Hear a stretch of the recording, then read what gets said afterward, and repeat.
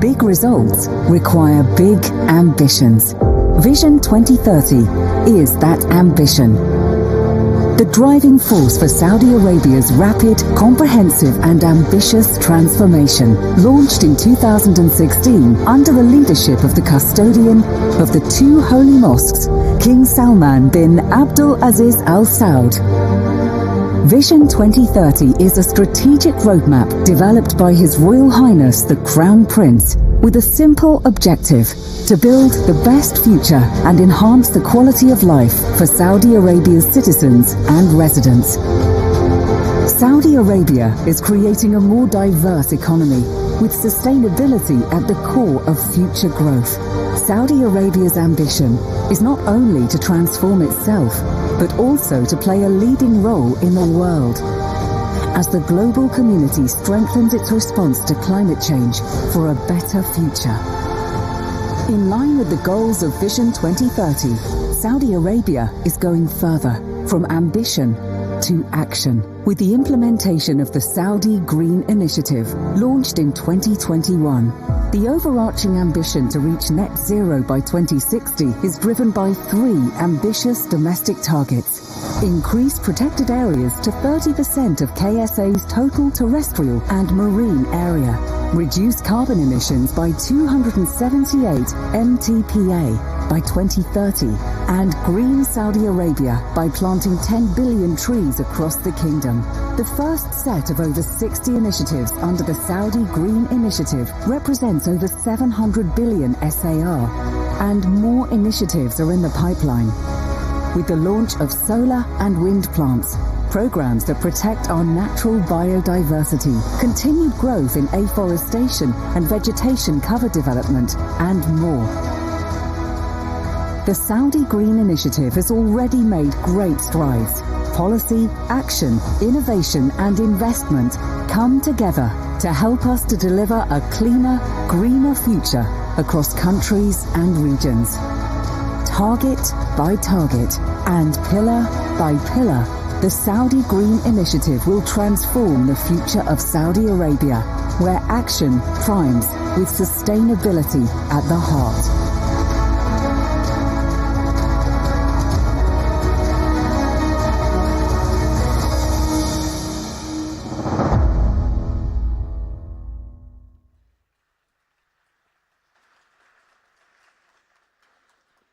To preserve water, we have to preserve the forests. Maria, Mexico, she's 19. Though we, the young people, are not responsible for climate change, it will have a greater impact on us. Taksim, Bangladesh, he's 22. Alternate forms of energy, like solar energy and wind, can stop climate change, or at least put a dent in it. Russell, Dominica, he's 17. This isn't just about the weather and the environment, it's about justice. Mitzi, Philippines. There's no other time for acting than now. Nkosi, Zimbabwe, he's 17.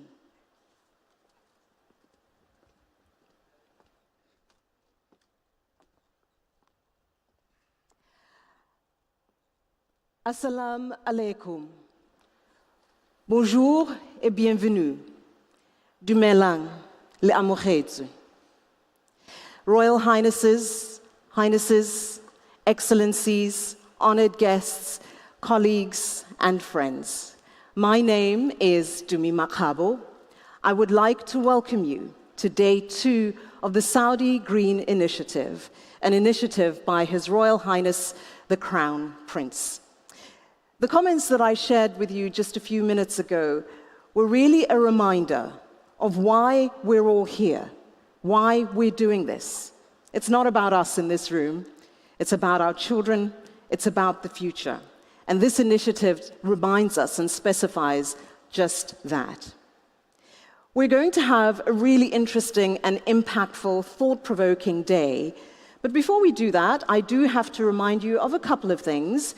I believe most of you have this little gadget attached to your hand called a mobile phone. Those are very handy indeed, and I'm not going to ask you to switch it off, but I'm going to ask you just to make sure that it's on silent so that we're not disturbed. And if, while you are using that handy device in your hand, you happen to visit any social media, just a reminder that on the handle on Twitter and Instagram is @GI_Saudi. And the hashtags that you can use are hashtag Green Initiative and hashtag SGI Forum.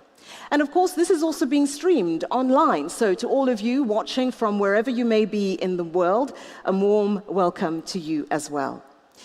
Yesterday was really an opportunity for us to take stock. It's only been a year, but an incredible amount of work has been done. This initiative really has achieved a lot in a year. We spoke about coordinated efforts at national, regional, and international level, as well as coordination between the public, private sectors, civil society, communities, and indeed, individuals as well. We spoke about sustainability, specifically in the tourism industry, minerals, and how best we use technology to improve vegetation cover. Last, but certainly not least, we spoke about how to protect our land and our seas. At the end of the day, that's really what we're talking about. So today, it is about looking forward, but it's also unpacking a little bit more about how we're going to do so, with one thing in mind, that it is the young people who are going to inherit this legacy. So a warm welcome once again to each and every one of you. I'm going to be your guide, so all you really need to do is sit back, listen, and figure out just how you are going to act. Time to get started. And to kick us off, Edna Traynor, and she's going to talk about money. Please welcome her.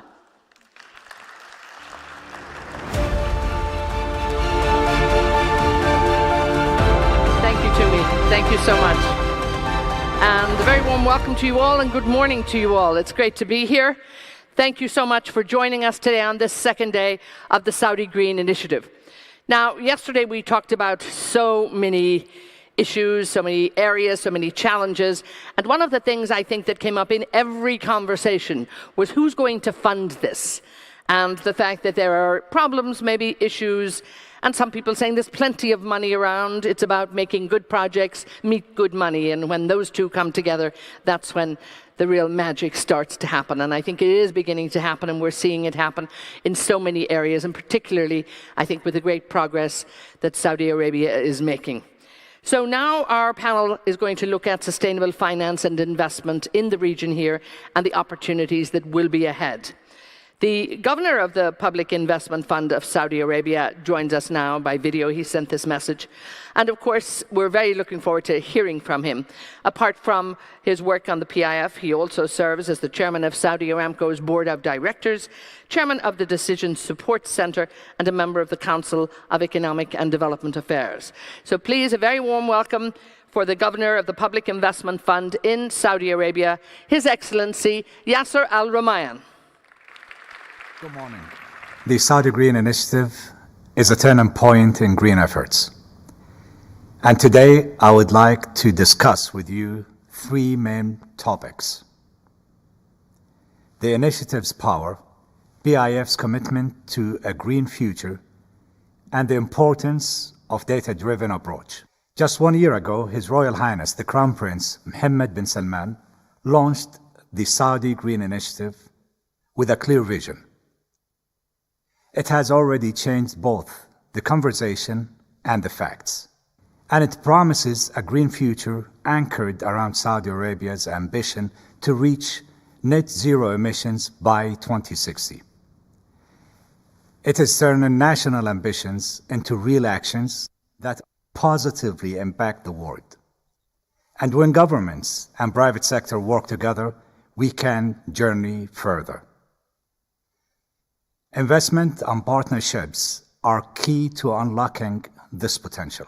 Just last month, our voluntary carbon market initiative, the first of its kind in the Middle East and North Africa region, saw the largest carbon credit auction in the world, where 1.4 million tons of carbon credit offset certificates were sold to 15 Saudi and regional entities. And we issued the first ever green bond by a sovereign wealth fund, which is also the first century green bond in history.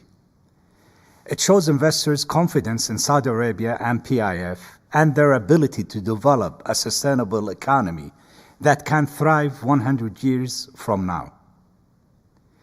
Last week, His Royal Highness launched Seer, the first Saudi electric car brand.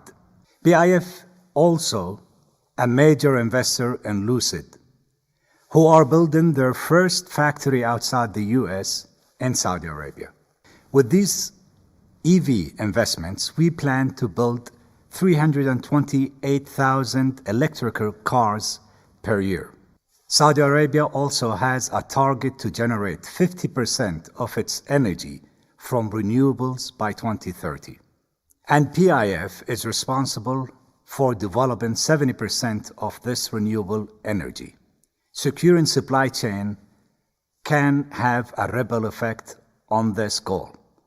Far beyond Saudi Arabia, this ripple effect leads us to look at targets, actions, and enablers towards a just transition of energy.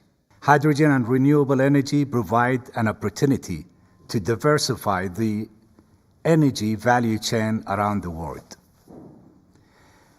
His Royal Highness's announcement that PIF aims to achieve net zero emissions by 2050 shows our commitment to global climate action.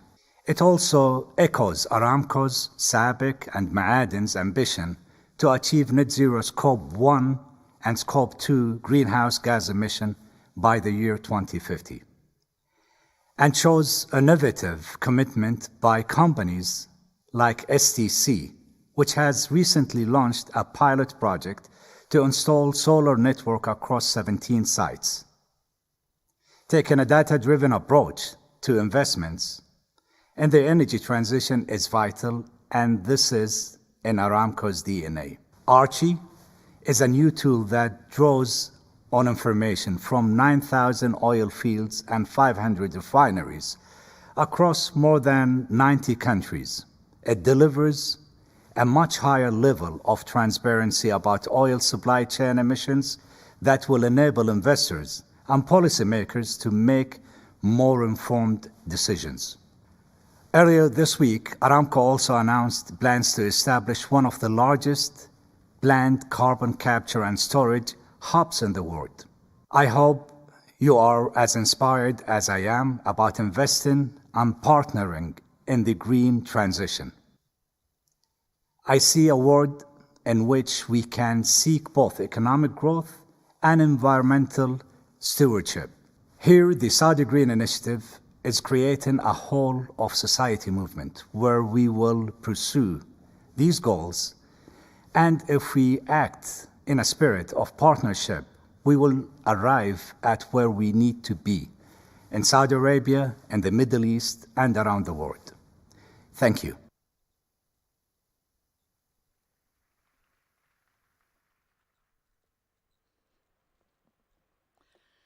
And indeed, thank you so much, Your Excellency Al Ramayan. It was great to hear from him, and again to hear his commitment, his absolute joy in terms of the work that's going on, the strategic investments that are happening in Saudi Arabia, and again, as he said, making sure that economic growth and environmental stewardship go hand in hand.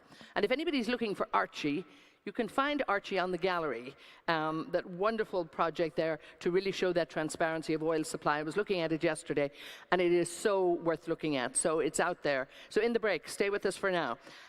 Do take a look at some of the great initiatives that are happening, and again, happening under the direction of the Public Investment Fund. I'm really looking at the great work that is going on in Saudi Arabia. So we're real grateful that he took the time to send us that message. Let me get my panel up here, because we're going to see where the real money is, where it's being spent, and how it's being spent. So Tony Cribbs, the CEO from Saudi British Bank, is with us. Lovely to see him, Tony. We're delighted to be welcomed also by Rick Lakai, the Executive Vice President and Global Head of ESG Initiatives with State Street Global Advisors, US. And Chen Lin joins us, the Head of International Cooperation from the Beijing Institute of Finance and Sustainability. Gentlemen, thank you so much. And we're always interested in this panel because people want to know where the money is and how easy it is to get access to it. Tony, talk to me about, when you look at sustainable finance and you look particularly at the region and you look at the banks and the role of the regulators, how easy would you say it is to establish, I suppose, a framework and to really move it in scope for the development of green finance? Yeah, there's a lot of work has been done. I arrived in Saudi 18 months ago, and one of the first discussions I had with SAMA, the central bank, was about establishing a framework where the finance industry worked with the regulator and government to look at how we can work together to develop the right regulatory framework, how we can develop the right products, how we can define the taxonomy that everyone needs to be able to say what's green and what isn't. And the fourth point was about the education required for the industry and for clients on understanding why the transition imperative was so important. So very pleased that SAMA immediately accepted my offer to volunteer myself to work with the rest of the industry and bring all that together. And it was something I also did in Singapore. So the great thing about Saudi and the way it's thinking about this is it's looking at best practice in Europe, in China, in the rest of Asia, and very quickly able to bring in those lessons into what is happening in Saudi Arabia. So a lot of progress is being made. And I think the speed and the urgency of this needs to happen. There's no point reinventing the wheel, really. It is about learning, I think, from other areas. Rick, when we look at the landscape of subsidy and policy support and incentives, it's really getting competitive, I think, out there. Look at the IRA in the US, the Green Deal in the EU.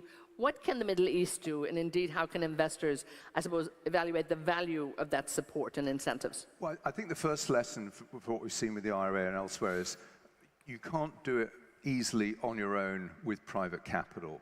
Certainly at the early stage of technology development, you need a degree of policy support, and there are many areas in the transition where you need blended finance.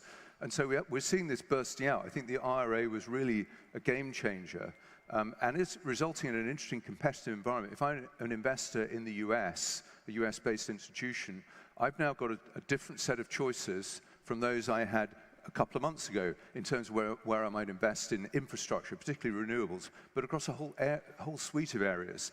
I think that regime won't last forever. And in a way, as a private market participant, I don't like the idea of subsidies carrying on forever. Yes. I want to be in a free market system. But if we're going to get a transition, that there is that stage. And I think the lesson to be learned in this part of the world is, what are the relative advantages of this part of the world? And how could it most effectively use policy money in a blended finance to actually get leverage on the task ahead, which is a good, smooth transition. Now, Lynn, your background, in green and sustainable finance markets in China and indeed beyond China. Tell us, I suppose, what works and what you see might work very well in this region. Great, thank you very much. I think for China's perspective, we already have up and running green financial market as early as 2016. So after more than 6 years of development, we have come up with more like a framework that can support a very well-running green financial market, including taxonomy, disclosure requirement, policy and incentive mechanisms, and a suite of green financial products, as well as capacity building. And I think we have heard a lot about transition and also taxonomy's role here. So I think this is a very important part, which is also very leading in many of the international departments, collaboration and also initiatives. So I think we'll also see some other progress in terms of taxonomy, both internationally and also in the region, which is, I think, touched also in the Saudi Green Initiative. Rick, talk to me a little bit more about blended finance, because again, there are various different forms out there. So give us a feel for what is available and what works best together. Yeah, well, I get the whole idea of blended finance is taking private capital and also taking either public capital or policy developments like underwriting of guarantees that the private sector doesn't feel comfortable about, and thereby getting more money into an area that needs capital investment than you would have otherwise done. It's a very, very long history with multilateral development banks, development finance institutes. The key there is to have the policy money taking the risks, that the private sector doesn't understand or can't easily take, and insulating private capital from risks that it really isn't well equipped to take. Now, that's not just saying there's public money giving private profit. I think that's a criticism that many levy, but it's just recognizing the fact that private capital is optimized to do certain things, but certainly not other things. And if you think about some of the aspects of risk in renewables, some of them are technology risks. Now, private sector is very comfortable with technology risk, but some of the aspects of political risk, not so much. And it may be a time where you need some sort of underwriting of some of those risks to get the plane, in a sense, off the runway. And that's the art of blended finance. It's not that public institutions take a little bit of slice of all the parts of the capital. They should really take the parts of the capital stack that other people can't really take, and thereby supercharge the system. Tony, when we look at, green investment and we look at sustainable investment, it's really only the last couple of years that we're looking seriously at this, but we were just talking a little earlier, and I thought it was very interesting in terms of, when was this conversation started? Right. And, you had a little anecdote which I thought was very interesting. Maybe you share it with us. Sure, yeah. I was sitting in London in 2005, 17 years ago, and I remember a conversation with an HSBC executive, an ex-CEO and chairman, appropriately named Stephen Green. And he raised the idea that sustainable finance would be a big industry of the future. And of course, all of us in the room back then had no idea what he was talking about. And indeed, it was a decade before the developments really started. But his simple point was, as financiers, this was going to become the world's biggest industry. It's already in the top 10, and it's likely to keep growing across the whole ESG financing supply chain. So he was right, very prescient, and so now, of course, understanding this, the size of the requirement for financing for transition. Everybody, of course, is now very keenly involved in it, and it was just an amazing kind of insight back then, 17 years ago. Oh.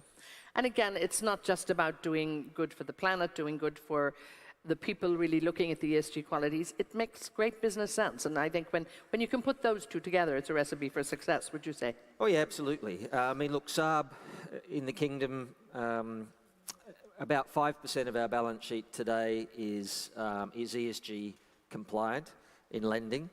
And that ambition for us grows to 15 to 20% in the very short term, or over 5 to 7 years, and beyond. So when it becomes a quarter of your entire business, you better pay attention to it.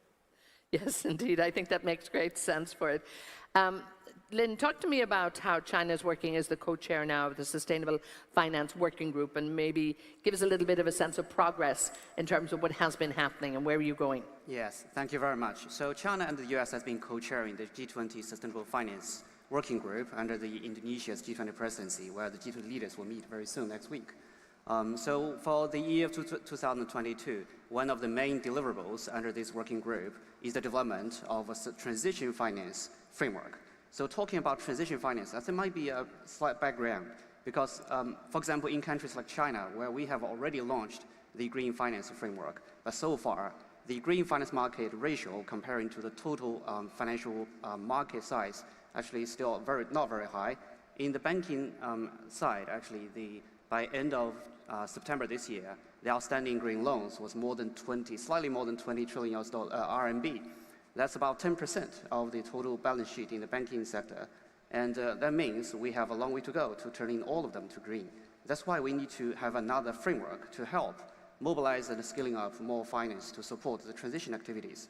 And of course, it's very challenging on transition financial market. It's not only in China, globally. So that's a very strong demand for transition.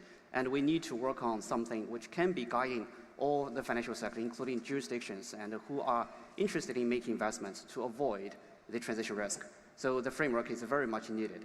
And we are very happy that this framework has been developed and delivered through the G20 Sustainable Finance Working Group. And we hope the work can be endorsed by the G20 leaders next week in Bali. And again, the leaders of the banking sector very, very keen to see this through. Rick, talk to us about that importance of transition financing, because we had CEOs of two of the, well, we had Saudi Aramco here yesterday and Total Energies, and again, almost in a way that frustration of years of underinvestment, okay, in hydrocarbons, but even making this transition is becoming a little challenging, let's say, and perhaps it's not going to be as easy as we thought it was, but if the transition financing is there, that's certainly going to help. Yeah, I mean, there's bits of the transition that are really easy and obvious, like we invest more in solar, in electrolyzers, in wind turbines, but we will depend on fossil fuels, for example, and we will depend upon traditional shipping and cement and steel for quite a long time. And they're heavy emitting things. We can't stop financing them, but we need to finance them in a way that enables those industries to transition in an economically responsible way that doesn't cause enormous damage. And that's not an easy thing to do, because sometimes that looks like the same as doing nothing, carrying on business as usual. So transition finance really has to be defined quite tightly in terms of the objective we've got from an economic return perspective with the big picture objective. So I think transition finance is emerging as an area of great interest, and it's really important we get this right in order that we continue to finance the things that need to be financed. And in some cases, there's not an easy solution. You know, if you take the hard-to-abate industries, we don't have an easy solution for cement. Yes, we can have green cement. It's double the price of regular cement. Eventually, it will get cheaper. But the world can't, at the moment, do without it. We need other alternatives. So I think transition finance is an extraordinarily difficult topic, because you're investing in things that many see as unacceptable, but they're really important. And again, I think it is that concept of decarbonization that is so important, and we've heard that from many people, because that's almost an easy win. The industry can do that, and it can do it fast, but again, it needs that financing. Talk to me a little bit about transition financing, Tony, when it comes to, you know, how you look at many of the big players as well, and how important it is. Well, it's absolutely critical to get to net zero, the ambitions of our customers and governments. You can't get there without financing the new technologies, as Rick said. I think of an industry that often people don't think about in my time in Singapore, and it's agriculture. And no one wants the world to stop growing food, of course.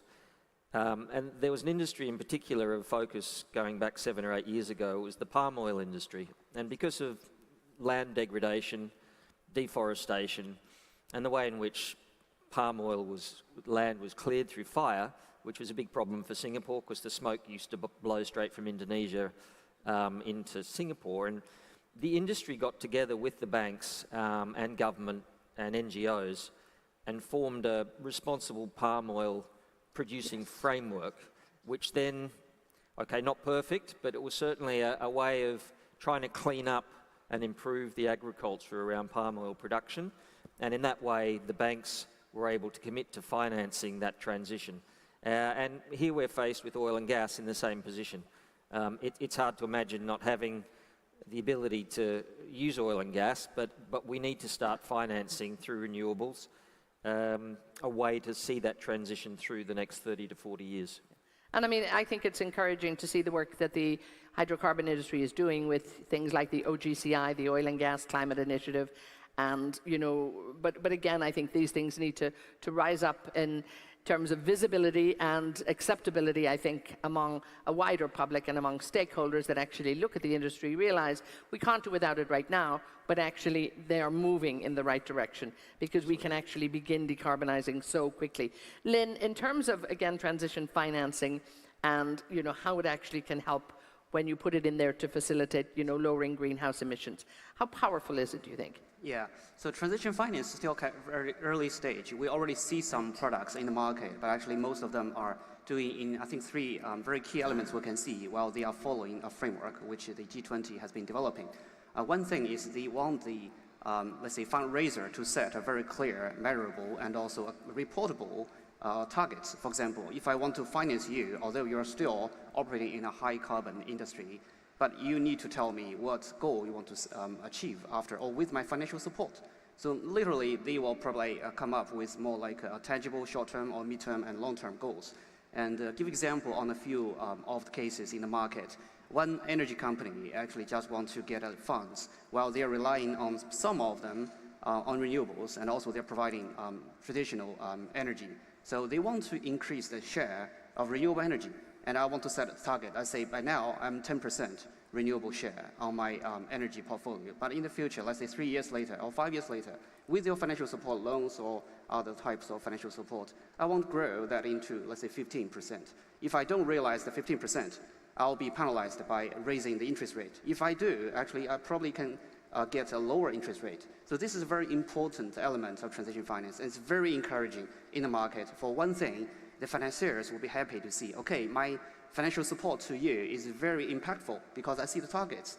And for the fundraisers, it's also very encouraging because with your support, I can be more confident and comfortable setting the goal, implementing the goal, and then realizing the goal.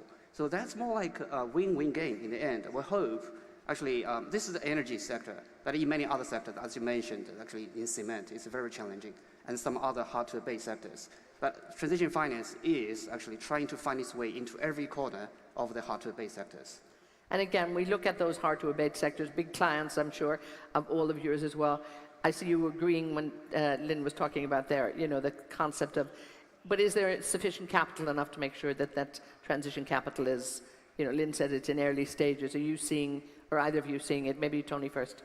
Well, we know that the growth in ESG compliant capital has, you know, quadrupled in recent history to $1 trillion or thereabouts on track this year. So it's not enough, by no means. But the comforting thing is it's accelerating in sort of a parabolic fashion. I think initially there was almost too much demand and not enough supply, and it kept the buyers away, the fund managers, etc., because there just wasn't the availability of compliant formed capital assets to buy. Now that equation is beginning to balance. We're seeing an acceleration in the demand curve, and therefore that's driving the supply. I like products as described. HSBC managed a capital markets raising exactly in that form, where the company was receiving a benefit for complying with certain goals, but the flip side was the buyers of that bond would receive a higher coupon if they didn't achieve their ambitions. So there's all sorts of interesting transition financing products that are accelerating the whole supply and therefore driving the demand up. I mean, just the pure demand side is, the estimates are 10 trillion or so every year, I think. So $1 trillion sounds like a big number, but it's not nearly enough. I think there's an enormous demand for ESG in general, and the rules are obviously very tight in places like Europe. So tight that transition finance that embraces hard to abate or very carbon heavy sectors are omitted. And I think we should be clear that there is a gap where you've got relatively difficult parts of the world economy. There is a gap, and we need to find ways of making transition finance clear, categorized. That's what the Sustainable Markets Initiative has done in that area, and to ensure that we're able to allocate to it. Some of the very largest asset owners, like CDPQ in Canada, have an explicit allocation to transition finance, and that includes the difficult areas. But I think as we've had people sign net zero commitments, for example, sometimes that's meant making the portfolio look net zero, as opposed to making the economy and the planet look net zero. They're quite different things. And I think we need to get the conversation into a more sophisticated tone so that we can actually do the right thing from a profitability perspective, and also from a net zero perspective. And that means facing some difficult challenges from people to say, actually, I accept what you say, that may not be, at the moment, looking like a great green investment, but it's really important for a lot of different reasons, and we need to establish that category. Tony, let's just look at some of the products I think that are popular and look at what's happening in Saudi Arabia. I mean, the green bond, the green sukuk and that. I mean, so what are the key ones? A green loan, a green bond, and the capital markets that you just talked about. Give us a feeling for the definition and what's available. Yeah, so well, look, it's really just emerging. The first green loan that was done in Saudi Arabia was just last year for the Red Sea development. and that was 4 banks, including Saab. So it was really that kick-started the loan market, if you like. Obviously, His Excellency mentioned the recent PIF issuance, and to describe the sort of demand curve around that, most people are surprised to learn that 500 million of that issuance was 100 years, which is not easy to raise money for that amount of time, but it shows you how strong the demand is. We've also, as a bank, bought in with HSBC, we bought in the first green asset management product so that investors are able to access the private bank market, and our institutional and corporate customers can buy that product through the asset management group. We also were the first to launch that, and then we also launched a deposit product for our retail market and our corporate market so that customers who want to contribute can place their money on deposit in green format in Sharia compliance as well. So there are products being developed, but the pace needs to evolve. It needs to extend to the equity markets, as it has done in other jurisdictions in pure equity and hybrid form. And the exchange in Saudi is really working hard on the definition and the requirements for listed companies to comply. And once you get that framework, then you can start delivering equity product. But we're pleased with progress, and it's accelerating.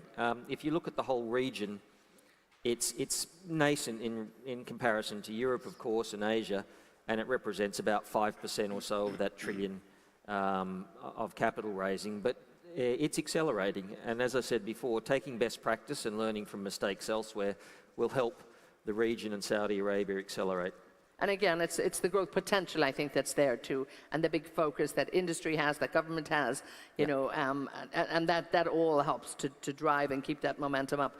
Lynn, when we look at China, you're, I believe, about 10% of green loans. And again, a lot of issues around companies and projects not meeting the standards and requirements. What are you doing to make sure that we have a different picture, hopefully by next year?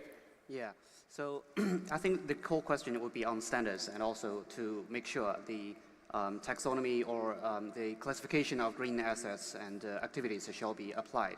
And internationally, there are also another initiative actually is going on. It's on investments from overseas to China. And not surprisingly, in the world, actually, I think China and the EU as the most, let's say, countries with the most manufacturing sectors in the world are developing their own taxonomies. But in the meantime, the capital is flowing cross borders. They want to know, make sure my funds investing, let's say, from Europe to China, investing in China, I want to make sure they're also green or sustainable. But while we have different standards in China and the EU, how can we make sure they are the same? So there needs to be kind of interoperability from two perspectives. One thing, regulator wants to make sure, from the financial perspective, you are following green guidelines. And also, when you are reporting to me, you tell me your investments in China is green, how to prove it. And in the meantime, they want to make sure their own portfolio investments in China less risky in terms of transition risk. So there is a very strong demand for harmonizing and also enhance the interoperability of the different standards. And then, of course, there are many other standards. In addition to taxonomy, there are also principle-based classifications. So we need to work on that. Very luckily, with the help from both sides in China and the EU, actually there was a taxonomy working group under the IPSF, which is abbreviation of the International Platform for Sustainable Finance. And a working group from both sides, China and the EU, and a few other experts, have been working very hard to compare the two sets of taxonomies between China and the EU, and came up with a common ground taxonomy in June this year, which was very well received in the market, and including the financial banks. The banks in China and the EU are issuing green bonds by labeling using this common ground taxonomy in each other's market, and has been very well received. But the common ground taxonomy does not have only one effect or role by encouraging the issuance of green bonds in each other's market. They can also be used by a third country as a reference point of the taxonomy or standard when they are developing their own taxonomy, because this is a very important, it's more like a cornerstone for the green financial market. If you want to develop a taxonomy, but you do not necessarily have to, let's say, develop from zero or scratch. On the other hand, you probably do not have all the manufacturing sectors that's comparable to other major economies. So you probably want to see how that has been used or developed in other countries. And development of taxonomy needs a lot of coordination among governments and also in the financial sector, investors, banks, and asset management companies, insurance companies. That's a lot of coordination efforts domestic. So that thing is more like, I think, a reference, more like a public goods now for other countries. And I hope the Saudis, within the Saudis Green Initiative, there shall be more, let's say, efforts to enhance the comparability within the region and also with a broader coverage of the economies in green finance. And of course, when we look around the world, you know, there's not every country is created equally. And we look at, Rick, a lot of economic instability, a lot of geopolitical instability. And again, you know, look at investment risk, I suppose, of sustainable finance in terms of sovereign risk. I mean, how do you stand back and assess that? Because sometimes it's not looking as smooth, perhaps, as it could be. Yeah, I mean, at one level, sovereign risk is really easy to understand. If you're a sovereign bond investor, it's the willingness and ability to repay, the likelihood of devaluation, et cetera, et cetera. If you're investing in the infrastructure of a country, whether it's a developed or an emerging country, as a foreign investor, you need to be very mindful not only of the sovereign risk of the default of the country, but the political risk, which is not unconnected, because if you've got stressed economic conditions and foreign investors own your entire energy system, then guess what? You've got a political risk. So I think we've seen this already in developed economies where the rules of the game have changed. It may not affect so much the fixed income investors as the equity investors. So I think there's a kind of intermingling of sovereign risk and political risk that we need to be aware of. If you're just investing in a regular business like a food retailer, it's not systemic. If you're investing in the energy system of an entire country, it becomes very systemic. And for that reason, you've got to think about it in a little bit of a different way as an investor. Be careful. It's not to say don't invest, just be careful and aware of it. And I think we found, you know, this year how energy security has moved to the top of the agenda for everybody. But please, Tony, follow up on this for me. Sure, yeah, it's a very good point. I met with one of the world's largest infrastructure investment companies in Riyadh just recently.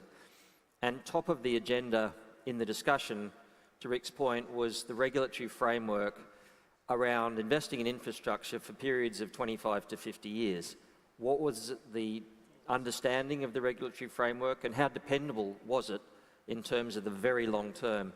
Because without that, you discourage investment because these assets are being sold to pension funds and you can't change suddenly the regulation halfway through. So it's a really key point in the way the region develops that regulatory framework and the dependency around the long term. Rick, we see a lot of focus on, I suppose, production of new energy and renewable energy, and we talked even about hydrogen yesterday, and it was about where's the funds coming into that. But we also have to look a little wider in terms of infrastructure funds. I mean, is there available money for that as well?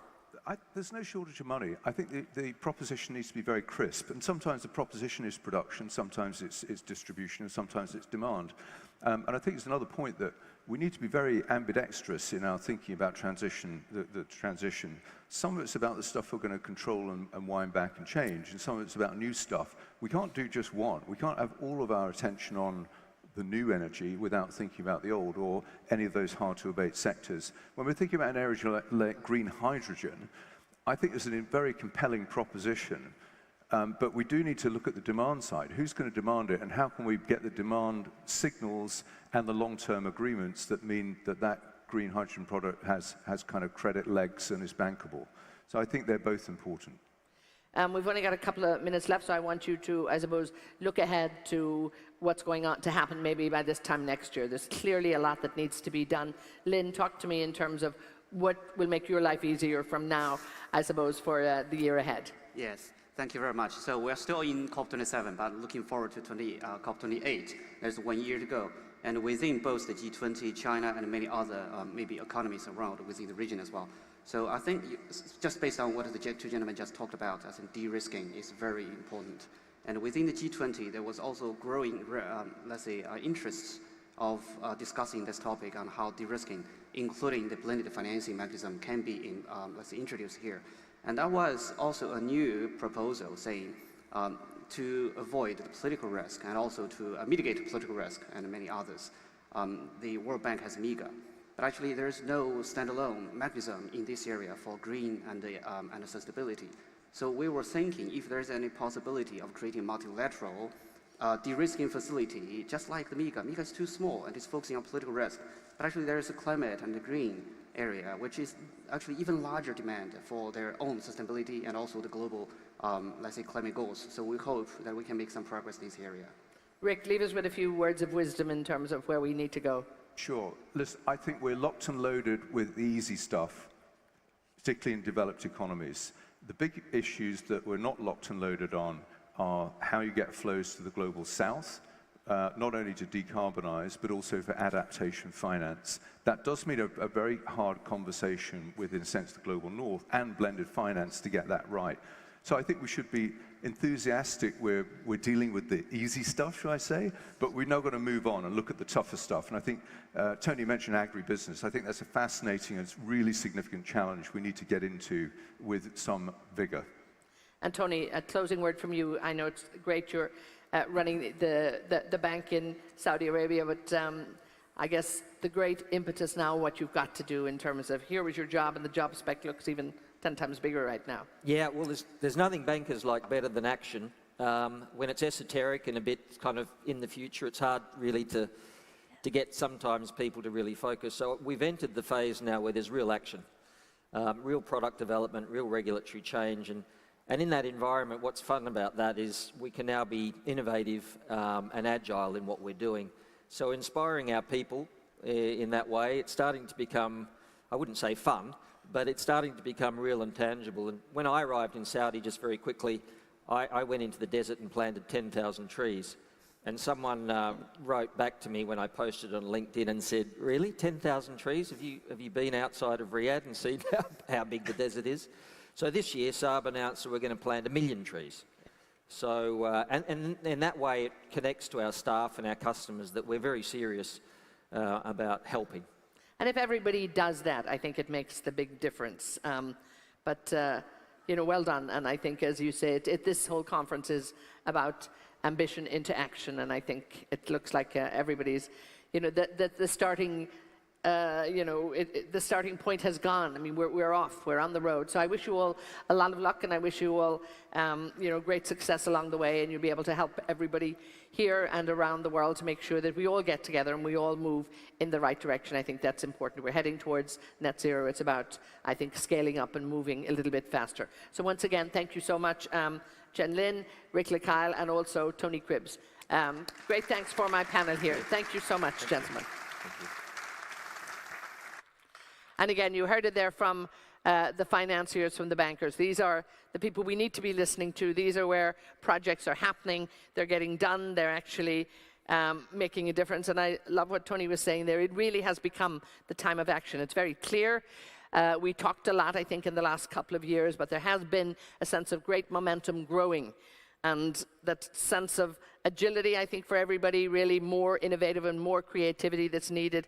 And I liked it. Be ambidextrous, so it adds to your agility and your creativity that every one of you need, because it is a very dynamic time in the market, and it is time for us all to move forward.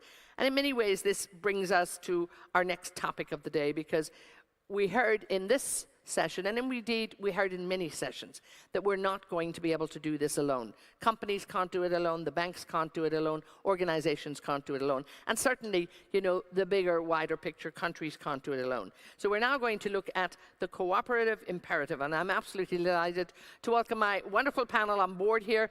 They're going to bring us up to date. We are beyond thrilled to have with us the Climate Envoy for Saudi Arabia, Minister of State, His Excellency Adel bin Ahmed Al Jubeir. Thank you so much for being with us. We're delighted to have you with us, and I'm really looking forward. I'll put you in the second chair.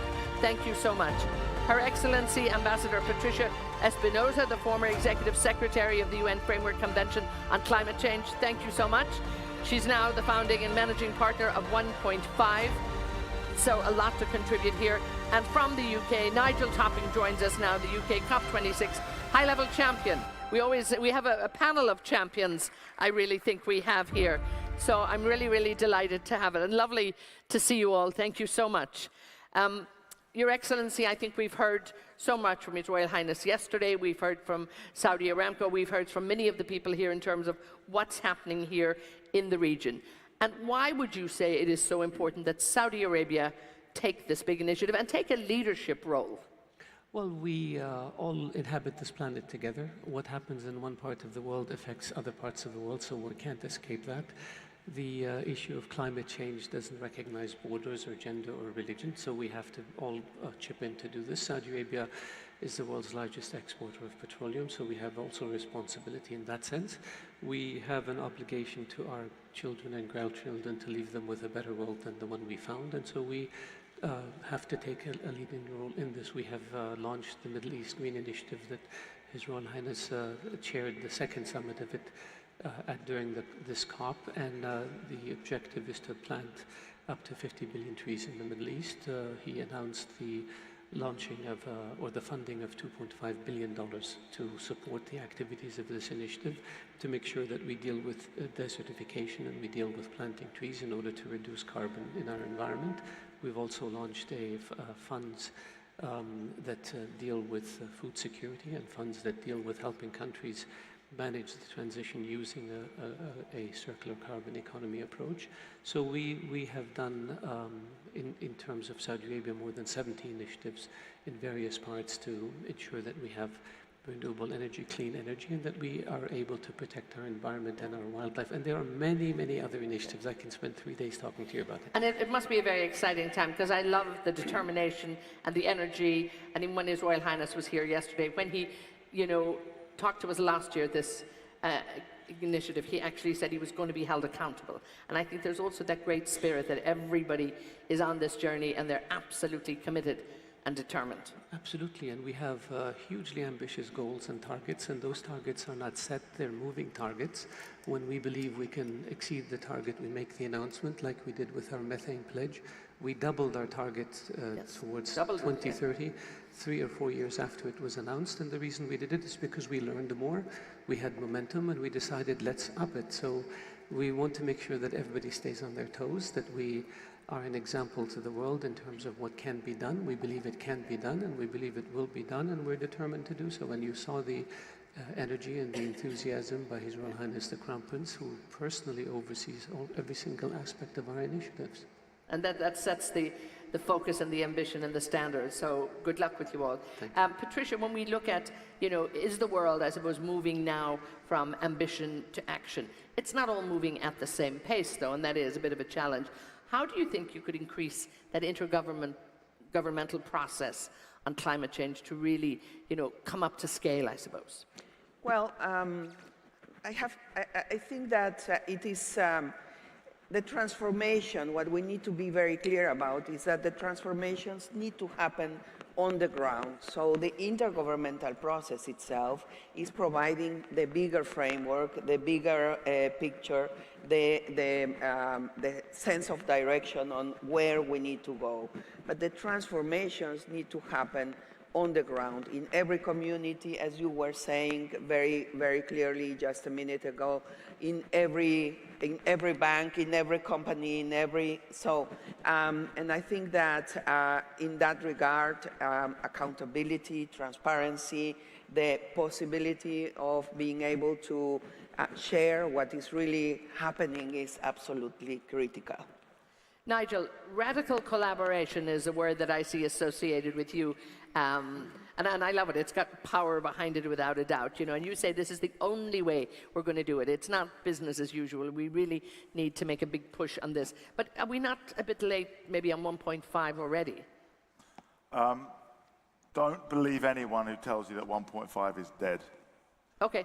Don't believe anyone who has lost confidence in the ability of us as unbelievable engineers and in the power of markets to drive exponential change. That's what's happening now in sector after sector after sector. I was just saying, just after Paris, everyone was saying, oh, we'll still have combustion engines as the majority technology for cars into the 2070s. That technology is basically dead this decade now. And it's because the market share of combustion engines is growing 63% a year. If you do your exponential maths, because that's the shape of transition, another 6 years and it's game over. Okay, the S-curve flattens out at the end. But we're seeing the same in green steel, green hydrogen, sustainable aviation fuel, and just like the kingdom's got a target to go from 0.1% to 50% renewables, it's a 500x, right? We were at 0.1% sustainable aviation fuel in 2000, and now we're targeting collectively about 10%. That's 1,000x by 2030. And those kind of growth curves are a result of costs coming down as we deploy. And it's a very predictable process. We know the economic story. It's just that none of the forecasts that you're reading that are saying 1.5 is dead use that logic. They're using kind of dumb logic. They're adding up today's policies and saying that determines the future, as though people stop making policies. As His Excellency said, and this is the interesting thing, engineering organizations and countries like Saudi with a strong engineering skill set in the political elite, they learn fast. So we see Mercedes, Maersk, Sony, big engineering companies, they say net zero 2050. 3 years after, their engineers have been working on the problem, they say, we're going to do it in 2040. So I think the whole world's on that track now. So you're encouraged and you're hopeful. Yeah, and everything that's going on in the COP, now, there's some negotiations going on in the COP, but there's much more. There's a conversation yesterday about green hydrogen, ministers of energy, ministers of mining, ministers of petroleum, at a table with CEOs of steel companies, building the green hydrogen economy way faster than anyone thought. Your Excellency, when we look particularly at Saudi, I mean, there's a dual challenge here and there's dual opportunities without a doubt. You know, you're providing hydrocarbons for so many countries in the world, and that production has to carry on and it has to decarbonize, and then that investment has to rise and it has to come into the renewables. Economic growth, one way or another, is essential, but it must be done sustainably. How can you really encourage that to happen and demonstrate that it can happen? We don't believe that there's a contradiction between the two. We believe that you can produce hydrocarbons, you can do it in an efficient way, in a clean way. We also believe that you can offset a lot of it by producing a lot of positives. We use a circular carbon economy approach where we recycle some of the gases, where we also plant more trees, where we do produce more green hydrogen, so that on balance we more than offset the pollution, so that net we're going down. And this is the approach that we're taking. This is the approach that we're encouraging other countries, especially in the developing world, to take, so that we don't stifle their economic growth, but at the same time we contribute to making the plant a cleaner plant for everybody. And we have launched initiatives in this regards, and we have funded initiatives in this regards to the tune of $5 billion. So we are determined to do this. I think what when people look at Saudi Arabia and they look at the map, we may be a beige country, but our DNA is green. I like that. A beige country with green DNA. Yes, indeed. And adding the climate to it, a little bit of blue, maybe turquoise, it's coming now. Also, yes. And pink hydrogen. Yes, yes, indeed. So it's, I think, that tremendous move and so much work that's within that. Patricia, now you, in your former role at UNFCCC, what progress, I suppose, has been made? And you will always say this, certainly. Sometimes we look at this, and if we read the headlines, it's all doom and gloom sometimes. But, you know, social upheaval in the world, geopolitical conflicts, yes, we still have a few. And again, economic crisis that some people might say we're bordering on one to come next year. So it's always going to be volatile. There's always a lot going on. But what has been achieved so far? Well, I do believe that a lot has been achieved in terms of providing the world with the instruments, with the tools in order to go into this very deep transformation. There is the process has produced the big framework, but also the tools for all of us to be able to monitor what is going on. Now, it has also provided, and when we look at the role that the conferences have, I would say that it has provided really a very important impulse to leadership, and not only in the governments, but leadership also in businesses and in civil society, in everywhere. I mean, if you go to the conference venue, there is, of course, all the negotiations going on, and that is going to be always a central part. But as I tell my colleagues, for example, now the current presidency, Egypt, the incoming presidency in the UAE, you know, the results of the negotiations are indispensable for the conference to be successful, but they are not enough. That's not enough. Why? Because a negotiation does not transform the world. So what is really, really critical is to have to provide this incredible platform where leaders come together and they all really, learn from each other, they interact, and they create this momentum. So Nigel, as a champion, together with his colleagues, they launched the Race to Zero campaign. And I think, this is what the conference is doing. They bringing together everyone and say, okay, now it's a race to zero, a race to resilience, a race to sustainability, and get everybody on board. I mean, a perfect segue there. I was going to talk about it a little bit later, but talk to us about that, not just alone the race to zero, but the race to resilience, and building that in and making sure that it's there, because it's the only way we're going to get there.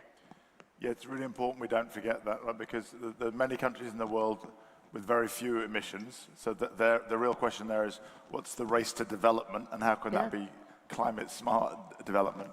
But there's 4 billion people in the world who are at risk because of climate change. Mostly the urban poor, slum dwellers, the coastal communities, and smallholder farmers.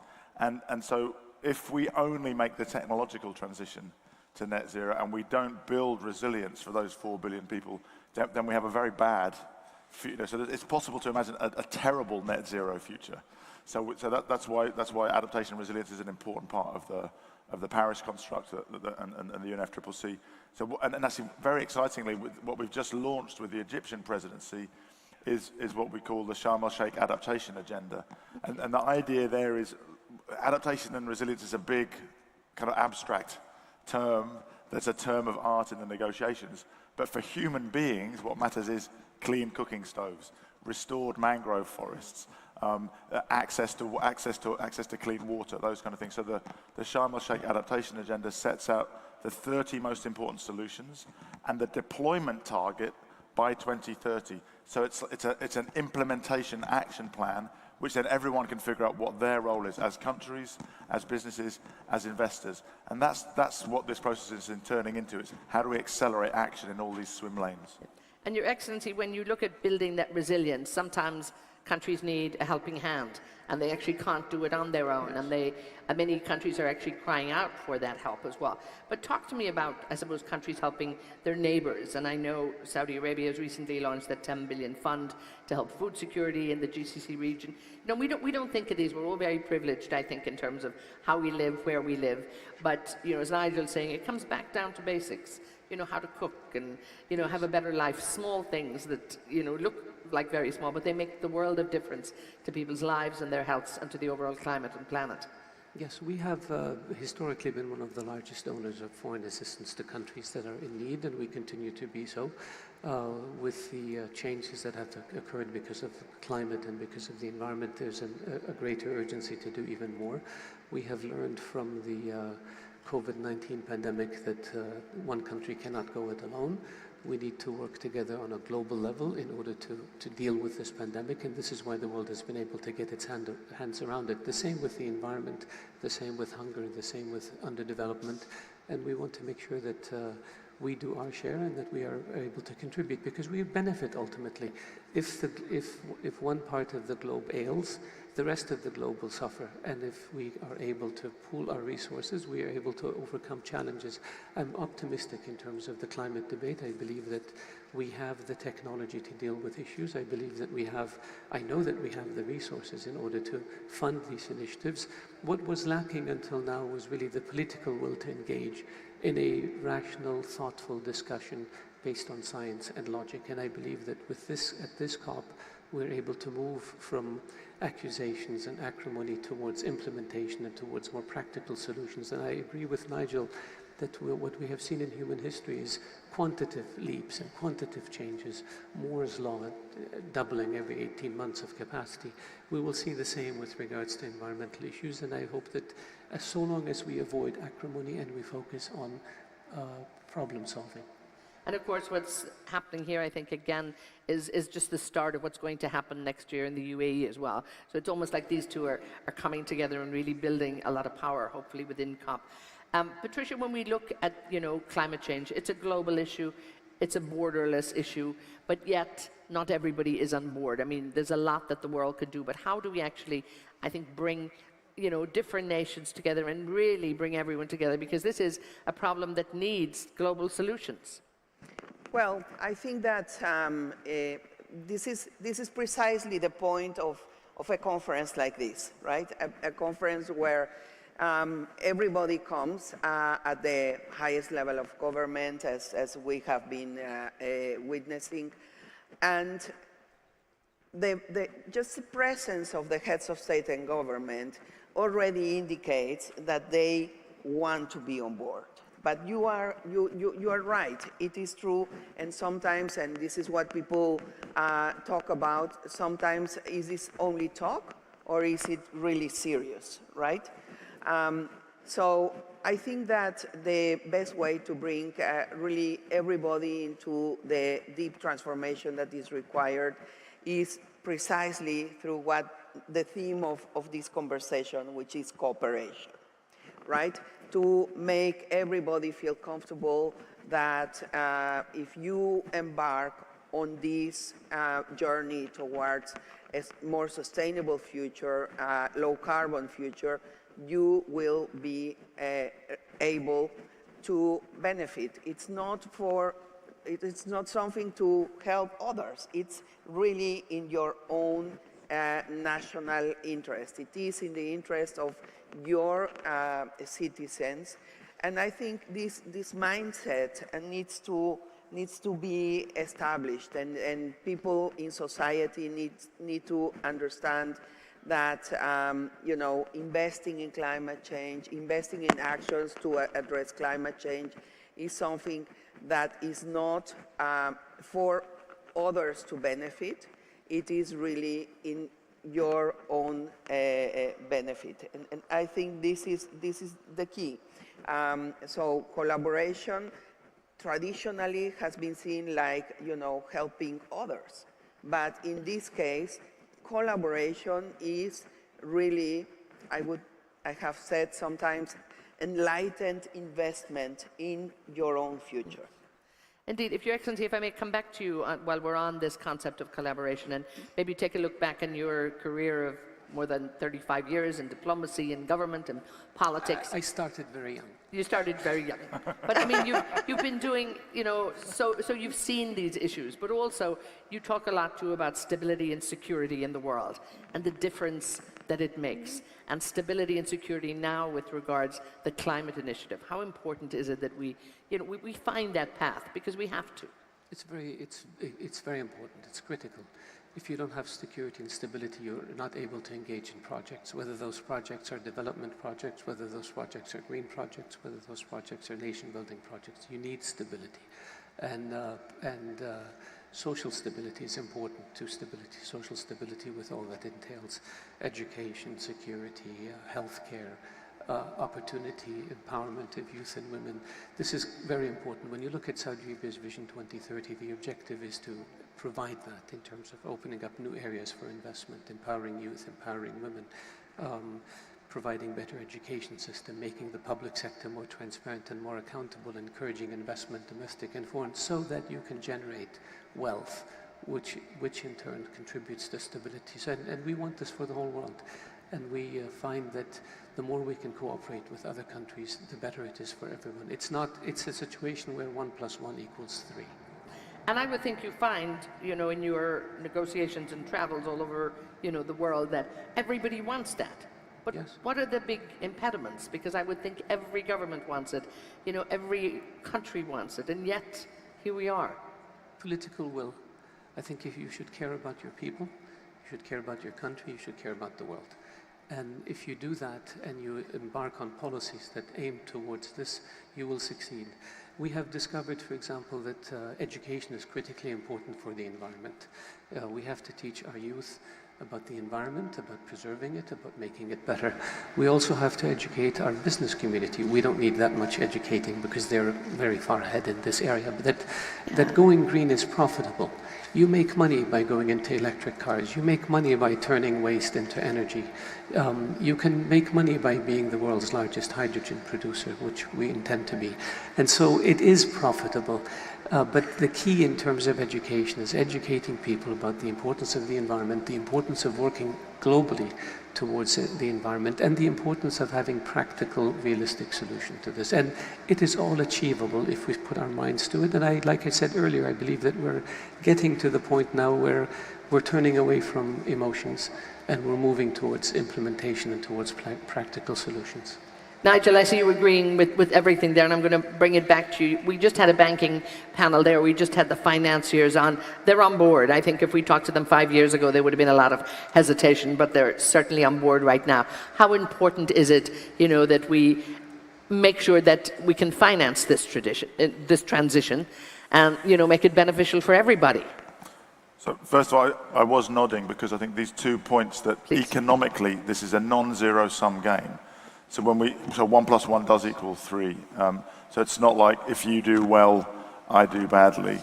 And also this is a security issue. You have to remember that 1.5 degrees is not a target. It's a geophysical limit. If you listen to the system scientists like Johan Rockström, once we go beyond 1.5, we're into terrifying tipping point territory where things could really run away. It's about domestic political will. It's hard because making a non-zero sum argument, it's like the Marshall Plan argument for America to invest in the reconstruction of Europe after the Second World War. It was based on 2 arguments. It will be good for us economically, and it will be good for the world from a security point of view. And I do think we need to make those 2 arguments much more vociferously. None of this happens without finance flowing, self-evidently. And I think a really important development at this COP has been that the 2 champions and the 2 presidencies, so UK and Egypt, sort of as we handed over, commissioned Vera Songwe, that's just former head of the African Economic Commission, and Nick Stern, the London School of Economics professor of economics, but very much climate economics, to say, okay, we have this famous 100 billion, which is a front-of-pipe measure. Right. It's a token of trust that hasn't been met, so it's really important in terms of trust, but it doesn't solve the problem. As Mahmoud would say, given his stance from the IMF, it's almost irrelevant. It's less than 3% of the finance that needs to be mobilized. And this is the problem. If you focus just on a small part of the problem and obsess about that, whilst not solving for the rest, then you don't solve. As a mathematician would say, it's necessary but not sufficient. So Stern Songwe published a paper a couple of days ago called Finance for Climate Action. And it's particularly focused on emerging and developing economies where the challenge is greatest in terms of finance. We need to mobilize $2.2 trillion per year by 2030. About half of that needs to come from domestic resource mobilization, so sovereign, domestic private sector, domestic pension funds, and the other half externally. It requires a trebling of multilateral finance, and overall about 70% of it will have to come from the private sector. So we have to stop having these conversations where the private sector's in one corner saying, we've got loads of money, but there's no investable projects.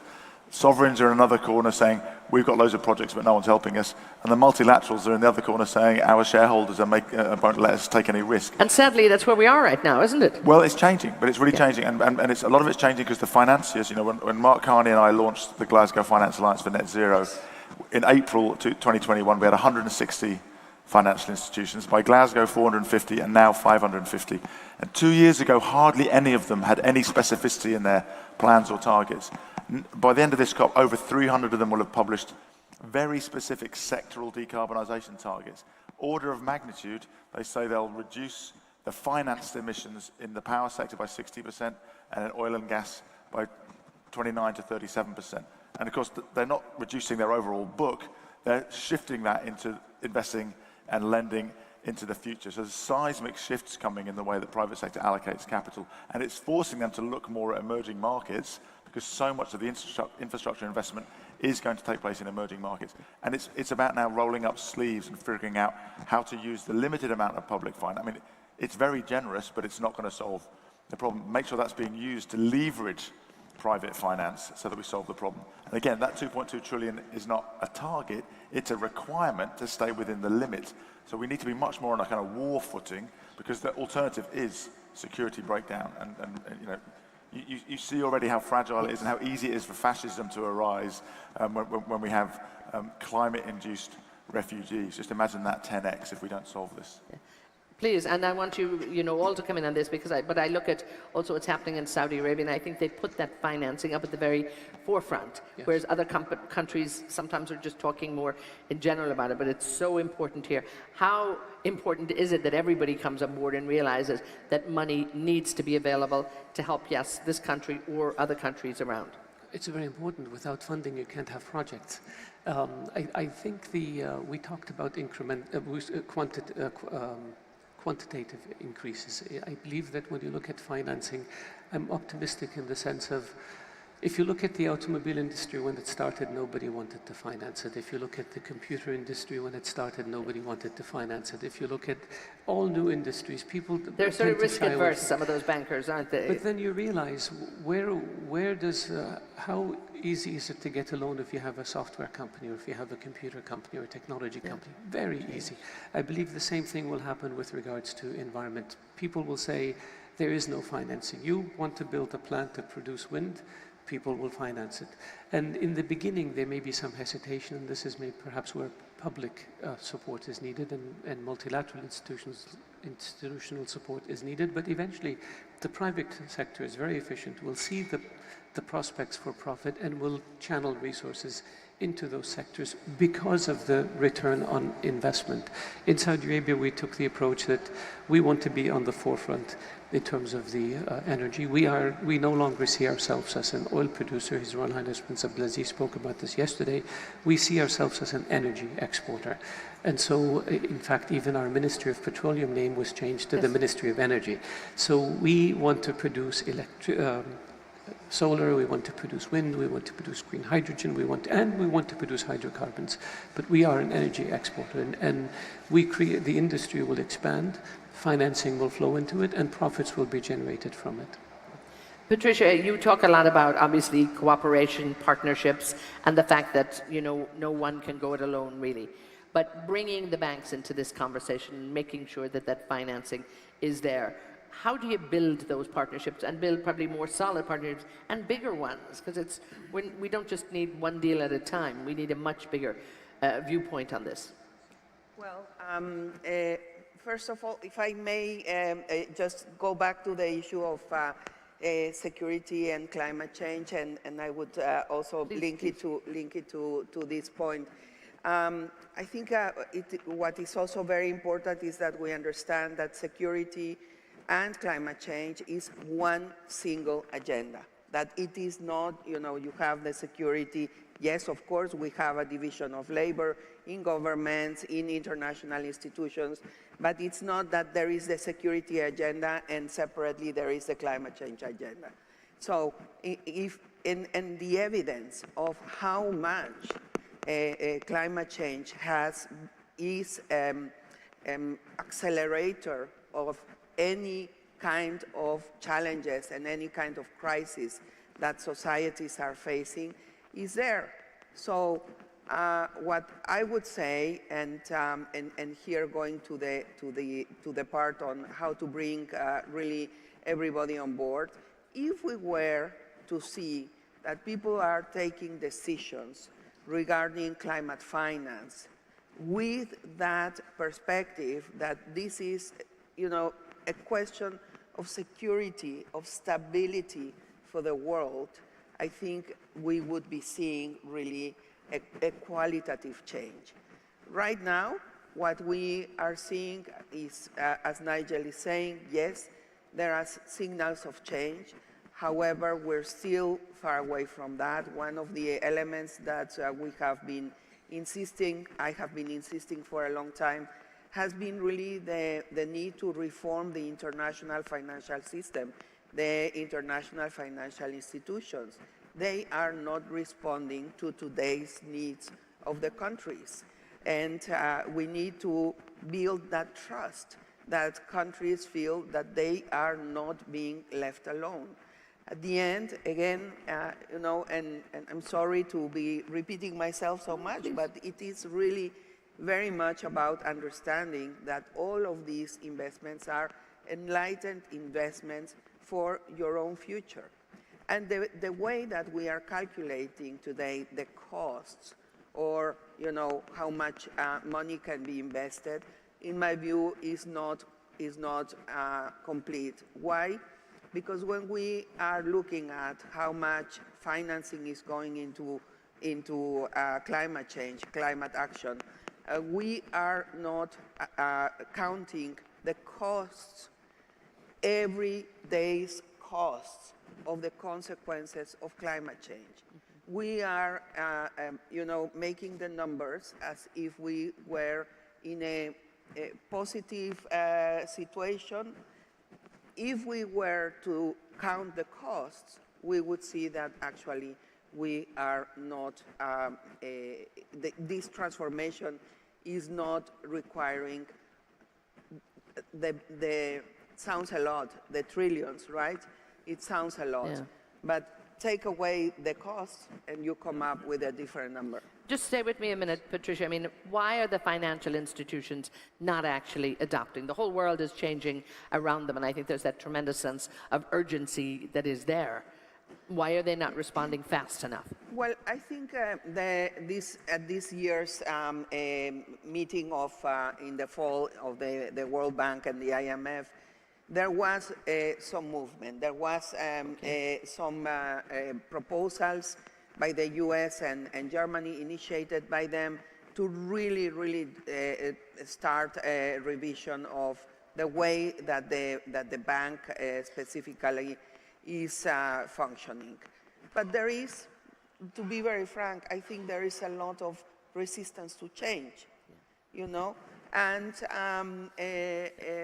we really need those financial institutions that can help to lower the costs of financing for developing countries.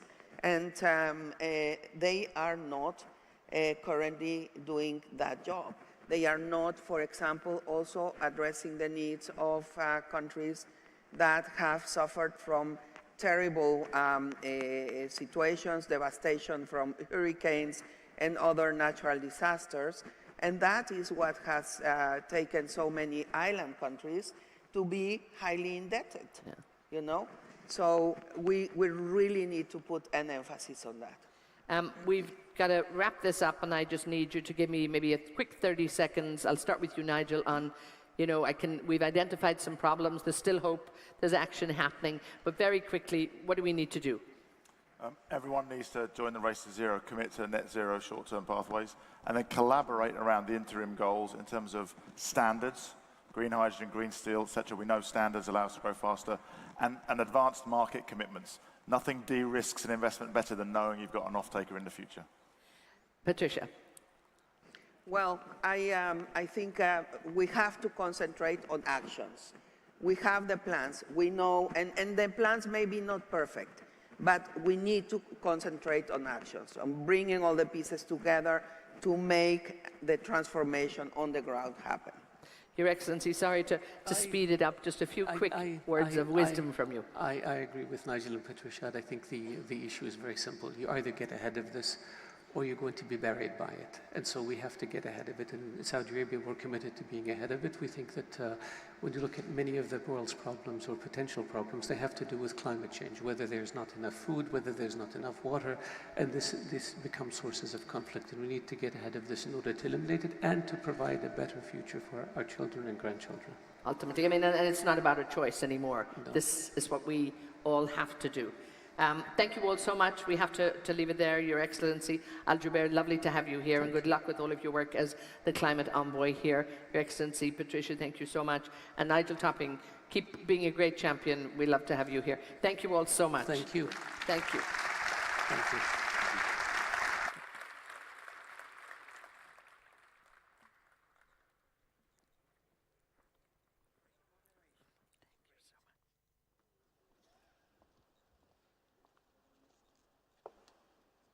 Thank you very much, Etna, and of course to her panel.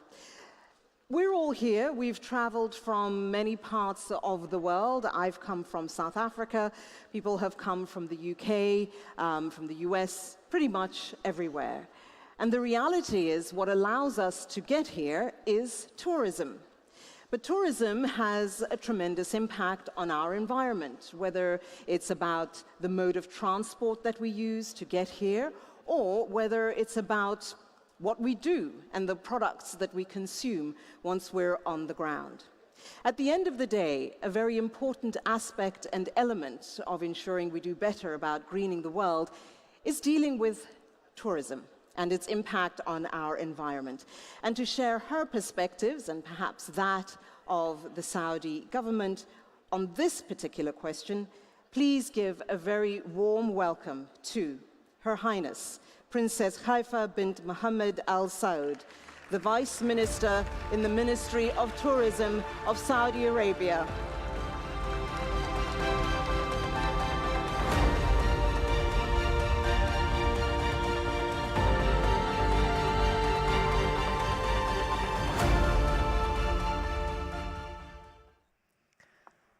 Ladies and gentlemen, good morning.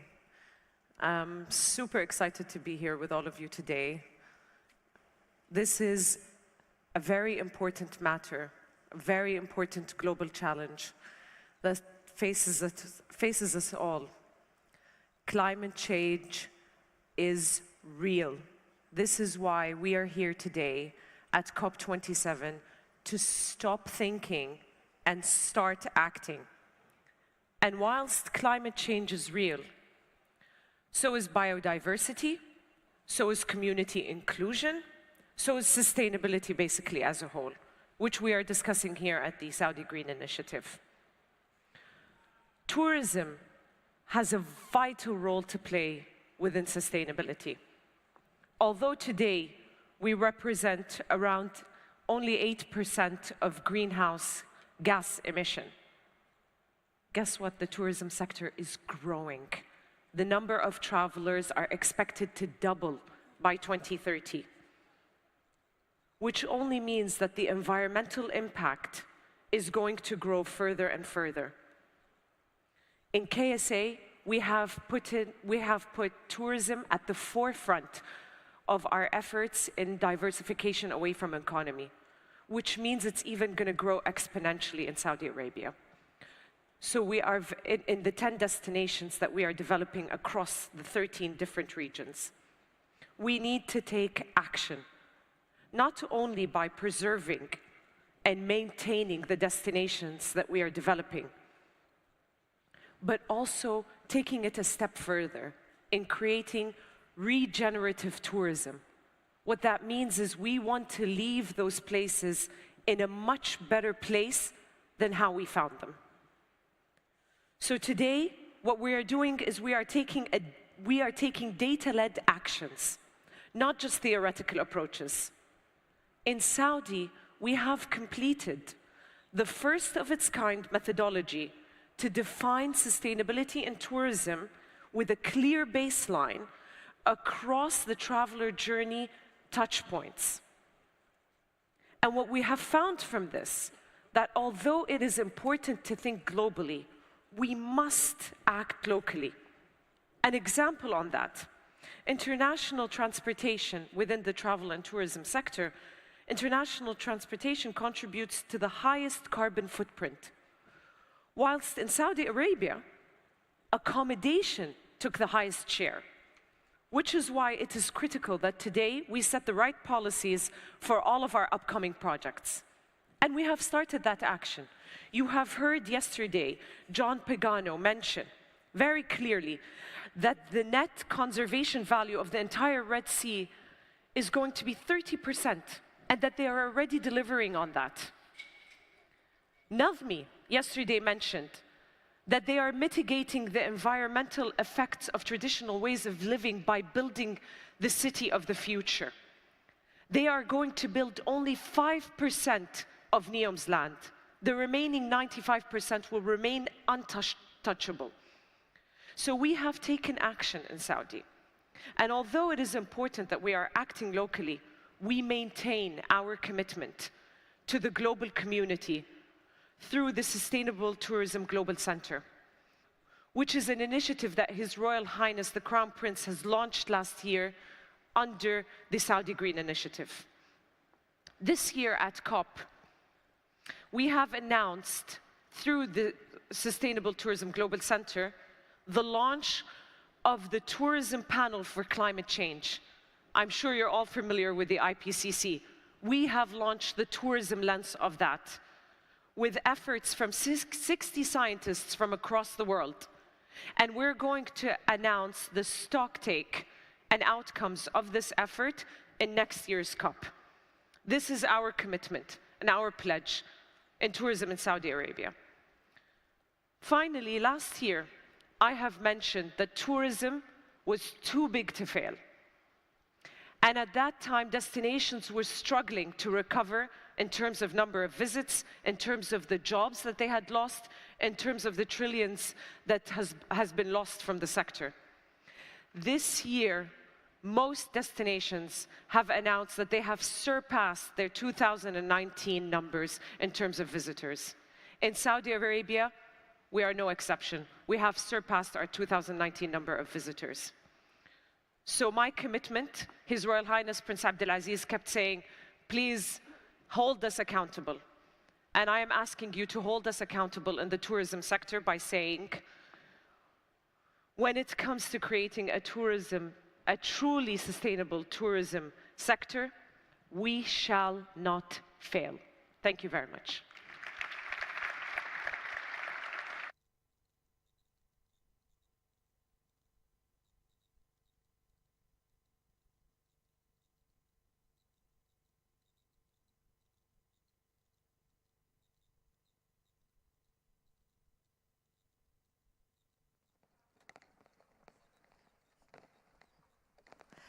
So absolutely wonderful to hear that speech, and following on from our panel with His Excellency Ahmed Al-Khatib that we had yesterday, very much talking about that topic of regenerative tourism and the need to include and educate the local communities.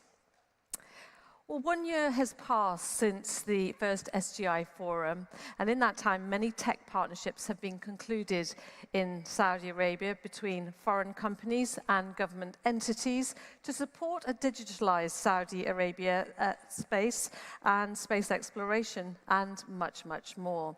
Now we're going to find out how easy it's been to make those partnerships work and catch up on the important role of technology and the part that it's played in the greening of the kingdom, and what are the sectors and technologies that we should be focusing on. So it gives me great pleasure to welcome to the panel Tech-Driven Greening of Saudi Arabia, His Excellency Abdullah Al-Swaha, Engineer, Minister of Communication and Information Technology from Saudi Arabia. Your Excellency, lovely to see you again. Perfect. Take a seat. So it's been a year since we were sat like this in Riyadh. Long time we haven't spoken. Yeah, I know. Yeah. And a lot's been going on. Last time we talked about drones. A lot of exciting things. Drones dropping seedlings in and potential partnerships. So what progress has been made? As you said, a lot of things have been going on. Sarah, let's take a step back. The theme this year is moving from ambition to action. And over the past 2 years, we've seen actually two camps. A camp that was focused on too much ambition and little action, evident by, more recently, comfortably reclassifying coal and nuclear and gas in some instances as green, labeling it as a transitional fuel. And there was His Royal Highness Prince Mohammed bin Salman that said it in G20 2020, that the only way to tackle the climate change is through a transition led by the circular carbon economy. And hence, today, I'm pleased to show you big action and a reasonable ambition that can be achieved, and yet that is bold. On the circular carbon economy, it is all about the reduce, recycle, remove, and reuse. So on the reduce, we've done a fantastic job when it comes to the Red Sea project. It's completely today powered by 400 megawatts worth of solar energy, and what's more importantly, it's one of the largest storage implementations of 1.4 gigawatts hour, and that is phenomenal. And you're gonna love this one because we spoke a little bit last time about space. We've leveraged geospatial data once again to map the Red Sea project into pixels. And we were able to demonstrate to His Royal Highness that as we develop the master plans, if it contributes to the coral reefs and preserves the environment, we are good to go. And this is why it's going to be one of the projects that is most, when it comes to ecotourism, that preserves close to 99% of the environment, but more importantly, with zero waste to landfill. Let's talk about recycle. SABIC has done a fantastic job partnering with Microsoft. Every single Microsoft product today you have, it has 20% of recycled plastic powered by SABIC from the ocean. When it comes to the remove, oh, this one, we have to give a big round of applause for Aramco, but hold on, let me share it with you. So Aramco have demonstrated to the world that the circular carbon economy works. Carbon exists underground for a reason, and if we manage to crack the code with talent and technology to bring back carbon through the circular carbon economy back underground, we are able to really demonstrate that carbon can coexist within the transition to the net zero world. And hence, Aramco 2 days ago, in partnership and with leadership of the Ministry of Energy, under the SGI initiative, have launched the largest carbon capture and storage hub by 2027 with 9 million tons of CO2 captured. This is remarkable, and this is the kind of leadership that His Royal Highness is leading, Prince Mohammed bin Salman, for humanity, that is driving big collective action. Let's talk about the conservations.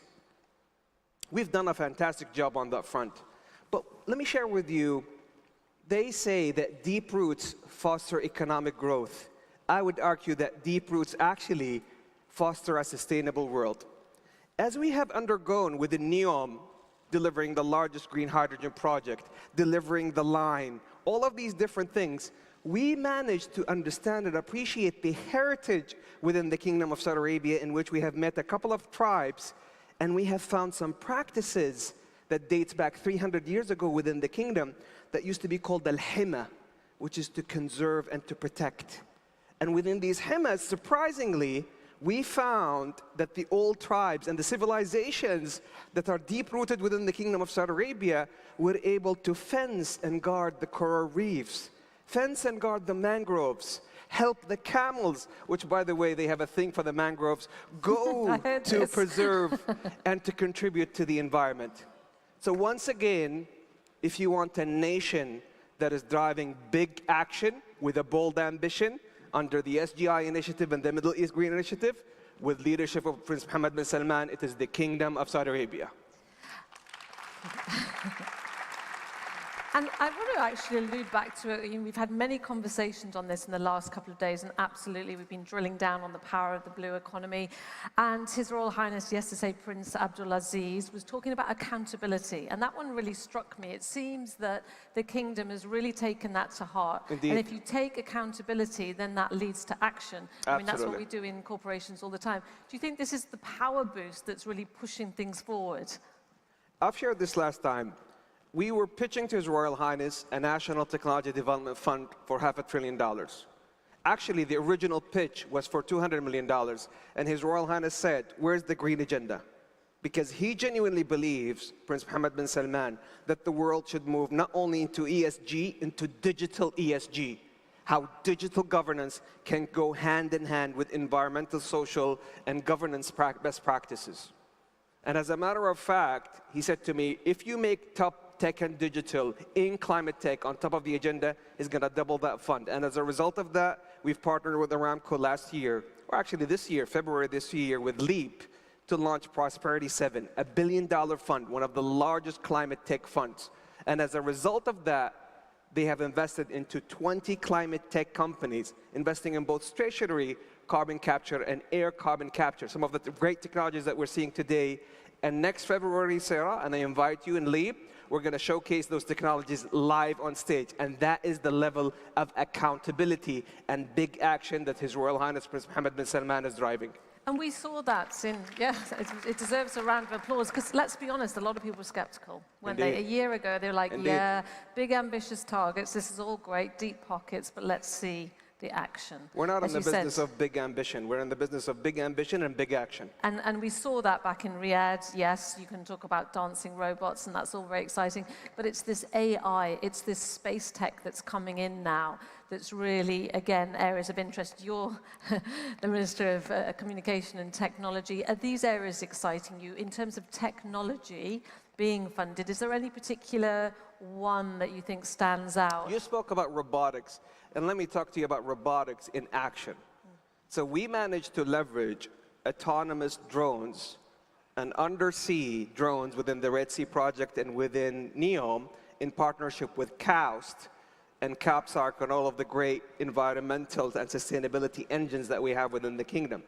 And we were able to take so many photos and superimpose them with the geospatial data to be able to map one of the best models of how, from master planning to ideation to execution, we can make sure that we actually contribute in developments to sustainability. We can contribute to humanity and safeguard the planet. And let me share with you an interesting report that actually was announced a couple of weeks ago by the Future Investment Initiative. They have done a report called the Priority Report for the World. Do you know what was the #1 worry for the globe? It wasn't climate change. It was poverty, cost of living. Those are critical things. And this is why we genuinely believe we're building the right models under the SGI initiative, the Middle East initiative, to drive global consensus and collaboration. And you make a really interesting point, because yesterday, again, His Royal Highness talked about maybe us being condescending to more fragile economies, and that we needed to change our tone and work on partnerships and moving things forward. I guess you're obviously in that camp, and you've been very much forging these partnerships. So where do you see, we heard it time and time again yesterday, international cooperation is needed. Great to grow things in the kingdom, but we can't do it alone. So how are those partnerships working out? So again, what we have observed in this COP27, that there are two camps. Camps about big tech and big money. So basically, they made tech and financing top 10 globally, but that's not the collective action that we need. These are very important, don't get me wrong, for the business folks that we have in the room, but we need to drive big collective action. And this is why you can see it today live in the exhibition. You can see Aramco with Archie exposing their data to show transparency. When His Royal Highness took Aramco public, it was really about driving the ESG with transparency.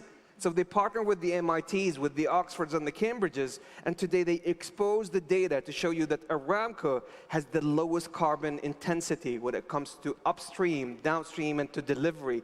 And they have managed to leverage this with the Internet of Things and data and AI to drive one of the cleanest and safest energy power sources for the world. Are we getting to the point, though, you know, that we keep getting this dichotomy between, green practices and investing, but aren't they coming closer together? And the more that they're integrated, we'll get the greater economies of scale. It doesn't have to be, it's expensive because it's green, so we'll take the cheaper option. Surely that conversation is a bit outdated, and it's coming closer, hopefully, together. Absolutely. That's why the last time I spoke to His Royal Highness about ESG initiatives within the upcoming digital economy strategy, and he said to me, what about digital ESG? Because we cannot today decouple the digital world from the physical world. Because we just had a virus that disrupted 75% of the global supply chains. The last thing we want is an environmental crisis that could cripple down all of humanity. So today the collaboration on climate change is not a strategic imperative, but an existential one. And when we look upon all of this, what excites you the most? What are you looking at that says, this is the next thing I'm going to focus on in terms of technology? Is there anything particularly that you're looking to that you think will be the driving force? Again, Sarah, we said seeing is believing, and we're in the business of big action.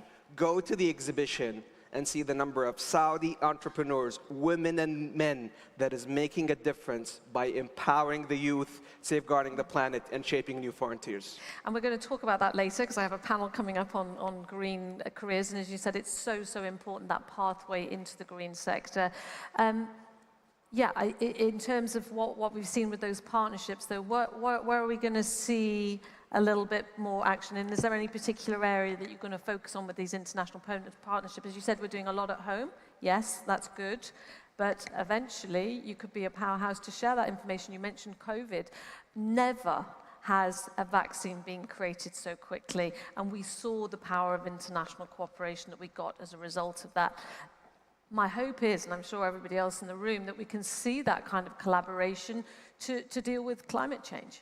So what we have seen, Sarah, is the convolution of the digital economy, the green economy, and the space and innovation economies come together. So while seeing is believing, you will appreciate that you will see underwater drones being leveraged to make sure that we preserve the coral reefs.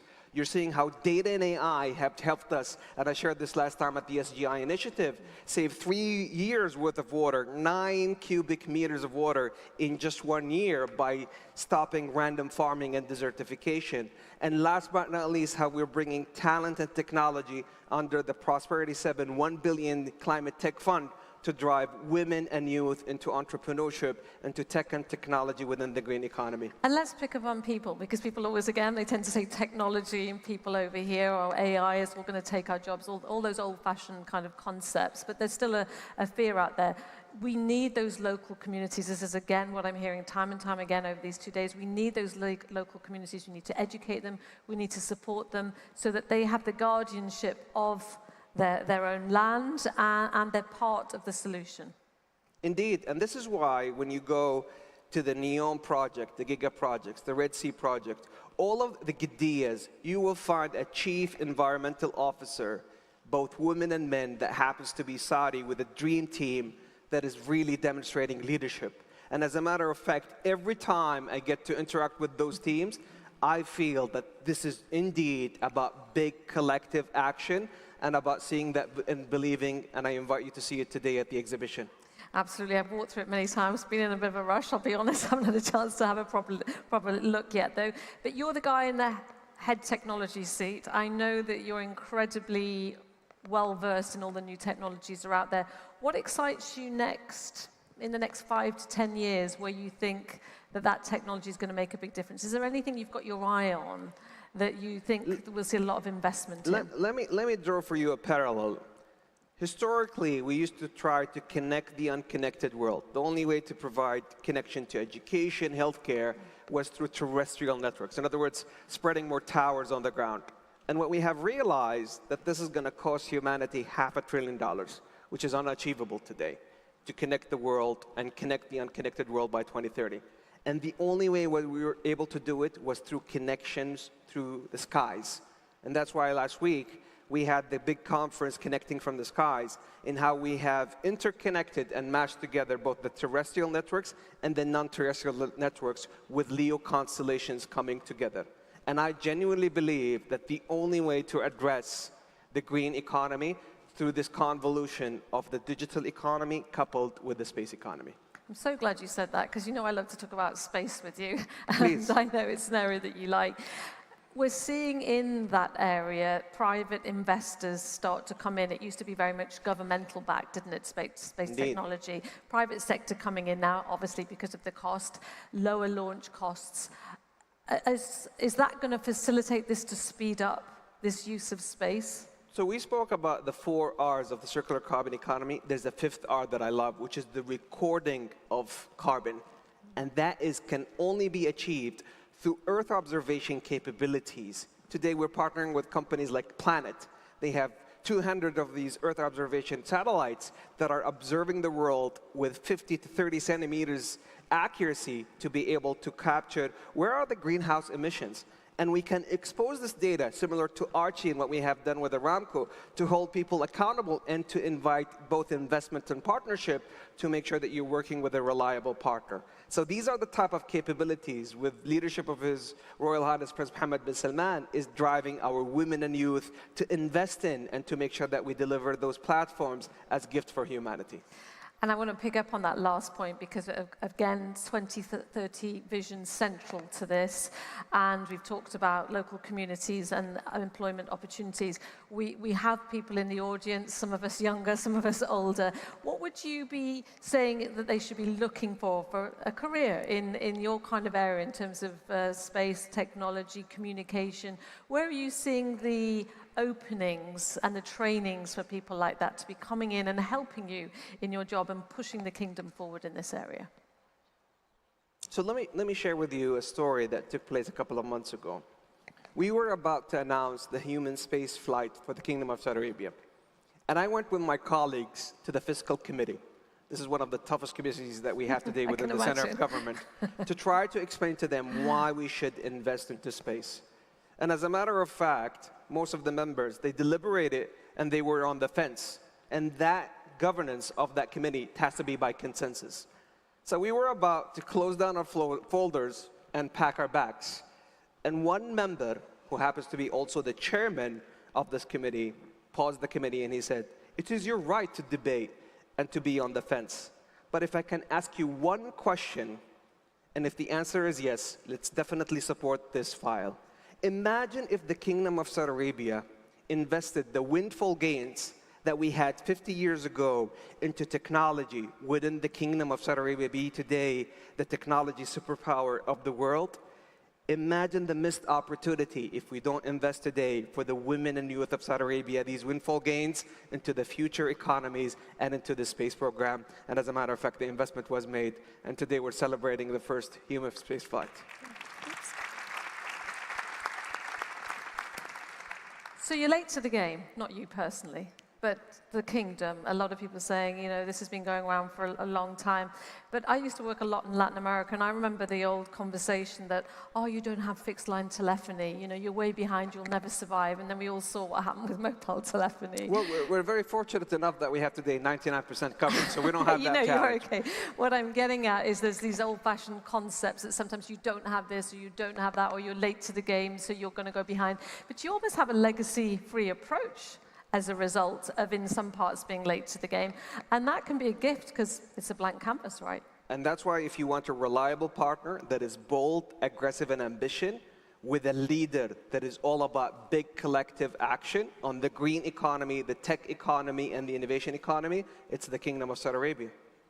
So my final question is more of a personal one, as always, because at the end of the day, we're talking about the custodians of the next generation, being our children, our grandchildren. And what do you hope to achieve while you're in office? And may that be a long time in terms of your involvement with this area. What do you want to look back and share with your children and your grandchildren that you managed to do in the next 20 years in the kingdom? What would make you feel very proud? We're not in the business of thinking of when are we in office and when we're not.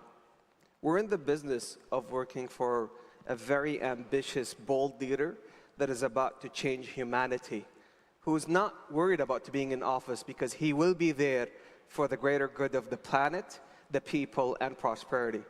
So I take a second opinion to your question, and I would rather focus that I remind the whole audience that this is the leader when we're talking about the green economy and climate change again, about big action with big ambition. And this is why His Royal Highness Prince Mohammed bin Salman drove collective consensus in G20 2020 under his presidency, where he said that the only way for the world to realize the opportunities of the 21st century, to empower people, safeguard the planet, and shape new frontiers was through the circular carbon economy. And day by day, this is the only way for a green and sustainable world. And I think we'll leave it there. That collective action, I think, sums it all up. We've heard it time and time again throughout the room, throughout COP27. We're seeing it in action in the kingdom.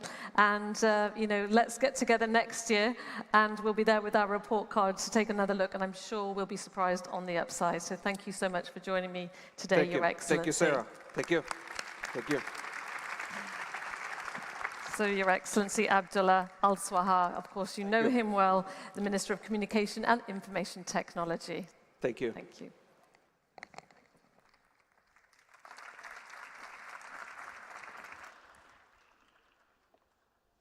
Thank you very much, Sarah. We are just about ready for our next session, so I'm going to ask you to stay with us for a few more minutes, catch your breath, stand and stretch your legs, and the program will continue shortly. Thank you. Please try not to leave the room. We'll be back with you shortly. Thank you.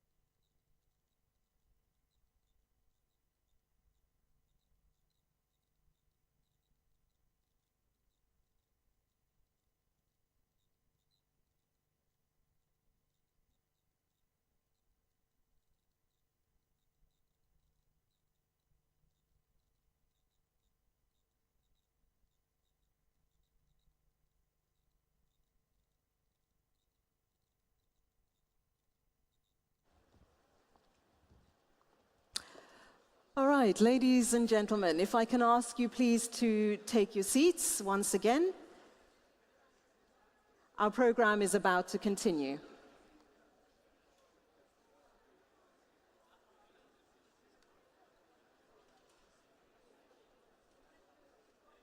Ladies and gentlemen, if I can ask you to please take your seats. Our program is about to resume. Thank you.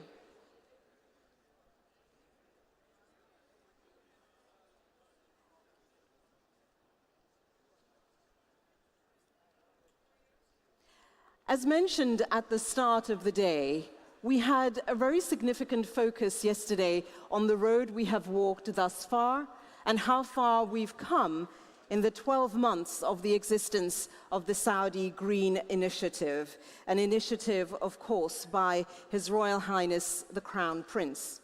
We took stock of where we've come, what has been done, a little bit about what we could be doing better. Today is very much about looking at the road ahead, the way forward. And in the next panel discussion, we're going to really focus on the need for climate action. A little bit less of the talking, perhaps, and a lot more of the doing.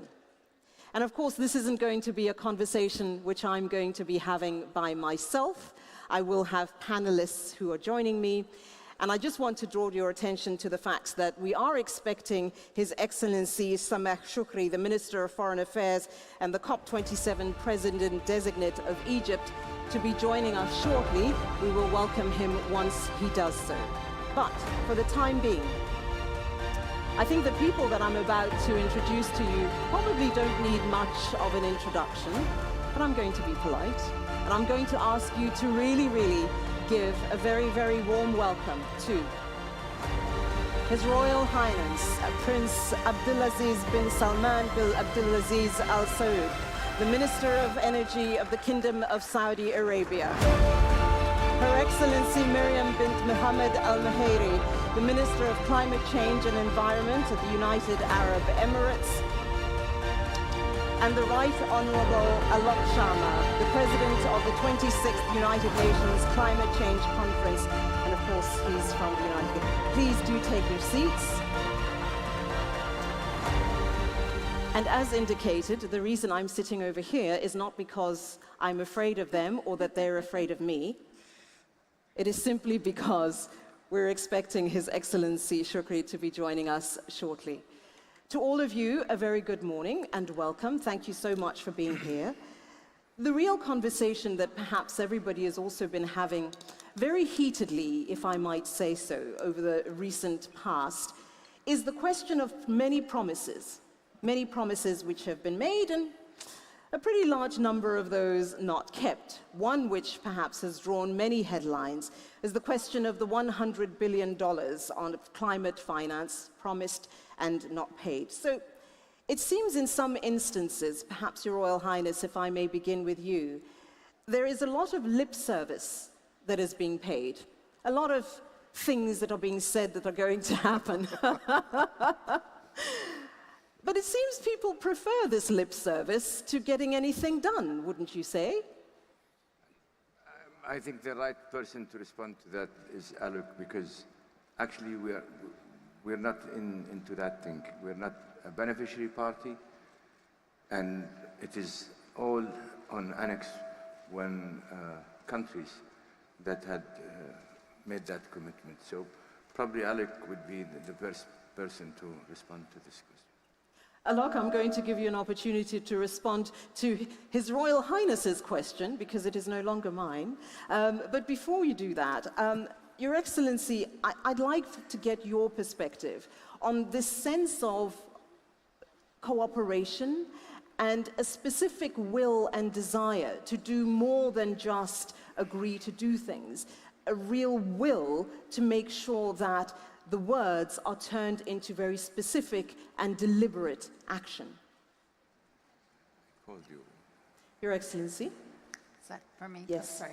Thank you so much. First of all, I want to say a big thank you to Your Royal Highness for having us here, and it's amazing that I can be on a panel with Your Royal Highness and with Alok as well. It really is, first of all, I want to congratulate Saudi Arabia on the Green Initiative, a truly remarkable initiative. All the 10 billion trees that are going to be planted, that Saudi Arabia is leading in protecting 30% of its land and sea. I mean, these are clear targets that the government wants to achieve, that the country wants to achieve, which is remarkable. For my sake, I mean, I look at a lot of perspectives in not just on the just energy transition, but also on the biodiversity side, on the food system side. And I do believe there has been great steps achieved in that. I mean, Aim for Sea is one of the initiatives that we're spearheading with the US. We have now over 275 partners on board. We have commitments of $8 billion to really transform food systems. Actions are happening on the ground. So I do believe there are steps, there are great steps that have been taken. This is all about us making sure we're aligning, we're ensuring that we're accelerating, we're putting the turbo on and making sure that we're achieving the NDCs that the countries are committed to. I think more can be done on those ambitions, and it needs leadership at the end of the day. And we're seeing Saudis leading on this as well. And for us in the region, since we're having COP here in Egypt and COP in the UAE next year, the world is looking at us, and it is our opportunity now to really spearhead the climate actions that we need to take. It's quite interesting, Alok, that she speaks specifically about opportunity, because the reality is that this is a very opportune moment. It's kind of, if we don't do now, we're going to have a whole sort of problems which might be more than nightmarish. Your views on that? Which question would you like me to answer first? Let me tackle the question about commitments being turned into implementation. For me, it's great to share a panel with His Royal Highness and Miriam, and I've got to know them both over the last 3 years. And I'm sure we'll talk about all the initiatives that Saudi Arabia is putting in place, but I want to pay personal tribute to His Royal Highness, because I worked very closely with him over the last 3 years. And, at the G20 meeting in Milan last year, it was because of his intervention that we managed to get a communique over the line. So I want to thank him for his friendship, but also for his leadership. So just on there are lots of commitments being made. Are they being implemented? The first thing I'd say is that look at the arc of what has happened before and since Paris. So the scientists were telling us before the Paris Agreement came into place that we were heading towards 4 degrees of global warming by the end of the century. Post-Paris, they said it was 3 degrees plus. And now, as a result of all the commitments we got in Glasgow, the scientists, the IEA, UNEP, others tell us that we are heading towards 1.7 degrees. So we have seen progress, but we just need to go a lot further and a lot faster. If you look at all the commitments that came in, of course there have been this year geopolitically has been incredibly challenging. Yet countries have continued to deliver. We've got 33 countries that have come forward with their revised 2030 emission reduction targets. If you add up all the commitments that came in, going into COP26 in this last year, our presidency year, you're looking at a reduction in emissions of 12% globally by 2030. Now, that's not half. What we need is half of the emissions to be cut by 2030, but it is progress. But what it needs is implementation. And I go back to this point about implementation, which you picked up on as your second point. This year, it is the case that in Europe, other parts of the world, to wean themselves off Russian hydrocarbons, we have seen more fossil fuels being used. We have seen more coal used. Yet what the IEA, the International Energy Agency, has said is that this year, globally, we will see a less than 1% increase in emissions. And the reason they've given for that is because there has been much faster rollout of renewables, much faster rollout of electric vehicles across the world, and we just need to make sure that that is accelerated, and that is where the economic opportunity lies, right? A cleaner environment, lots and millions of green jobs, and economic growth. Talking about all of that, I'd like to come back to you, Your Royal Highness. for many people, they first of all aren't aware about what Saudi Arabia is really doing. And secondly, when they find out, they are pleasantly surprised, and some might say, well, we're not so pleasantly surprised because we wish it wasn't them doing it.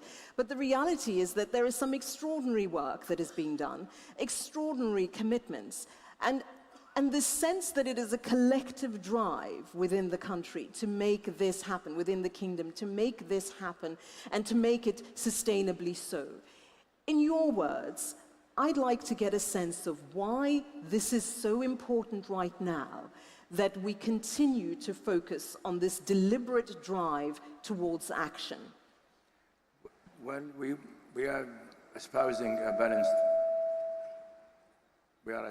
balanced approach. It's been determined by all Saudis, including, of course, the leaders, that in order for us to be having a reserved, respected seat in any international table, you have to be proactive. We are a G20 country. We have a genuine space within the region, and not only the region, but even the Islamic world and the Arab world and what have you. We have to, may I pose, because further.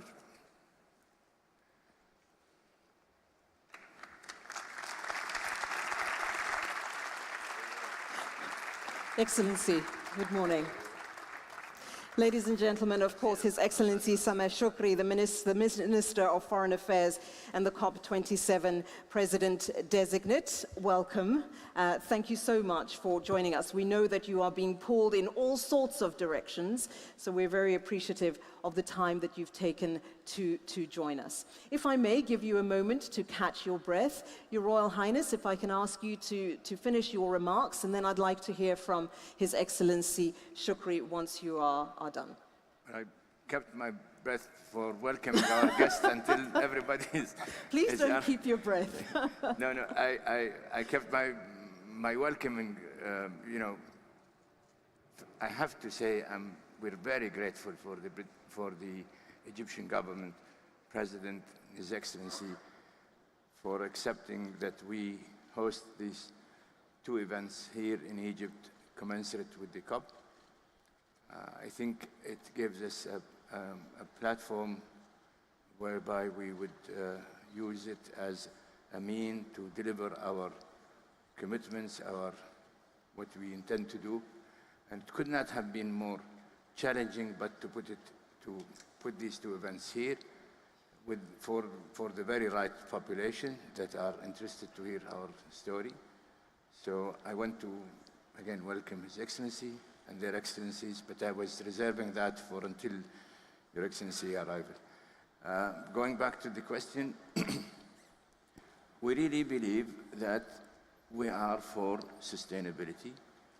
Alok alluded to Glasgow, and I did mention in the end of my remarks in Glasgow that we are very concerned and attentive to the issue of energy security, economic prosperity, sustainability, and energy affordability, and the third, climate change. And we need to look at them as three pillars that should not be compromised. It just so happens, look at where we are today. Look what energy insecurity is doing. Look how much it is creating in terms of havoc with regard to the world economy, and subsequently, how much it has been tough to attend to climate change. So in our view, we have to be proactive. We have to set the example. And we believe that we can harness all of the above with maintaining our own economic prosperity and economic well-being. It just so happens also that we have a young population who is taking and driving the country now, and they would like to have a better life, a more sustainable life, and with all the environmental concerns that they share with everybody in this world. We're not aliens. That's the message we're trying to bring about in this forum. Thank you very much, Your Royal Highness. And I think that message is certainly being heard very loud and clear. When I've been listening, walking around and hearing people speak, there's a general sense of appreciation of the work that is being done by Saudi Arabia. But even when you look a little bit closer, potentially more by the region. So, Your Excellency, if I can come to you, and the question of how the region coming together presents a really good opportunity to foster meaningful action, to ensure that the action just isn't about Egypt or Saudi Arabia or the UAE, but that it actually transcends those borders and becomes a global movement of really committed action.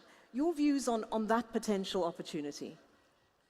Well, thank you very much. Let me apologize once again for being somewhat tardy. There are a lot of events, but let me also convey my appreciation to His Royal Highness and the government of Saudi Arabia for this marvelous venue and for all of the substantive contribution that it has made to COP27.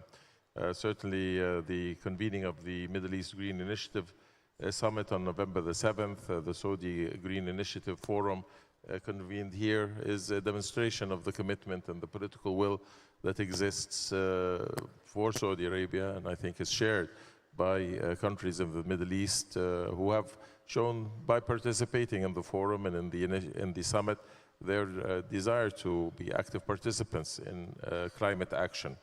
And definitely the science that is available and is, I think, widely accepted is that this region is also being adversely impacted by the effects of climate change, the issues of water scarcity and the degradation of shorelines and its erosion and the potential continuing deterioration needs that we all consolidate our action.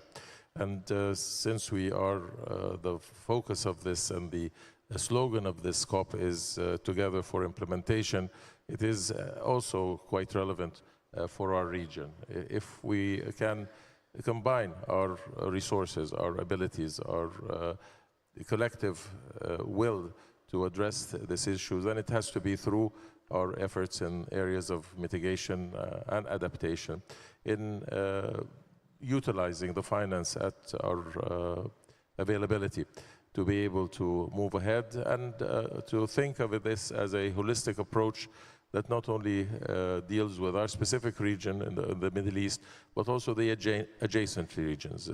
Africa is our direct partner, so as the Mediterranean and the northern shores of the Mediterranean. The impact of climate change on all of these areas has to be dealt with through cooperative action by all the states concerned, and maintaining the ambition that has been demonstrated in Paris and reiterated in Glasgow, not to see any backtracking by any of the parties, but to maintain the 1.5-degree goal, to maintain our commitments in providing the necessary finance, and to deal with issues of loss and damage in a way that takes into consideration the interests of all the parties, especially the developing countries. Again, here when we do speak about the Middle East, we necessarily have to speak about Africa. Middle Eastern countries represent also the constituencies of the African nations, and the impact of climate change on them has been quite severe, and their need for to undertake those responsibilities remains a matter that has to be addressed more impactfully. Again, Africa only contributes 4% to the global emissions and is adversely affected to a much higher degree by climate-related events, and thereby it's providing the opportunity through the finance to be able to undertake both mitigation and adaptation is fundamental. I think a lot of this will always revolve around the finance of action. Without that, we will continually be prejudicing the ability to fulfill the obligations and the commitments that have been made, and it is only through our collective actions, collective will, can we address this issue, whether in the Middle East, in the adjacent areas, or generally. Thank you. Thank you very much, Excellency. One key word that he mentioned, Alok, was the implementation. We spoke a little bit about that earlier. Is this simply about implementing existing targets? Is this about pushing for new, tougher action or targets? Is it about changing the game completely, or a little bit of everything? Well, if you are addressing to...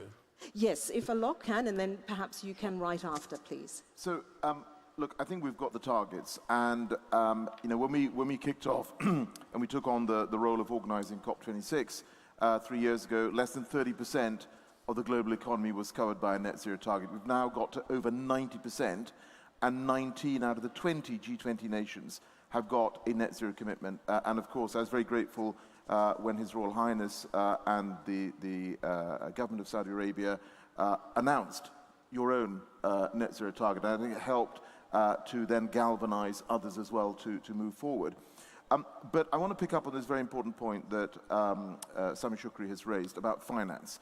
Look, the reality is that without finance, delivering this change is going to be very difficult. And yes, you know, Tumi, you talked about the 100 billion at the start. The 100 billion is a totemic figure. That has to be delivered. It wasn't delivered by the target date of 2020. We believe it will be delivered by next year. But that pales into insignificance when you take into account the fact that it requires trillions, literally trillions of dollars every year to have a clean energy transition, to support developing nations. So I think the big answer here has to be the private sector. It has to be reform of the financial architecture, the multilateral development banks.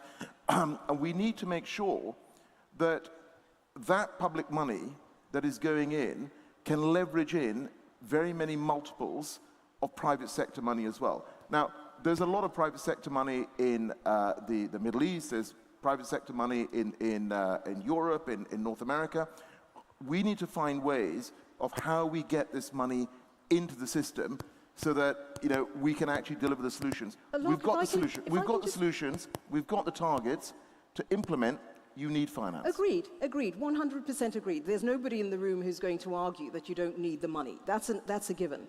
But the reality is that in some environments, not all, policies, the way in which systems are constructed and work don't necessarily allow for that to happen.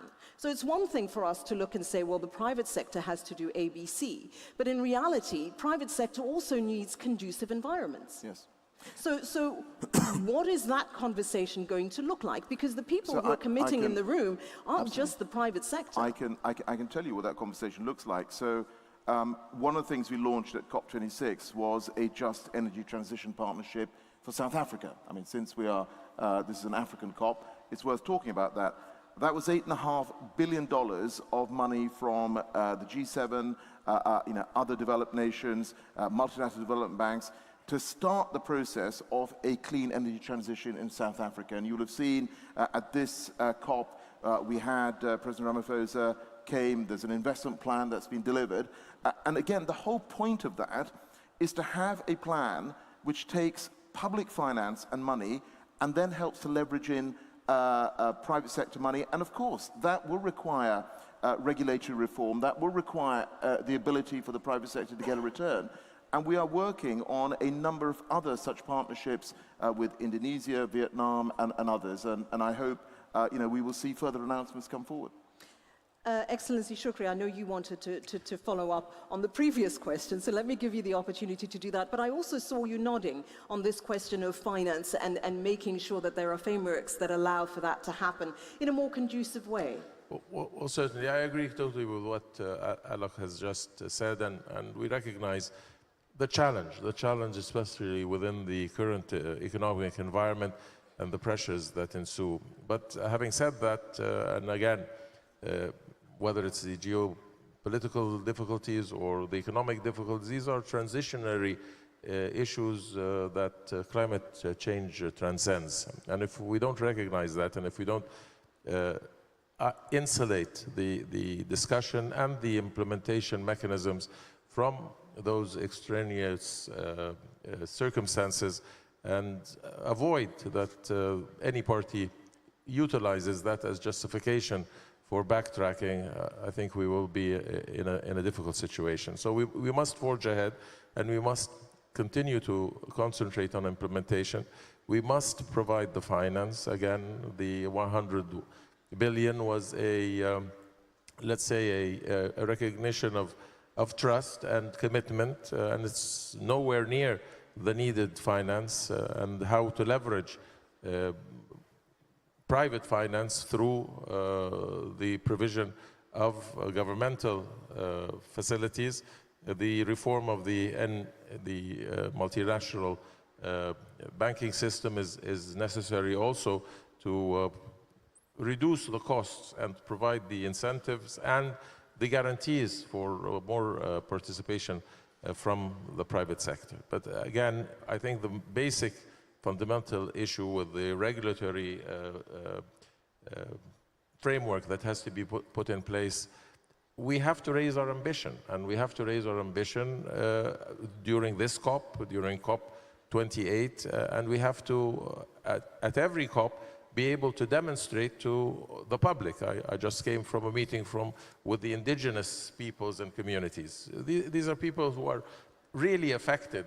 This is life and death issues for them, and we have to recognize this. This is not a normal negotiating format where clever negotiators try to present their interests in the best possible way. This is something that impacts real people, real livelihoods, and it is a matter of our common humanity, where we have to really show our commitment, and by implementing real processes that have the impact on real human beings. Excellency Al-Maheri, he mentioned COP28. It gives us an opportunity to talk a little bit about that continued drive. There's a very clear and definitive momentum that is being built globally at this point in time. Even leading up to this COP, there was a clear sense of, okay, we can't just go to Egypt and have conversations. What do we want to ensure is delivered? That translates obviously onto the next event as well. So looking ahead, without sort of being too preemptive, the thinking about that, how is that beginning to shape up, to continue this sort of sense of pressure that is currently being applied and felt? So first of all, next year will be the first global stocktake. This is going to be very unique in the COP process. In a way, it's like a report card. We'll be able to see where we are compared to where we want to be. And His Excellency said, we need to be more ambitious. We know that the results of the report card will not look good. But it is important that we realize from now, as His Excellency said, this is an implementation COP. It's really important that we scale up. And something that I see, and again, this is opportunities that we can see, having COP27 here in Egypt, having COP28 in the UAE next year, the Saudi Green Initiative. These are all opportunities that we can move forward. And I really, for me, it would be amazing if we could see like regional carbon markets, increasing our collective liquidity, as we're electrifying our industries and mobility as well in order to decarbonize. So having interconnected grids to help stabilize the grid and increase efficiency across the region. We're all putting a lot of focus now on hydrogen, CCUS. I mean, Saudi Arabia are really putting a lot of efforts on this. And it's amazing when you see what these technologies can actually do. So in a way, I want to say there is hope, there is light at the end of the tunnel. And I think we are moving in the right direction. As Alok said, we need to move faster. But I really think we should take this as an opportunity to catalyze our efforts to put these technologies into place, because people will look back. This is like the inflection points that are happening now, this year, next year. So we really need to make use of this to be able to bring hope to the people. Certainly that is the sense that I think everybody has who's watching this particular, not this panel only, but just this whole conversation around the question of our environment, around global warming. Your Royal Highness, if I can ask you, when one is looking at how the Kingdom of Saudi Arabia is so almost singularly focused when it comes to this question of the environment in your own country and looking more broadly at the region, how will you be able to maintain the pressure, for lack of a better word, on yourselves to make sure that you deliver, but encouraging others to do the same? So it's one thing to start something and people say, oh, that's a great idea, let's also go and do that. And then a couple of years later, oh, well, you know, some other things have happened along the way. We can't afford to do that. How are you going to do that? First of all, English is my second language. I wouldn't call it pressure, I would say keep the momentum. Momentum, okay. And the momentum is self-maintained. Because again, you know, I keep telling it to everybody, this country, Saudi Arabia, is led by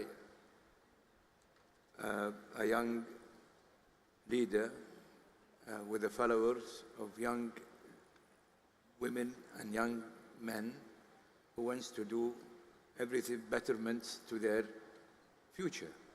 So we stand a better chance actually with the youth to carry forward these ambitions, because they are the ones who are going to benefit from it.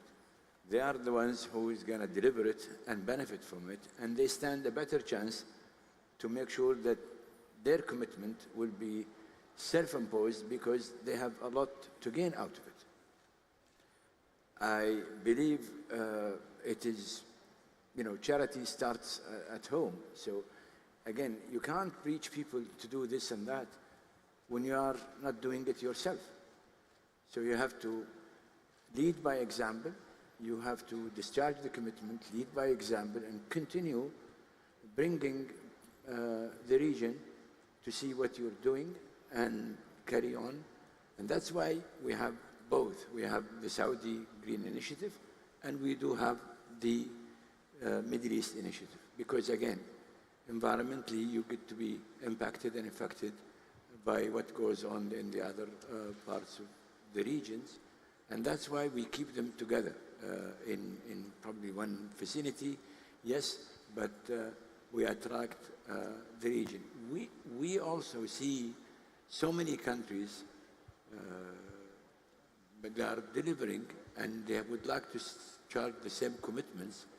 And actually there is a case for if we can aggregate our efforts, like markets, you know, we will have our markets, others will have their market, but then don't be surprised that there will be a collaboration amongst these markets. Just to name few. We even sometimes get to be accused of being, I wouldn't call it tough negotiators, but naggy negotiators, but that's fine. Alok and I can testify that we had quite a time working out the paragraph 6 and the rule book, but I did promise you in Glasgow, if we have a good one, we will issue our own market. And this is what we're delivering to, you know, what we delivered yesterday. That ambition is not mine. The ambition is driven by the young. And it has much better chances for it to be maintained and preserved. Alok, if I can come to you then, are we needing to have a discussion, a different discussion, a bigger discussion around ensuring that commitments are more binding, for argument's sake? Those who perhaps aren't sitting in the policy environment will ask that question. Those who are closer to it will say, well, the nature of international law is that one of the challenges is that it isn't always binding. What is that conversation that we need to have around the binding question? Or is it simply a question of saying we have to accept that that is the nature of this particular beast? How do we ensure that in spite of that, commitments aren't just verbal? So, I mean, obviously some countries do have legally binding commitments. The UK, for instance, has enshrined net zero by 2050 into law. We have near-term carbon budgets, and there are other nations that will do the same. But ultimately, this is about the economic case. And, you know, Rome talked very much about, you know, hydrogen. Now, this is a region where you can potentially produce very low-cost hydrogen, and something His Royal Highness and I have sort of spoken about in the past. I know there's a lot of work going on in Saudi Arabia. If you look at this region, 2/3 of the area is available and can be used for solar in terms of the availability of the right level of sunshine. 50% of the region has potential for wind. So there is a lot that can be done, and it's about making that economic case. And as Royal Highness said about leading by example, he's absolutely right. That's what leadership is all about. It's about not just asking others to do, but yourself doing more. And I just want to pick up on this point that Sami made about no backsliding. Look, we had a tough negotiation at Glasgow. There were tough negotiations at Paris. In my view, those have to be, what we agreed there has to be the baseline of our ambition. And I think the world, particularly younger people, will be incredibly concerned if we have any kind of backsliding on what we agreed. And we've all talked about keeping 1.5 alive. We need to ensure that that target remains enshrined in these processes.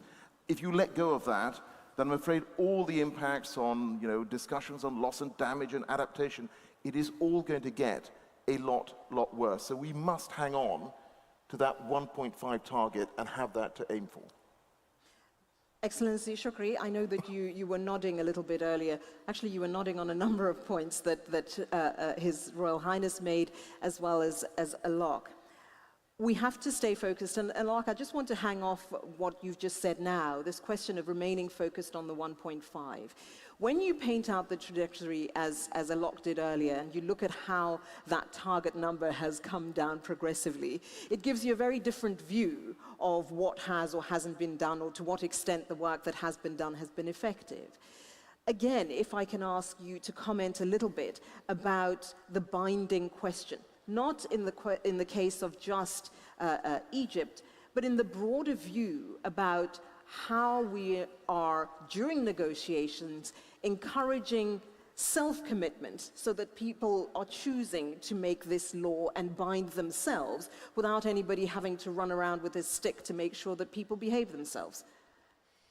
Well, of course, the nature of the multilateral system and the UNFCCC is recognized for what it is. And we, I think, would be putting it in danger if we try to create from it an animal which it isn't.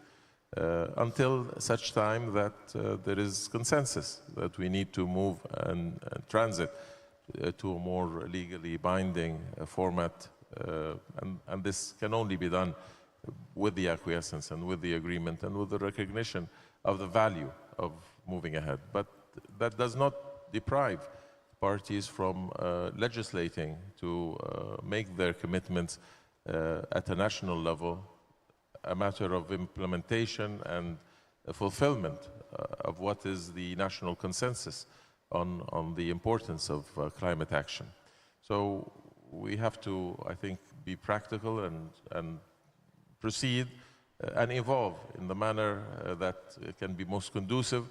But then there is the obligation, there is the civil society, there is those who must keep governments honest, and from that, again, is a matter, and I say, is of incentive rather than pressure, that can be very forthcoming and must be highlighted. And this is why we have provided such a wide representation of civil society at the COP, and we value their participation and would like to hear even their voices raised even higher, especially during the second week of the deliberations, so that we are supposedly here as officials serving their needs, and we should remain committed to that.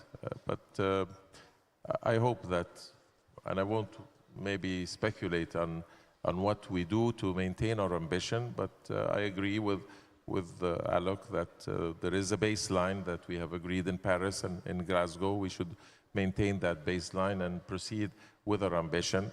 And I'll certainly make it a point to disagree with someone very shortly. I heard promises and whispers of disagreement. I'm still waiting for this disagreement to appear. As we round off our discussion, if I can then start with you, and I'll give you each a very quick opportunity to make your final remarks. If we can keep them fairly brief, I think that would be great.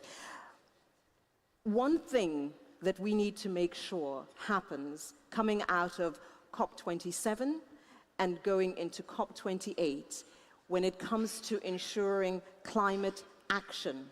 What is that one thing? Excellency, if I can start with you. Implementation, implementation, and implementation. I think we have already demonstrated. And I could go on and on, but also it is both in the legal text, both in the pledges that are being made. If there isn't the sufficient momentum that His Highness referred to at the level of officials, if there aren't the pledges that are being made, if there aren't the buy-in to the initiatives and the projects, then we will not have achieved our objective. Thank you very much. Excellency?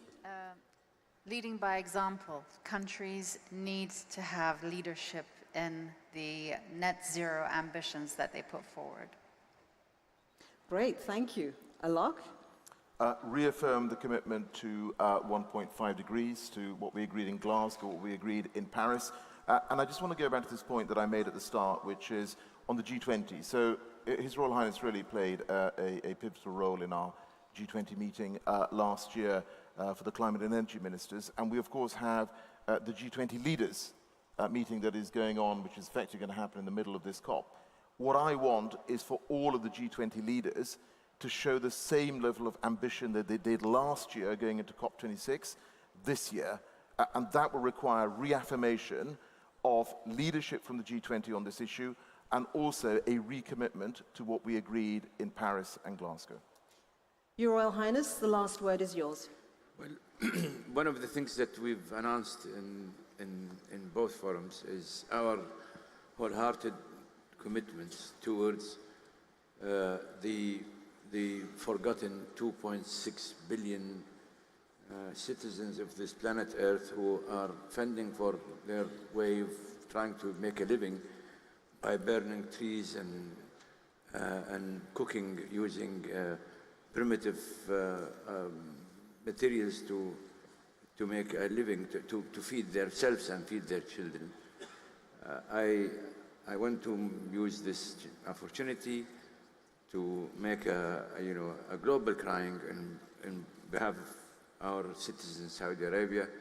We should be more inclusive.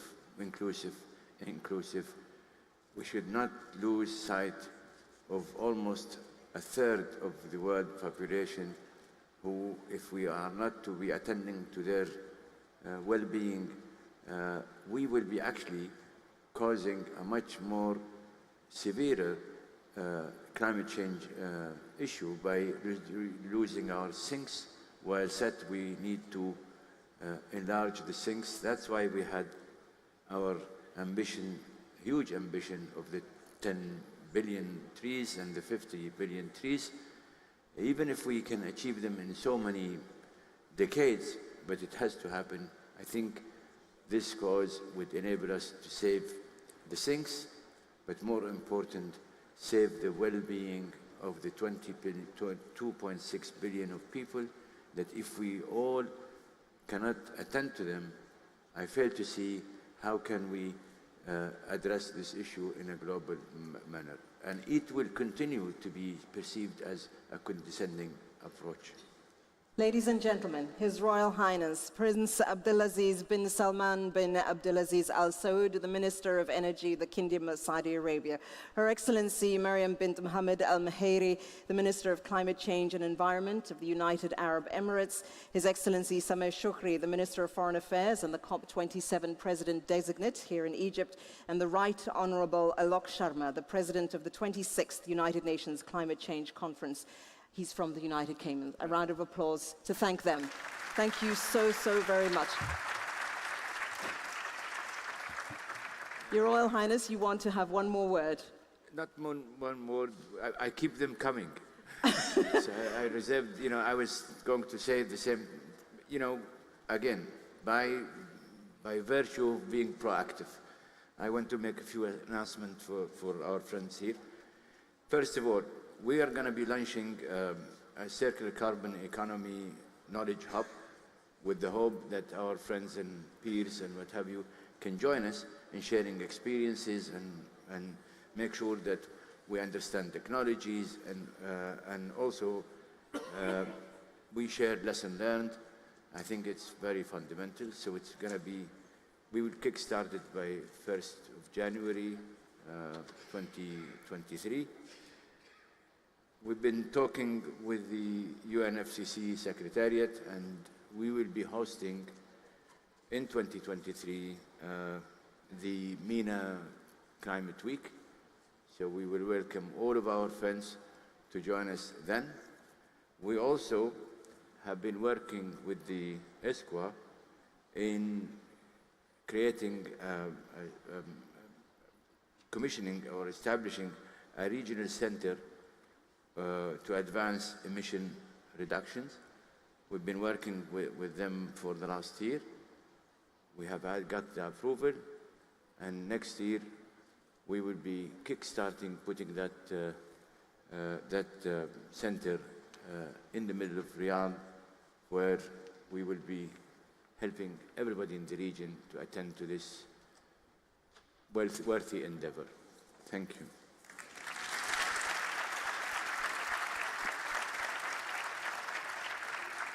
Already giving us a very significant to-do list. Thank you very much, Your Royal Highness. And to all of you, thank you so very much for your thoughts, for your insights, your inputs, and also the call to action, in particular the question of making sure that we do nothing if not implement the commitments we have been made. If I can ask you to take your seats, thank you so very much. Ladies and gentlemen, a great thank you to our panelists as well.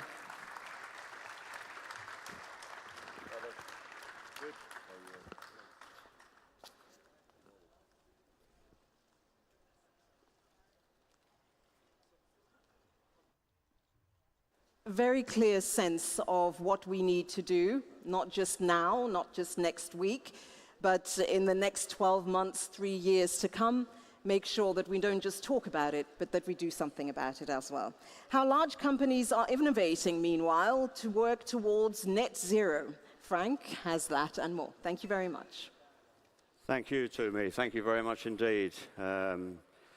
It's a privilege to be following such a classy panel, I have to say. But next up, how large companies are innovating for a net zero future. The world has seen a deluge of big corporations announcing net zero targets. Nearly a third of the biggest 2,000 companies in the world have announced such plans. Nobody doubts their sincerity in this goal. Rather, the issue now is how to put these plans into action, how to implement them. Today, we have the opportunity to assess operational performance in sustainables from a broad range of regional and international companies. Let me please introduce their representatives. If my panel could come up on stage, please, now. Thank you very much.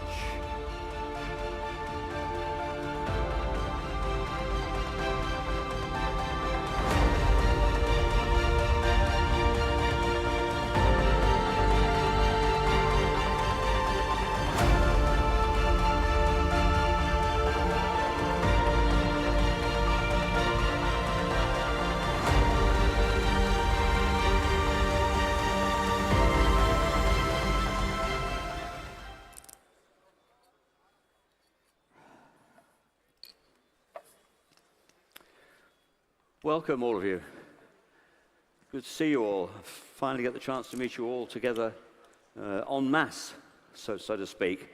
Let me make some introductions. First of all, ladies and gentlemen, Excellencies, Royal Highnesses.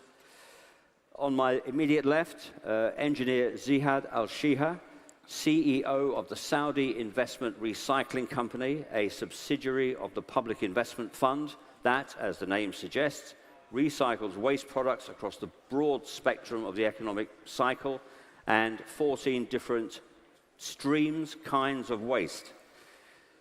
Next to him, Engineer Mohammed Al-Tayar is Director of the Oil Sustainability Programme, the official body in the Kingdom that works out how to get optimal use out of the kingdom's vast reserves of hydrocarbons within economic and sustainable criteria. On his left, Valborg Lundegaard is the CEO of Aker Carbon Capture of Norway, which aims to pursue sustainable goals by reducing and removing greenhouse gas emissions from the process. This is one of the key items of the circular carbon economy that we have heard about throughout these past 2 days. Next to her, Dr. Jay Mathur is Director General of the International Solar Alliance, an India-based organization that seeks to promote and adopt renewables and alternatives in the electrical power industry. Then we have Anthony Nakash, President of Google for the Middle East and North Africa. Some of you may have heard of that company before, but for those who haven't, it's a very big data company, and as we are increasingly told, data is the new oil. We will talk about data and its energy requirements a bit later. And on the far left, although I'm not sure that's where she lies politically, we have Julie Shuttleworth, Senior Executive of Fortescue Future Industries, the renewables and alternatives arm of the Australian mining giant Fortescue Metals Group. Give them all a warm welcome, please. Welcome. So, what we're going to talk about today is the real nitty-gritty of how corporates, big organizations get to net zero. Lots of pledges have been made. As we heard, some of the largest companies in the world have made pledges to hit net zero by 2040, 2050, 2060. But we are going to explore today what were the reasons behind those decisions, what decided their targets, what mechanisms have been put in place to make sure that they are delivered, and how has it affected the corporate culture? Has it been changed by the urgent need to adopt net zero goals? So, let me first go to Mr. Al-Shia on my left. Let's start with you. Tell me, please, how the Saudi investment recycling company, I will call it CERC from now on, because that's a bit of a mouthful, how CERC reached its net zero decisions. What was the crucial factor that made you choose those goals? Well, first of all, everything starts with a major vision. You have to have an objective and set of objectives in mind. You try to drive toward achieving those objectives. The vision of the kingdom was made by no less than His Royal Highness Crown Prince for the kingdom, to part of the Middle East and Saudi Green Initiative, to reach 82% landfill diversion on all the 14 or 15 streams of waste. What is it today? Today, unfortunately, it is less than 5%.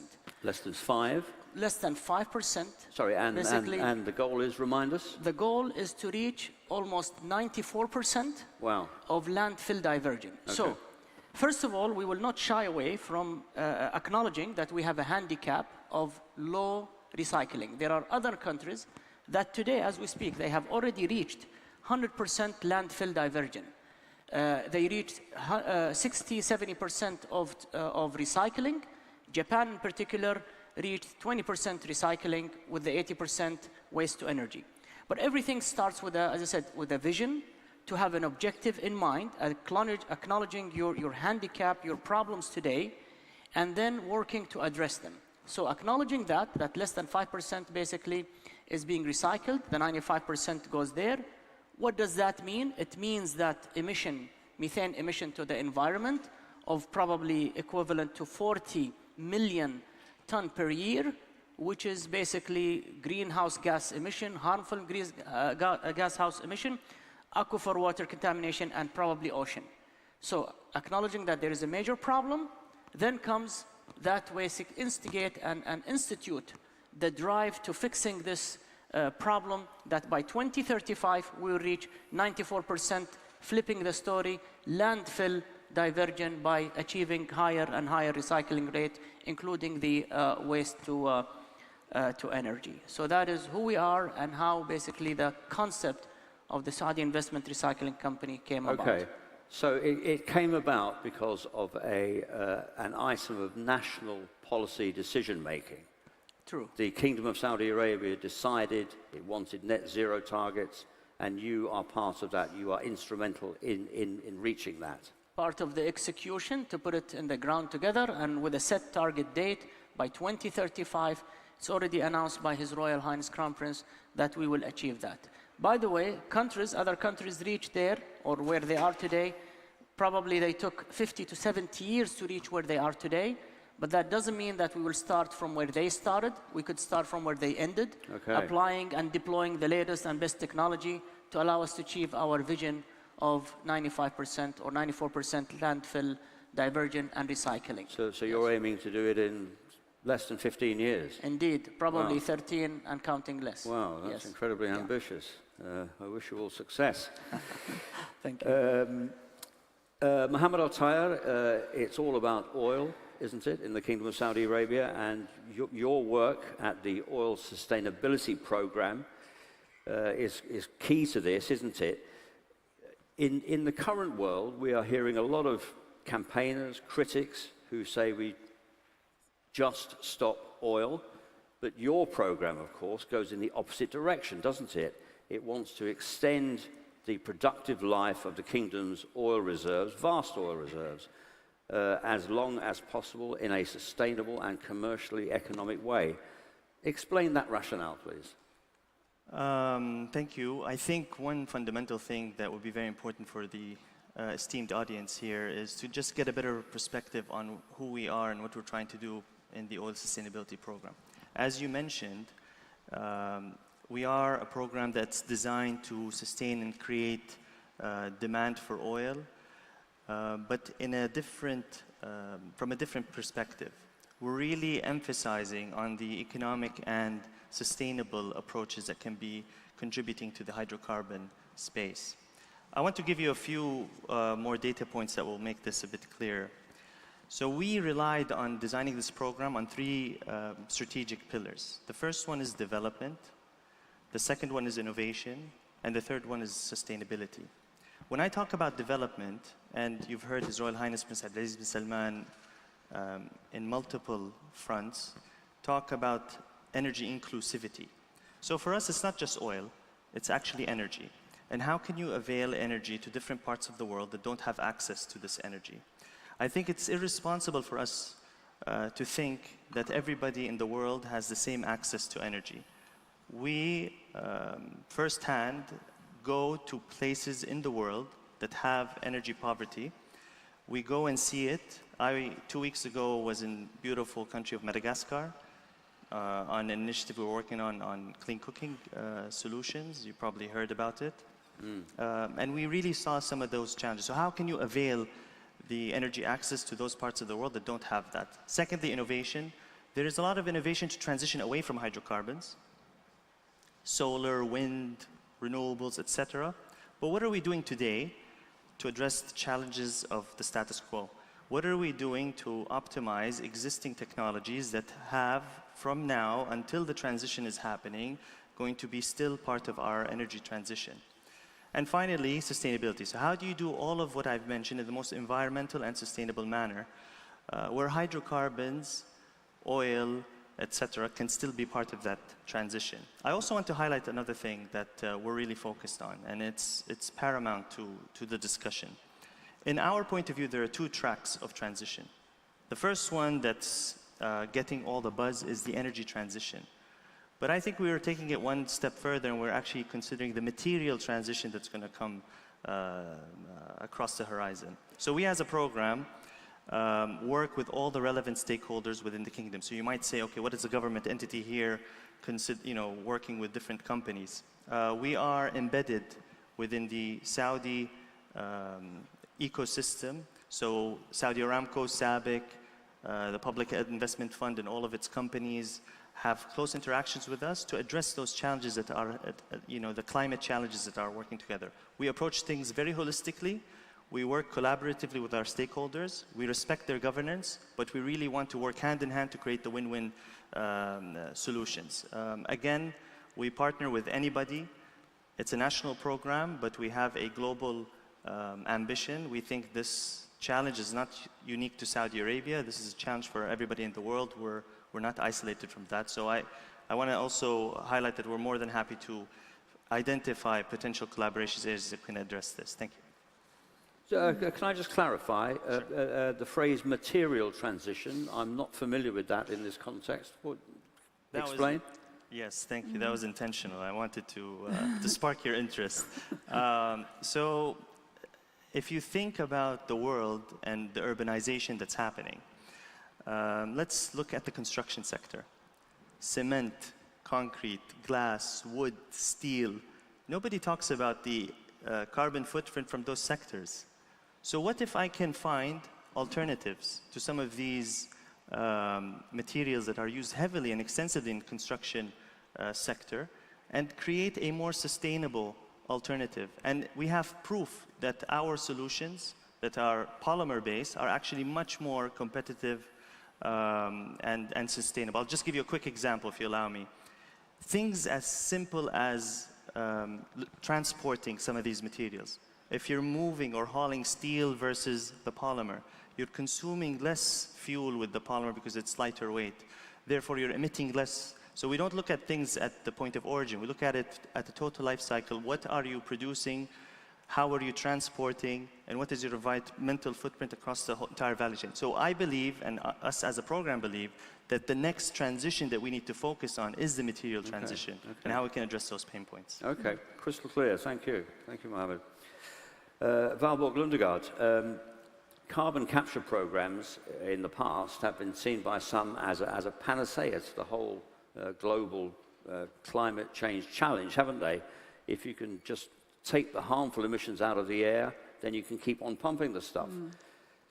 Critics, on the other hand, see it as both difficult to achieve and as a distraction from the main challenge of what they regard the main challenge of decarbonising. So which is it? Well, the first thing our customer will look at is energy efficiency.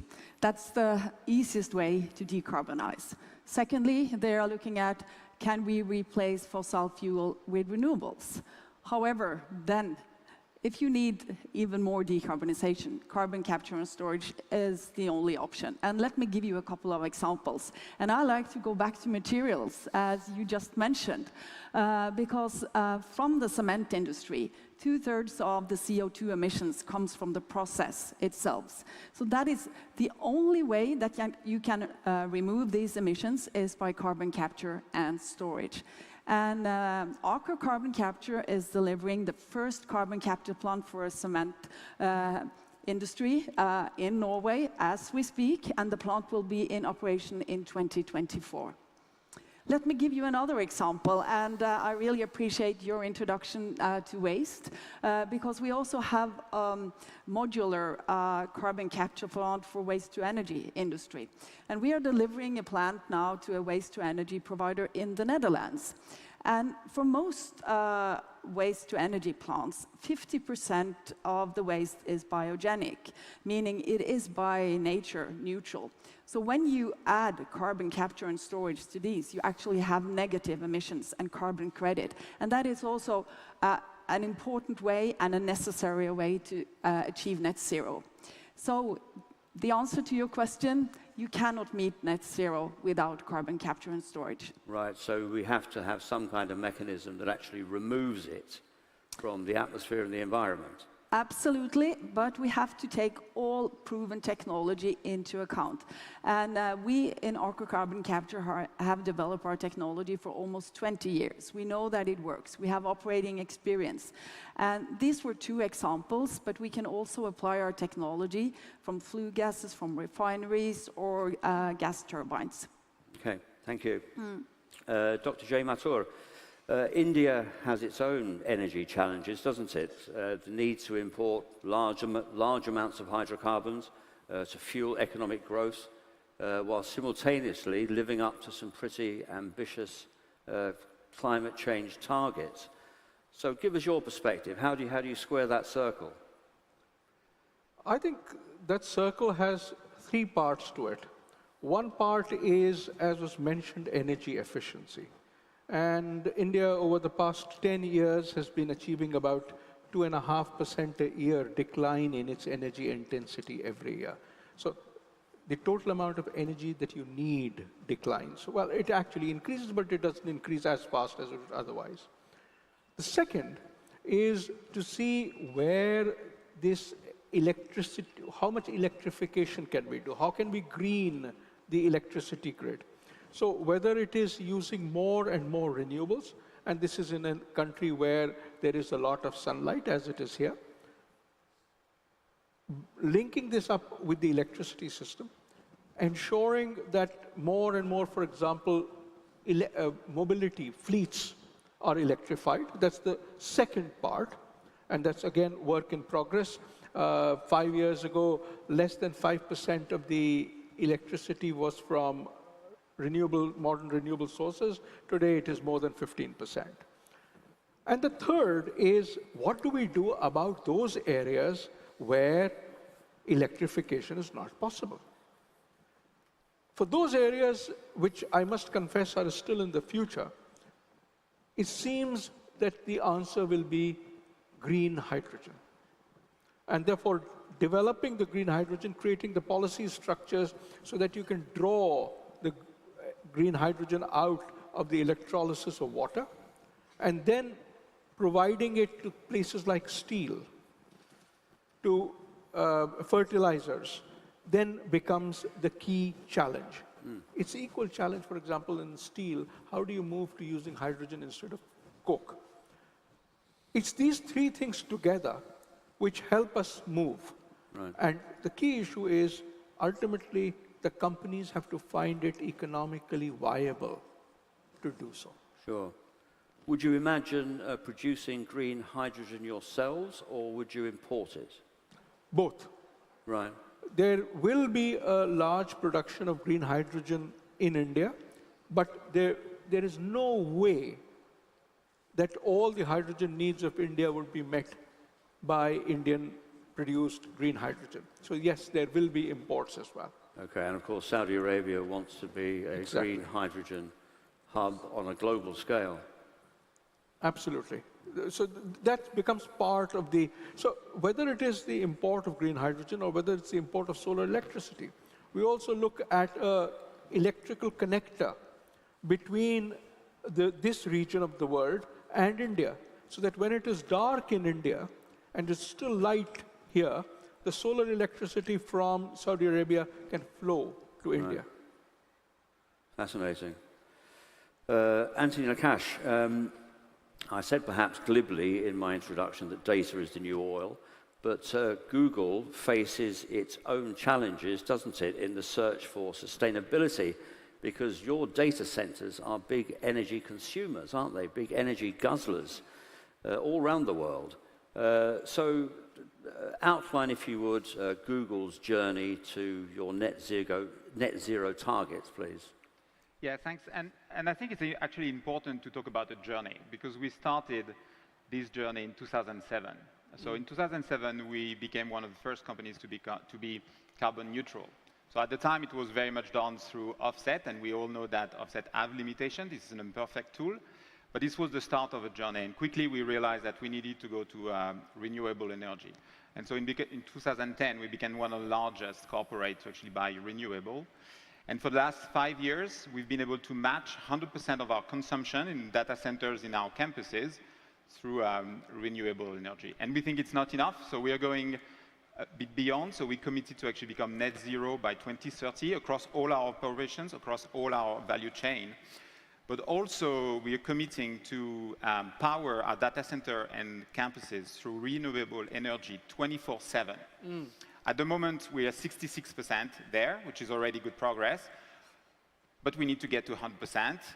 The last part is a bit challenging, so we're going to have to work with partners and regulators, like grid owners and so on, but this is the way we go.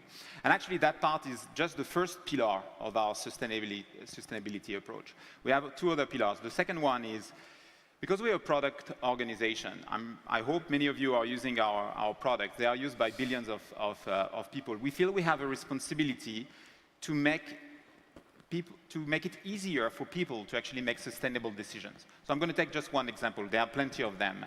But when we use Google Maps, for instance, at the moment, by default, the highlighted route, when you go from one point to another, is the fastest route. We're now changing that to become, by default, the most fuel-efficient route. So as a user, you actually say, I'm driving an electric car, I'm driving a diesel car, and then it will calculate automatically what's the most fuel-efficient route. We've tested that in the US and in Canada, and the savings that we've observed, so people really going to this route rather than the fastest one, represent 100,000 cars taken off the road. And that's US and Canada only, and that's just the start.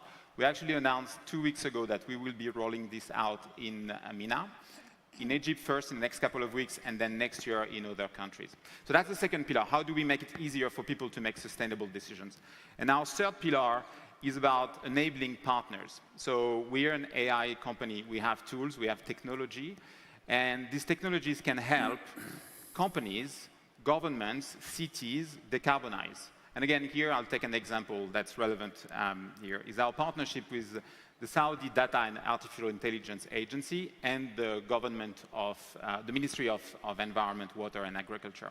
So here we are providing a tool called Google Earth Engine.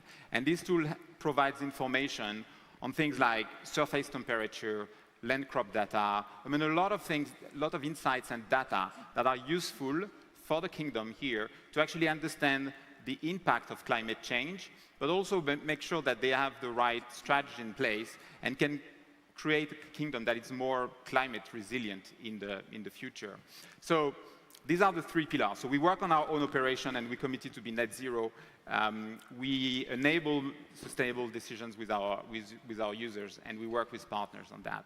Now, because your question at the beginning was very much about what did trigger our net zero strategy. So again, for us, we've been in a journey, but let me give you like maybe the broader perspective of what I observe in MENA. So my job leading our operations in the region means that I'm meeting with a lot of business leaders. And the encouraging thing is that more and more of our conversations now include sustainability. But the reality is that the companies do that because they realize they don't have a choice anymore for three reasons. First of all, the consumer demand that. The consumer wants more sustainable product, more sustainable solutions. We've seen in the last 5 years on Google search data that the searches for sustainable goods have increased 5 times. So consumers want that. So it's a business decision. Employees want that. We know there was actually a survey done by IBM. Like more than 2/3 of people who are in the job market are more likely to consider a job in a company that is seen as socially and environmentally responsible. So it is driven by consumer, it is driven by employees, and now more and more boardrooms and investors require it. So businesses really are starting embracing that change, which for me is very encouraging. Right. And what importance would you put on regulatory pressure to, observe these kind of targets? Would that be another factor? Yeah, I think it is. I mean, like regulators and policymakers have to be part of the conversations. We advocate for things like, for instance, better transparency on data. Obviously, data that is not sensitive, but the more available data, the more AI tools can work. And so actually, if government can work also on standardizing this data across geographies, it will actually enable a better work. I think digitalization is also very important. So regulations around infrastructure, education, all of these things are actually contributing to decarbonization. Okay. Julie Shuttleworth, we get to you at last. The mining industry has not been renowned in the past for its approach to environmental and sustainable issues, but you're trying to change all that, aren't you? So how do you plan to do that in an energy-intensive industry that by its very nature brings about big changes to the natural environment, not all of them good? How are you doing that? Fortescue is a huge carbon emitter, and we're doing something about it. We've set our goal to be real zero with our Scope 1 and 2 emissions by 2030. That's zero fossil fuels. We will eliminate by 2030 700 million litres of diesel per year from our operations, 15 million gigajoules per year of gas, and 3 million tonnes of carbon dioxide. We're already well on our journey. A 60 megawatt solar plant already last year eliminated nearly 80 million litres that year in diesel alone. We've already converted a huge haul truck to run on battery electric, a huge haul truck to run on hydrogen. We've converted a train to run on ammonia, and we're converting a ship to run on ammonia. And right now in our operations, we're building a green hydrogen plant, which will produce green hydrogen that next year will be feeding a fleet of coaches to transport our workers around the mine site. That green hydrogen will feed a truck, a drill rig, and an excavator, all to be tested in the hot Pilbara where it's over 45 degrees Celsius and very dusty. This is world leading, hasn't been done before. We will learn from that, we'll improve the technology, and by 2025 we'll start replacing our fleet so that by 2030 we're zero fossil fuels. This will cost $6.2 billion US. It will save over $800 million US a year.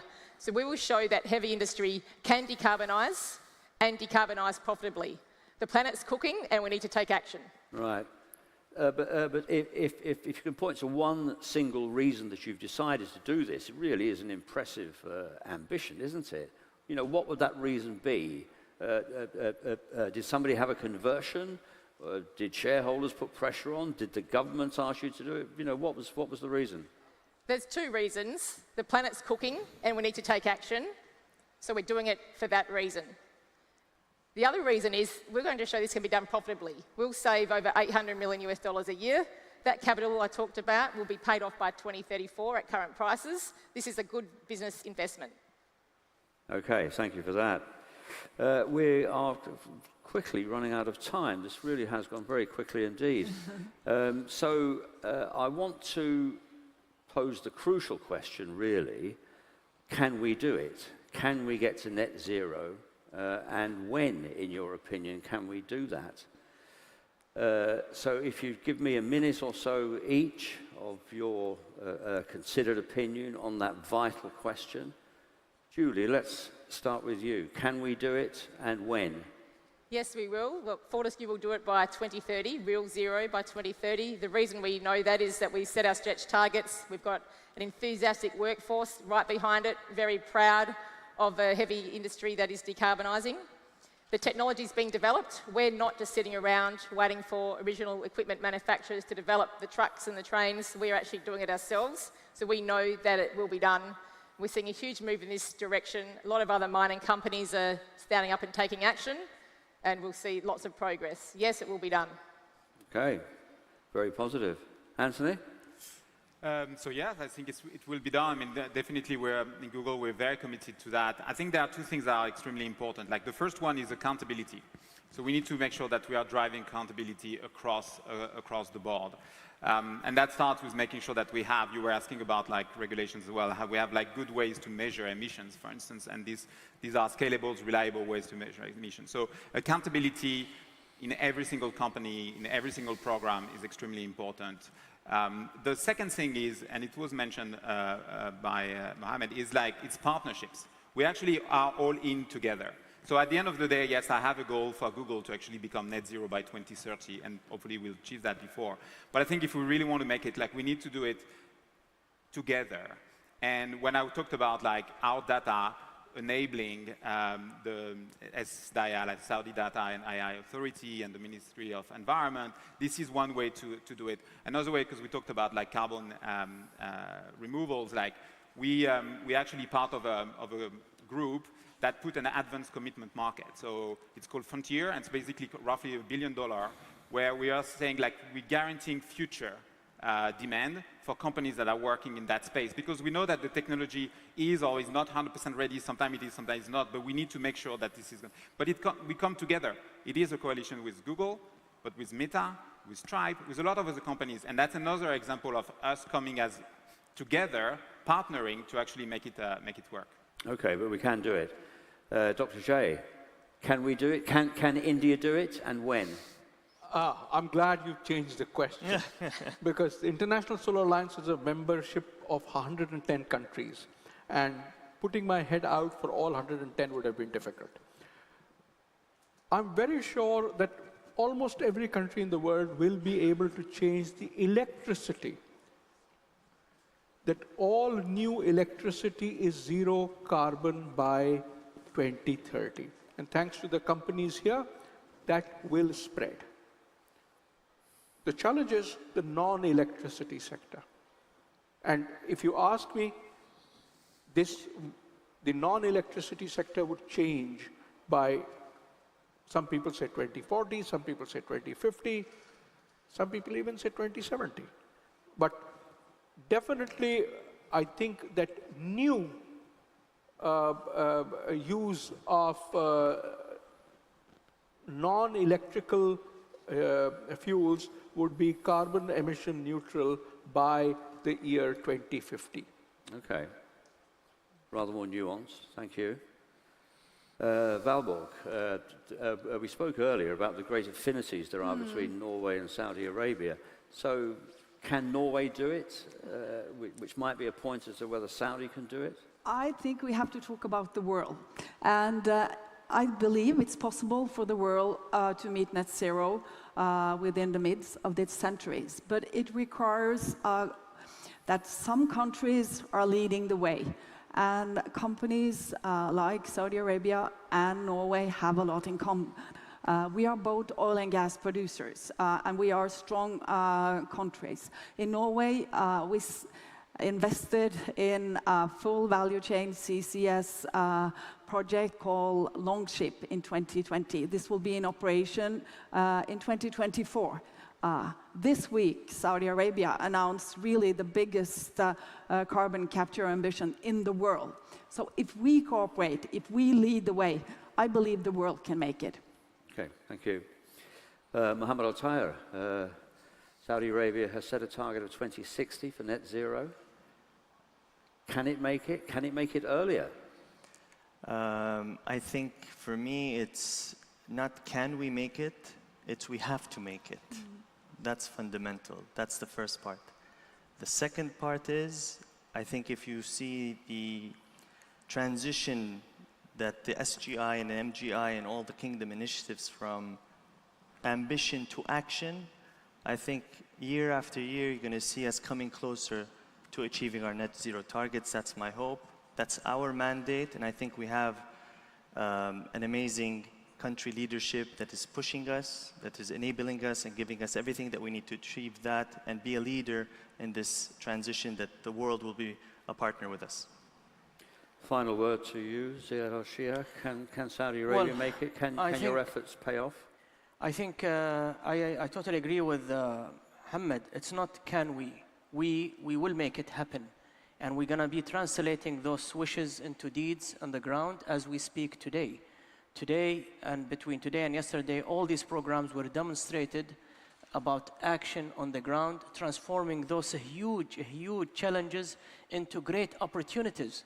The higher the challenge, it means higher opportunities for everybody to come and partner with the kingdom.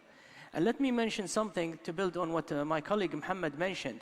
If you, for example, raise this bottle of water, could it be a glass, or could it be a plastic, or could it be anything? Make no mistake, to bring it from mining, like he mentioned, the entire supply chain or the entire circular economy, if I recycle it, I consume 1/10 of the energy and the resource that goes into this. 1/10. I think the perspective that Mr. Tayyar puts here is very powerful to all of us. So it's not only about Google or Aramco and SABIC and so on. Those are definitely responsible companies, and they will make it happen, and they will reach net zero. The other question, or the other very important part of the question, is us, the people, each individual, our kids at home, the households. What do I do with this bottle? What do I do with this trash? Do I throw it unsegregated, where it goes either eventually emission, harmful emission, or do I segregate it where I basically contribute, us as the people, not major corporations, to contribute significantly? And that goes, of course, into the education, into the culture. And I think I'm very, very optimistic. We are a very youth country as the kingdom, And as we are part of the world, and we feel what the world see, and we breathe the same air. So we're very, very committed to making it happen and transforming a huge, huge and massive challenge into great opportunities by working collaboratively with our colleagues from all over the world. Thank you. I think I detect a definite note of optimism here this morning. We can do it, I think. So thank you all, Ziad, Mohammed, Valborg, Dr. Jay, Anthony, and Julie. It's been a great panel. Please show your appreciation. Thank you very much. Thank you. Wonderful. Thank you.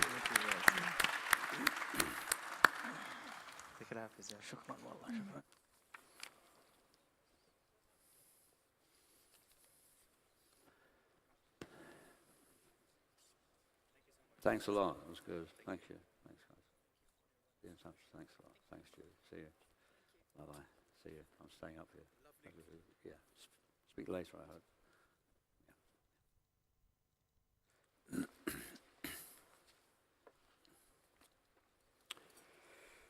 Right, you haven't seen the back of me for a while. I'm saving the best until later. Because I now, once we have the set rearranged, I now have the pleasure of a fireside chat with Mohammed Abu Nayhan, the founder and chairman of Aqua Power, one of the companies in the region that is at the sharp end of energy transition, and which is really doing it every day. And helping us get towards transition. So, when Mr. Mohammed is ready, I think we can begin. Here he is. Thank you very much.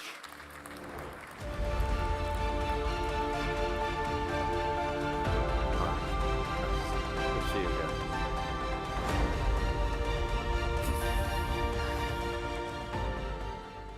I wonder why they still call these fireside chats when it's 35 degrees outside. It often makes me wonder. But, sir, Mr. Chairman, it's an absolute pleasure to sit with you around the fire.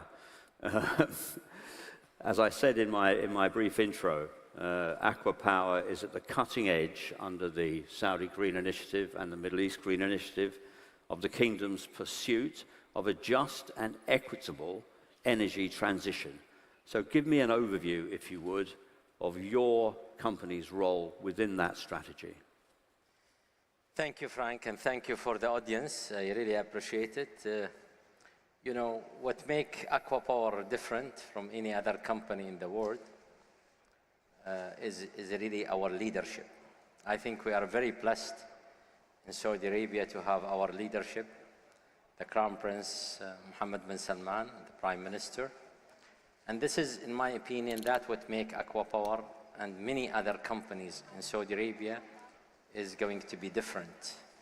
Because the ambitions of our leadership and the vision of our leadership, it makes everybody is really going to work out a clear strategy, clear implementation to make it happen. I think the story of Aqua Power is very simple. It's a starting company in 2004, where today they are, I said, to be the driver of energy transition when it comes to renewable, affordable renewable, because Aqua Power does not want in any form of feed-in tariff where it has been, you know, everywhere in the world used. Because we would like to drive technology, we would like to drive, I will call it disruption, when it comes to the way how we really position our market. The same thing that we have done in the desalination, you know, the same thing we are now doing in the green hydrogen. Because reality that we want to be one of the main pillar of this green initiatives led by our leader, the Crown Prince, the Prime Minister, and that's what we are doing today. And thanks to our team, who is really behind what is happening, because real, what differentiates Aqua Power after God blessing is our people. Right. Okay, team spirit. Which brings me on to another connected subject. You lay great store, don't you, on the need for an integrated approach. Tell me what this means in the energy business for you. You know, I think we have been blessed in Aquapower that we started very early in renewable in 2010, when our first plant was constructed in Bulgaria, because Saudi Arabia at that time, it was renewable. And we have to go outside, and we have to do this in Bulgaria. The great thing that we have done in 2005, that we have done the desalination, and we were disruptive from everybody else, because Saudi Arabia, it used to be thermal desalination technology. And we went through another technology, reverse osmosis, and we have put the biggest plant in the world in the southern region of Saudi Arabia. In 2006, we started the construction. We have led the change of the technology of reverse osmosis at all, is it innovation, is it integration, is it solution? And the material of that outcome of renewable, being a leader in renewable, being a leader in desalination, it came the right time when we have decided in our strategy in 2019, December 12th, to go big time in green hydrogen, because we have the best, the optimum cost of renewable in the world, and that's what Aquapower has been done, and it is, as His Royal Highness Prince Abdulaziz bin Salman has repeatedly many times, that Saudi Arabia is the lowest producer in the world of solar, with the most efficient, the most cost-efficient desalination in the world, and the combining this with electrolyzers, hydrogen, and now green ammonia, that we are going to produce the biggest ever, now is under construction, plant to do a green hydrogen. Aquapower is a real integration of different technology, different solution to really add value and to deliver value for integrated solution. Right. This hydrogen plant is in NEOM. Is this the one you are referring to? Yes. Okay. We are very blessed with this project. Tell me about displacement, because one of the main items of the Saudi Green Initiative is to reach a situation by 2030 where oil is no longer used in the domestic energy mix. Are you part of that process? Yes, we are very proudly part of this process. As he mentioned, His Royal Highness Prince Abdulaziz, that almost 1 million barrels per day is used in electricity and desalination, burning. I think we are the first company in the world and the first company in Saudi Arabia and the first project, integrated project, that to convert this project, because this project, it has a very important milestone in Aquapower history, because this project, this is the first project Aquapower started in 2004 and bid and win in 2005, is the biggest desalination in the world, 1,035,000 cubic meter of desalinated water, 900 megawatt of power. This plant is using almost 63,000 barrel of Arabian light per day to burn it, to convert it to desalination and power. Today, we are very happy to say last month we finalized the project conversion to reduce 9.5 CO2 emission per year, 9.5 million ton to zero. Right. Bravo. By 2025, where we are going to use the desalination renewable. 46% of the new plant, now we are in construction of the desalination plant of Shu'aiba, 600,000 cubic meter, will be powered by renewable 46%. And this is really as he said, His Royal Highness yesterday, Saudi Arabia is not talks. Saudi Arabia is not only ambitious. Saudi Arabia is not about target. Saudi Arabia, it's about implementation. And this is what is more relevant, that, as he said, we walk the talk. Right, right, excellent. One of your other big flagship projects is the Red Sea.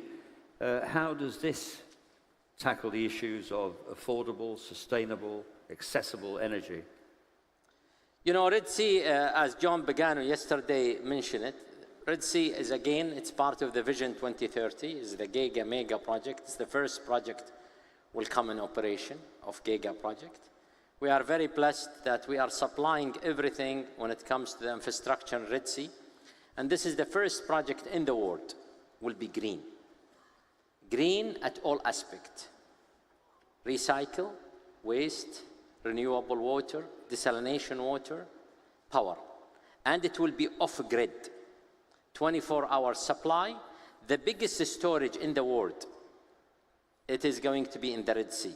We are going to have 1.3 gigawatt of storage. For your information, Frank, and for the audience, the biggest storage today installed and operate by batteries is 200 megawatt. This is almost 6 times whatever have been installed here, and we will have this plant 100% standalone, and the whole project will be green, including district cooling, including everything will be green. And this is the first project Aqua Power enter to give total utility from generation to transmission to distribution. But we are doing it as a demonstration model in how you could do everything green and how you could make it green, again, competitively. And that's always the challenge. It's not the challenge how you do it, how you make it affordable to the people. Yes, of course. You mentioned hydrogen earlier, Mr. Chairman, but let me just ask you a little more about that. You know, what role does that play in your plan? Some people see it as the fuel of the future. Do you? You know, I am here hosted by the Saudi Green, and we are in Saudi Arabia producing the biggest production of oil. I don't want to say something where people will quote me, for any reason. Reality is, green hydrogen will dominate the energy. Is it going to be 2050? It's a question. Is it going to be 10 trillion market, accessible market? Yes, of energy. And the great thing about the green hydrogen, you heard it in the panel before me where the moderator, this is the beauty of the green hydrogen. You are not talking about electricity, you are not talking about energy. You are talking about the industry, you are talking about so many applications in, in transport and many other things in life. And the green hydrogen is a solution for energy for many things. Aqua Power is leading the green hydrogen. Aqua Power, as they have really done in the competitiveness, the scale, the biggest storage today of Aqua Power in the whole world of CSP technology, of molten salt is done by us. The biggest production of green hydrogen will be Aqua Power, and Aqua Power will lead the green hydrogen in the world. Because reality today, we are making it in Oman. The second project, you will hear about it in Oman and Salalah. And we are doing 2 projects in the size of new, for your information. We are doing, again, projects, inshallah, in Egypt. We are discussing in Thailand now. Very soon it will be. We are discussing in Morocco. We are discussing everywhere. Aqua Power will lead the green hydrogen.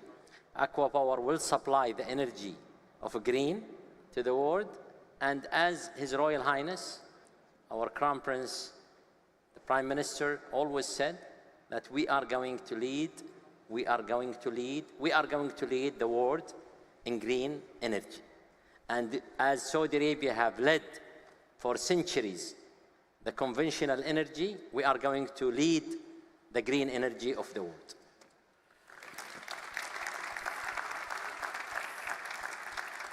Mr. Chairman, Mohammed Abu Nayyan. We've run out of time, unfortunately. I could stay here talking for another couple of hours to you, sir. But thank you very much. What a fascinating and, in the end, inspirational message you have delivered here today. So can we please show our appreciation? Mohammed Abu Nayyan, Thank you, Frank. thank you very much. Thank you.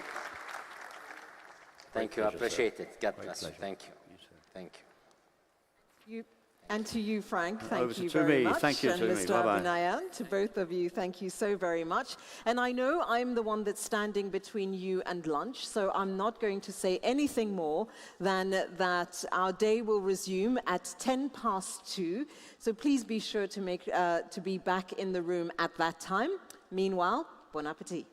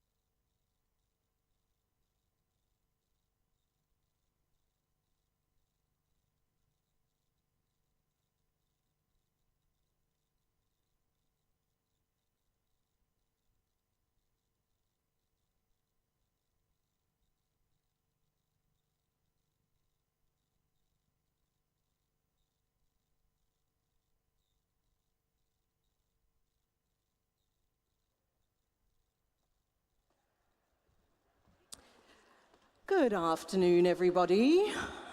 I hope you enjoyed a lovely lunch. I certainly did.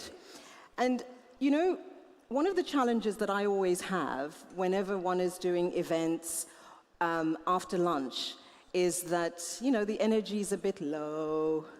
You know, some people sit in the back of the room and you start seeing this happening. So actually, can I have a bit of music, please? Can I have some music? Okay. So I always find that music is very helpful to raise your energy levels. So I'm going to ask you all to stand up, please. No, I mean really, stand up. Okay. Here we go. I promise I'm not going to make it too complicated. So just follow and do what I do. And we've got nice Egyptian music, which is great for, you know, moving, okay? So we're going to keep it really simple. I'm going to ask you to just follow what I'm doing. 1 and 2. Can we do that, please? Okay, this front row is not even moving. Come on, front row, let's go. And 1 and 2. Please, let's go. I need to see some white robes moving. Yes. Okay. And now I'm just going to ask you to add a little bit of a clap in between, right? So we're going to go like this. Okay, how about this side of the room? Can you work with me? Yes? This side is much better. This front row, I don't know what's happening here. Okay, can you clap? Can you add a snap of the fingers, yes? Here we go. I'm very worried about this front row. It's like somebody told you you're not allowed to dance. This side of the room is doing really well. Okay, and back to the clapping. Okay. Okay, I'm gonna do something. You don't have to do it if you don't want to, but you can join me if you like, okay? Here we go, we're gonna go around and go.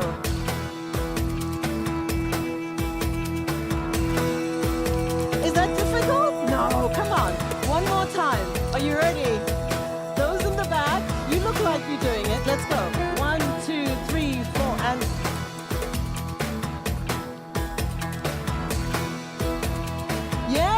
Yes, you guys have been awesome. Thank you so very much.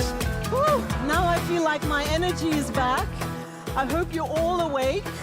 You're all ready for the second round.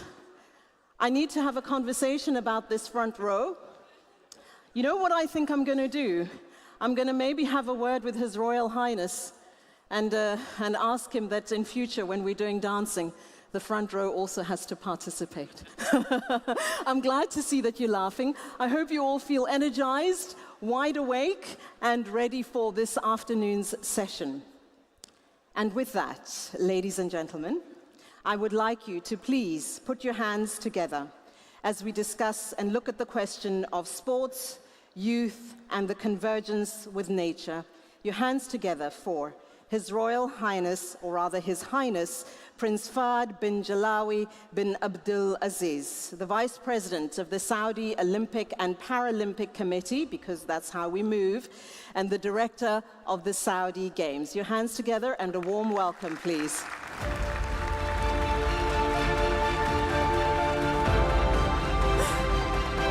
I'm well, how are you?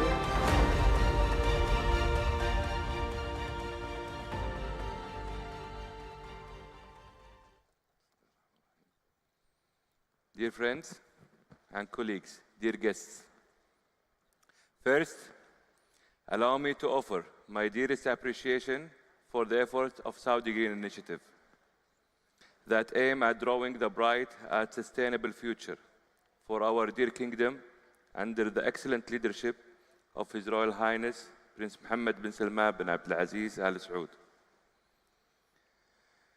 I am very pleased to take part in such a great gathering of prestigious Saudi entities contributing in line with SGI and 2030 vision in achieving sustainable and climate goals. The climate crisis is a call of action to all of us. Therefore, I believe that sports can play a vital role in fast-tracking the pace of change.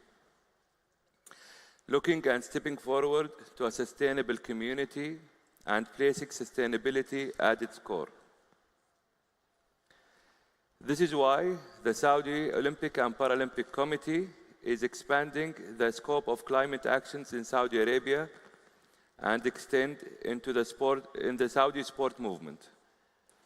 Sport is the soft power that will spread awareness among the sporting community on the matters of climate crisis that threaten our planet. However, anyone desire to inspire a change, they have to change within fast. Therefore, the Saudi Olympic family introduced the concept of climate change to SOC members by starting within SOC building and facilities to influence the sports community.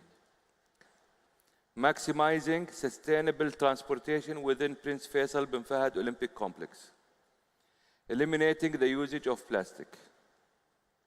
Minimizing paper printing and adopt paperless tasks. Planting of SOC building and workspaces. Placing air perfumes. Recycling waste of SOC. Recommended Saudi federations and sport organizations to take climate actions. There is much more to be done. We aim to expand the movement to the sport level, engaging the Saudi sport organizations, federations, associations, and committees to take an effective part in achieving net zero emissions by 2060 in line with ambitious 2030 vision. Furthermore, as Saudi Arabia is hosting international mega events including the Asian Games, Asian Winter Games, World Combat Games, Asian Indoor and Martial Art Games, and many more. We, in coordination with all the related entities, are to make sure these tournaments comply with the values of SGI and Sports for Climate Change framework to implement sustainable attitudes. We are to make sure that athletes and sport enthusiasts are experiencing sports events, competitions within a healthy and clean environment.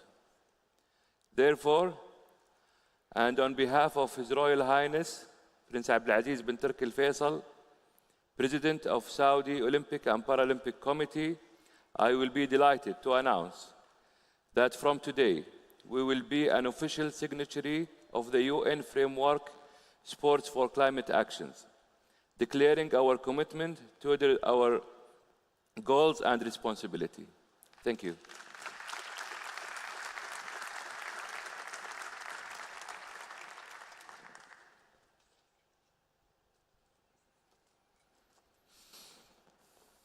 Heinz?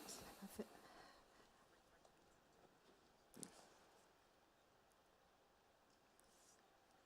There we go. We can take it over there. Thank you.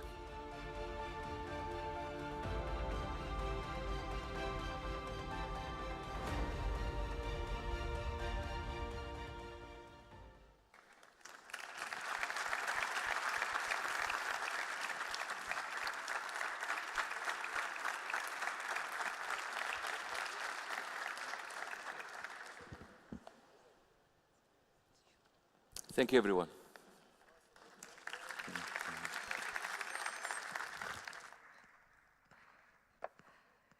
Thank you very much, Your Highness Prince Fahd bin Jalawi bin Abdul Aziz. So interesting to hear about the convergence there of nature with sports and our younger generation. Thank you for enlightening us. A really important topic and one that will resonate with many of you that are here today. And hearing about those goals and responsibilities really helps to set those goals that are needed out there at the moment.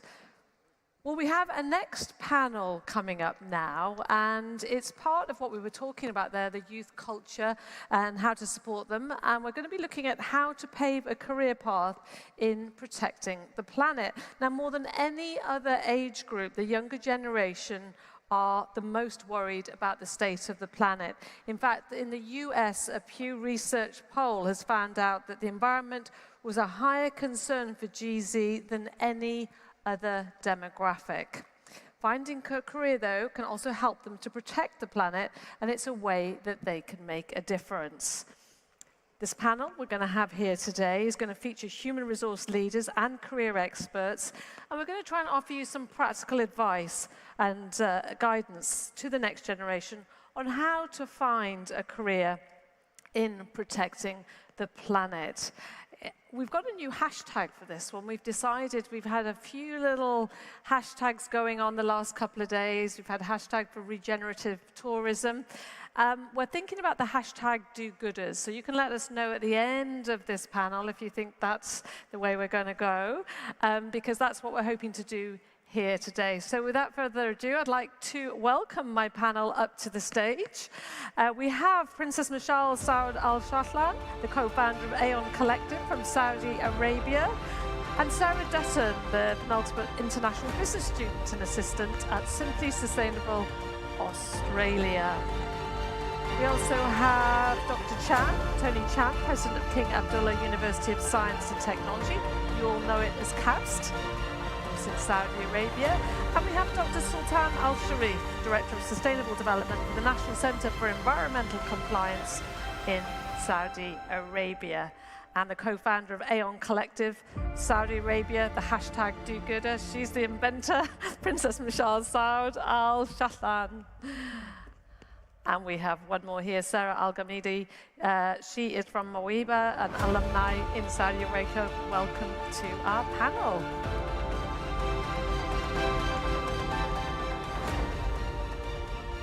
So it's so lovely to have a representative panel here. There's kind of, I'm the oldest, I think. Then we go down in age.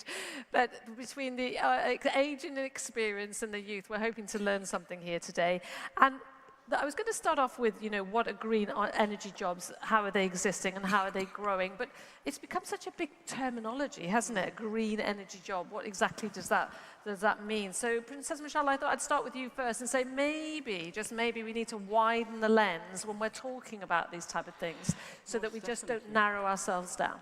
Most definitely. I think specifically for us in Saudi Arabia, if we really are serious about tackling climate change, we have to be very pragmatic about our pathway towards tackling it. And that means for Saudi Arabia is through the lens of the circular carbon economy. So that goes beyond what's traditionally seen as green. And I think what the SGI has successfully done is reclaim what the word green means and what it should mean.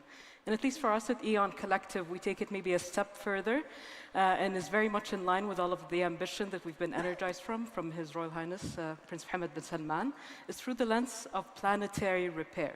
So I think for a lot of the youth in the audience and who are watching us online, we're pretty much tired of hearing conversations that are asking us to do less harm. And I think it's about time to reclaim that post and do a lot more good in this active participation. So it's about, as Prince Abdulaziz bin Salman was saying yesterday, re-energizing the rest of the world of what needs to be done within this space.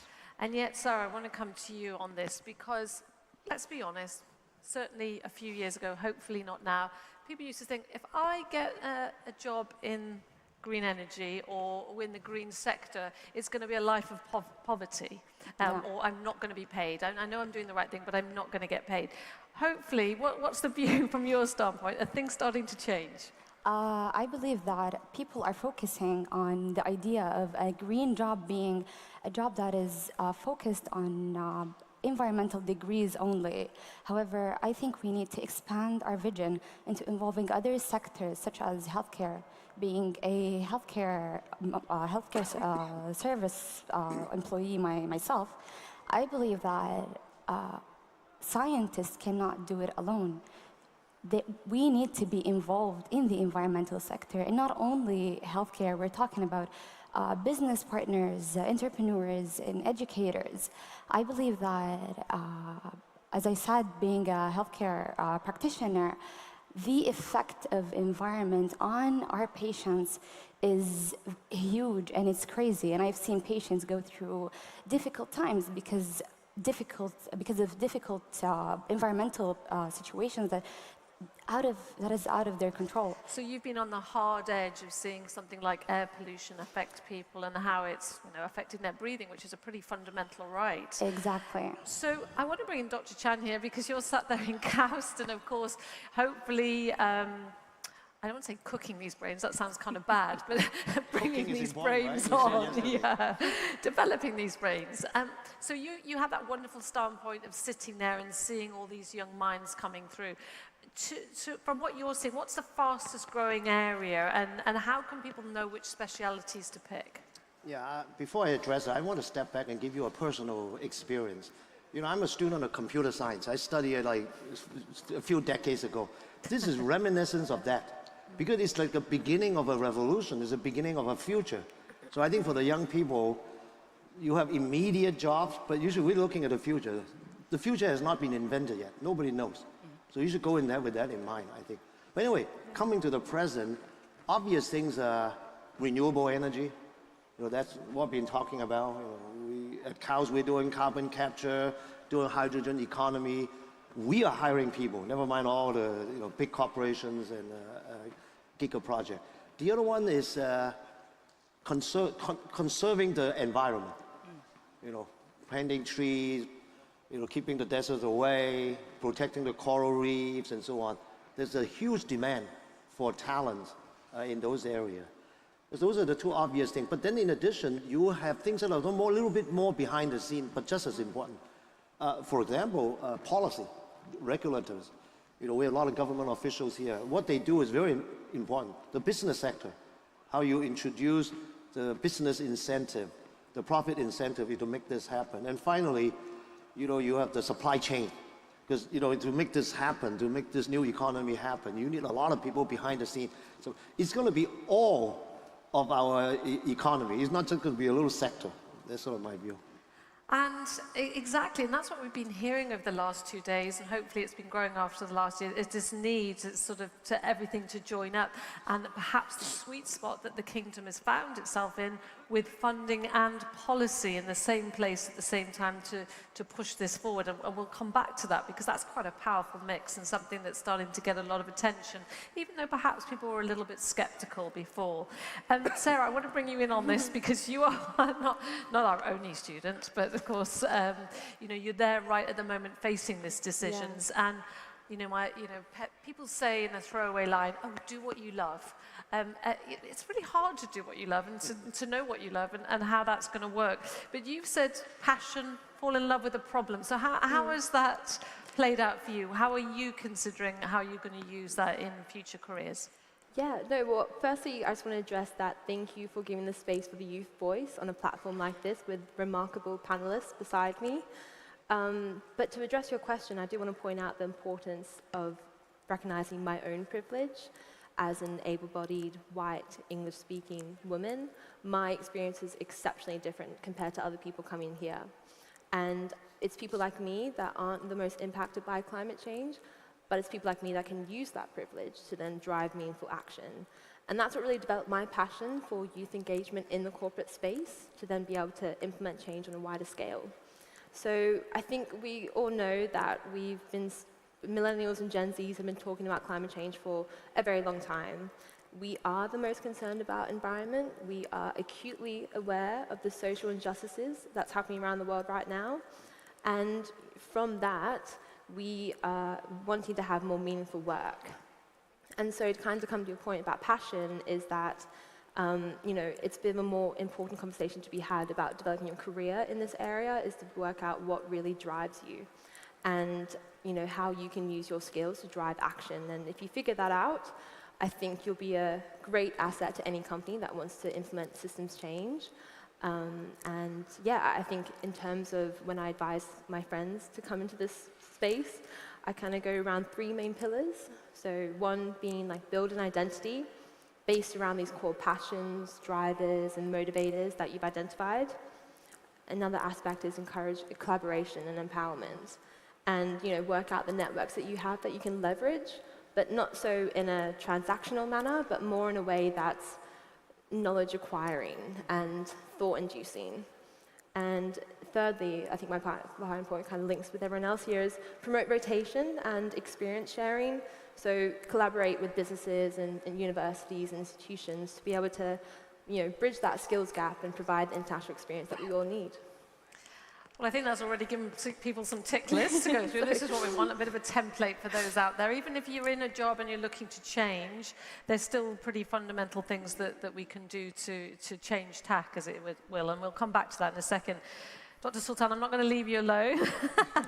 You are Director of Sustainable Development for the National Centre for Environmental Compliance.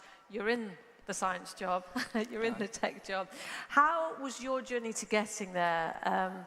Was it easy? Did you think that this is what I want to do? Or it was something that evolved? Because as Dr. Cham was saying, we don't even know half the jobs that we're going to do out there, but that's an easy way to just dismiss things, isn't it? You must have been fairly focused, or was it serendipity? How did you get there? Okay, thank you for your question. Actually, I used to work for another organization, and I was leading sustainability. Then I was reached out by my manager, who's there, Dr. Abdurrahman. He called me, he said that we're interested in your experience and to joining the center. And after discussions, then we came to agreement to join. Because I used to work on local level, and this opportunity to work for sustainability in the national level with a global impact. And one thing I would like to say regarding working for sustainability, it is working for nobility. So whomever working for sustainability, I think you are lucky because you are working in something that has a lot of meanings and a lot of impacts, not only for today's generations, but for the next generation and for the global or the planet good and health. And in order to become a sustainability professional, you need to start with passion.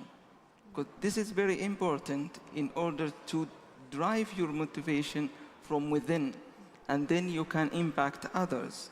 And I can share a short story of mine. Years ago, after I finished my postgrads from US and Europe, I came to Saudi Arabia, and I was looking for a sustainability-related job.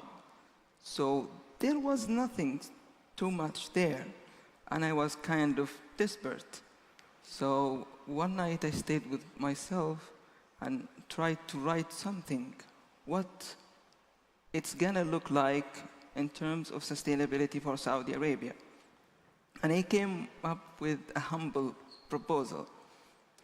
And then I started to see whom should I talk to. And I reached high officials, including deputy ministers. And the last one of them actually almost said to me something that was like a slap on the face. And he said, son, you are selling this to yourself only. And I was really, really desperate. So I went home fully of depression, temporarily, and I revisited that proposal. And I found it sound really good, again. So the next, I changed the address. Whom do I talk to? And it took me 2 years to finally shake hands with Crown Prince Mohammed bin Salman, and that proposal was in the other hand.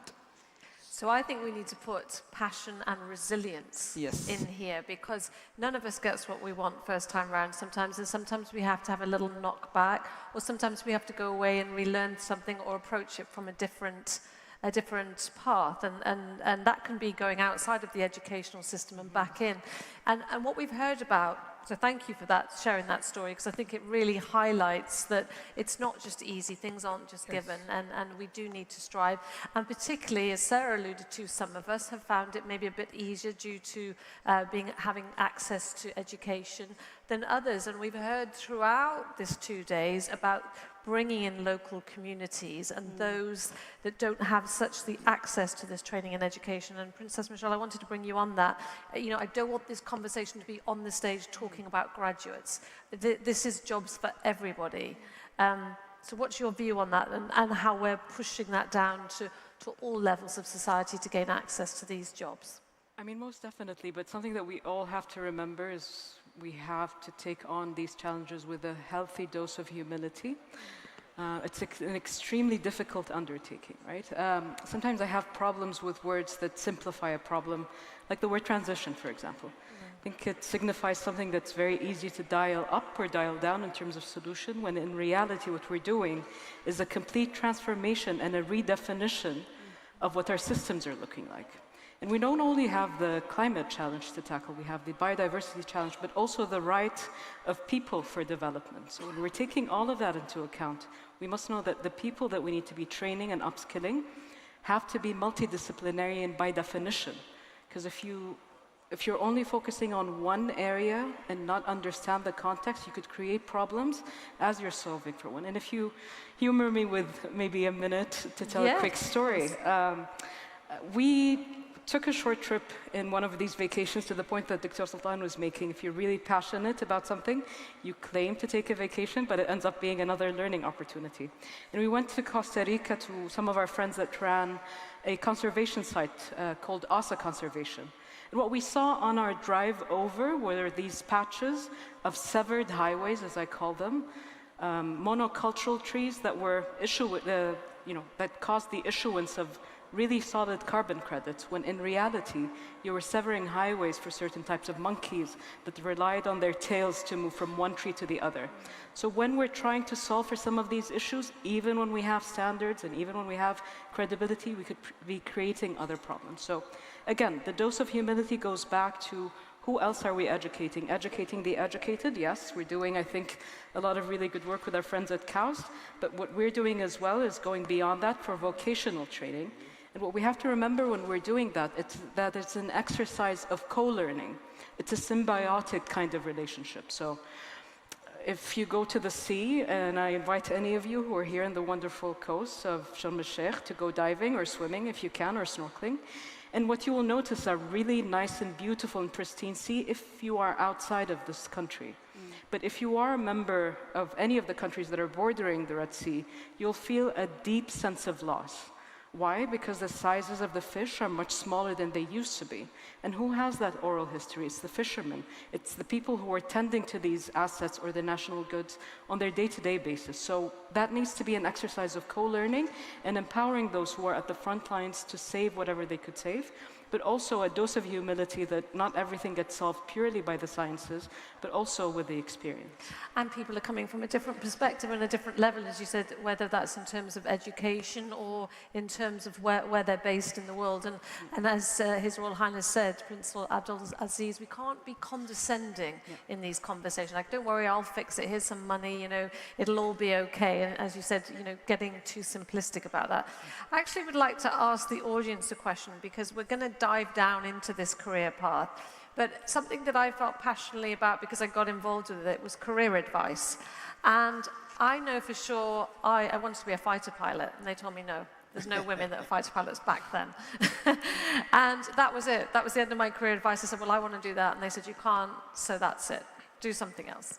So how many of you felt in school or college that you got good career advice? Show of hands, who got really good career advice? I think there's 3 or 4 people, out of all of you.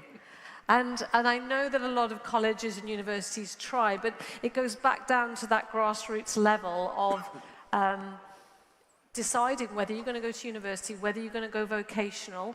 We don't always have the same path. So, Dr. Chan, how are you addressing that? Obviously, you're in the university sphere, but how are you guiding people once they're with you to open up their horizons for these different types of jobs? What kind of support are you giving them? Because we don't know what we don't know. Yeah, I think you put your finger on it. You know, the key is open up their eyes to the new horizons. Because as I said, nobody knows the future. So, you know, I think this climate change, sustainability movement, economy, has something for many disciplines. So of course, you know, I'm a president of a University of Science and Technology. So obviously science and technology plays a big role. It doesn't take a genius to know, you know, why do we have the temperature rising? What's the role of greenhouse gas in doing that? What's the technology that we can use to mitigate those risks? Those are all science and technology-based questions. So that's obviously a large area. So I think my advice to those students with the aptitude and interest in science and technology and in the sustainability movement, there's a lot of things. The key is to get some experience. You know, it's not just from the textbook. But I hasten to add that it's not just science and technology. You know, at the end of the day, the only way to do this is through a social movement. You got to have, so sociology is very, very important. We've got the hashtag, do-gooders. Yeah, well, so we've got the star, that's have the the tip of the t-shirt. iceberg. But you to understand And that's not to how people behave. Yeah. How people behave, right? For the common good, you have a self-interest. Yeah. How you do that, I think that really is the key. And I know we'll go on into you taking it back down to the grassroots with you working with Aeon as well. But I think it's really important for Sarah, Sultan and Sarah to talk about, you know, have you at some point just felt marginalized, that you're not part of a conversation? Obviously we're here on the stage now, but that you didn't really have a voice, you were just being told things and you wanted to start to contribute towards how things could be rather than being told what's available. I know Sarah's nodding a lot on the end there. Let's start with you. Yeah, no, I think, have I been marginalized? I think when I look back when I was going into my degree maybe 5 years ago, ESG analysts and ESG focused jobs weren't out there. So I think me being passionate, it was a bit of a no-brainer that I wanted to enter that sphere, but the job market maybe just wasn't there, or it was a different name, or maybe I just wasn't looking in the right place. But in total, I do think in that terms, you know, that's where my engagement in the youth corporate space really accelerated, because I wanted to kind of find my own way there, and really, you know, businesses need to account for the youth ambition there. So yes, in a way I was marginalized, I did feel like that, but now, we were discussing earlier before, the youth activism at these COPs are incredible, and they're being heightened and heightened in board levels and having a seat on the table inside the conferences, which I think is great to see as well. So, yeah. And I'm going to jump to Sarah, because Dr. Sultan, you told us about your experience and how you overcame that, which I think is really, really lovely of you to share with everyone, because it's hard to talk about the things that knock us back, isn't it? But they're the things that make us. So, Sarah, what's your point? You know, you've gone into healthcare. Yeah. Did you get a little bit lost along the way? You know, did you feel marginalized in terms of conversations? Being totally honest, the reason I got into healthcare, it was a debate whether environmental engineering or healthcare, and I was asked, what do you see yourself doing in the future? And when I thought about it, I thought it's not about the degree, it's about the mindset, as Dr. Tony was talking about. It's about the motivation in you. So I was thinking, yes, I do need a degree to work at a hospital, I do need to be licensed, but I do not need a degree to help the environment. I do not need a degree to be an activist. I just need to be there, and I just need to understand what I'm doing, and I need to read, and I need to be involved. So this is what I was saying at first, that all sectors need to be involved within the environmental sector. So many youth feel focused on a specific part of their degree. However, if educators involve them through exploring their degree, where can they go with it, and what can they do with it? I believe that this would happen to me, and I think it's beneficial to all youth. Yeah, it happened to my daughter coming out of COVID these last 2 years. She said, I don't want to go to university, and we were just saying, you know, like most parents, you think it's a natural progression if you have that ability. And she said, why do I have to have a piece of paper to validate me to go to the next stage? You know, she said, why can't they look beyond that? And I think I hear that a lot from her friends and your generation. Why do we have to, and even me, I'm like, why do you have to do these same exams that I did? And that was like 30 years ago. So this need to kind of update the education system, putting all the pressure on Dr. Chan here. But you're taking it back to grassroots, as I understand, supporting Princess Michelle here, by starting to inject this into the agenda with the Aeon Collective, so that, you know, you're updating those. Yeah, let me address that. That's a very good question. First of all, this education should not be limited to university. For example, at KAUST, we are building something we call KAUST Academy. So the idea is to bring our knowledge and bring it to the public for continuing education. There are a lot of people in their job already. They can't afford to, you know, change their career and go back to college for 4 years. AI, you take AI, many people just scratching their head. What exactly is that? Is it going to sort of take away my job? So we're taking these courses. So I think for sustainability and climate change, there's a lot of technical knowledge. So we are definitely trying to do that. The other one is public opinion. You know, hopefully like what we're talking about here will get to the public. I try to write articles. I try to give interviews and to highlight this general awareness. I think that's really the key. It's up to people in opinion leadership position, whether we like it or not, to take that responsibility seriously. Could I add to that? Absolutely. It's part of your collective. Yeah, I Yes, mean, please. what we're trying to do in a lot of our collaborations with KAUST is not only on the technical side or the policy side, which is our strong point, I think, translating a lot of the science and empowering it and injecting a good dose of healthy pragmatism and what it takes to actually push policy is the ground roots of our collaboration. But I think beyond that, in a lot of ways, it's trying to humanize a lot of the science. So some of these concepts that we talk about, climate change, shared commons, global, any kind of big words that we're trying to frame could overwhelm people.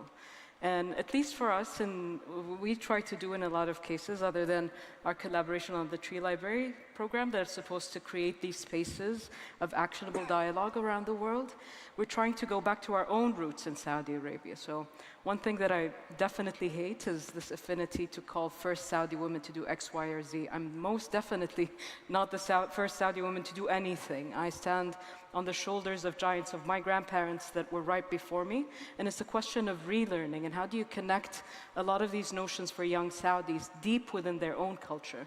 So it's not about forging a pathway ahead. Yes, we should, but we could not move that farther ahead if we're not really solidly grounded into our own values and a remembrance of sustainability is in our own DNA. We're one generation removed out of a more sustainable way of life. So it's these cultural nuances, I think, that are of great importance to be injecting, and also humanizing a lot of the data and making a lot of this complexity not less complex, because I think complexity is beautiful, but making it more accessible to a wider demographic. And I think I've heard you talk about before the Bedouin culture. I mean, you're one oasis away from death, quite frankly, in the olden days, right? Yes. You have to be carrying your water, you're carrying your food, your dates. It was very much a survival culture. So to come from that and to go so far and coming back round now to some of the traditional things that are so important to protect and to be part of those future jobs. We can't be talking too much about tech. There's a lot of ancient history to be built on as well. Definitely, and it also highlights our tendency as Bedouins to undercommit and over-deliver, and I think it's with that credibility of delivery that we help energize the rest of the world to come along with us on this journey, because I think there's too much of a conversation of an us versus them mentality when we really need to be talking more within the we's. What could we be doing together, understanding that we all come from different sets of strengths or power areas, and how can we forge a pathway that focuses on our commonalities and less on our differences?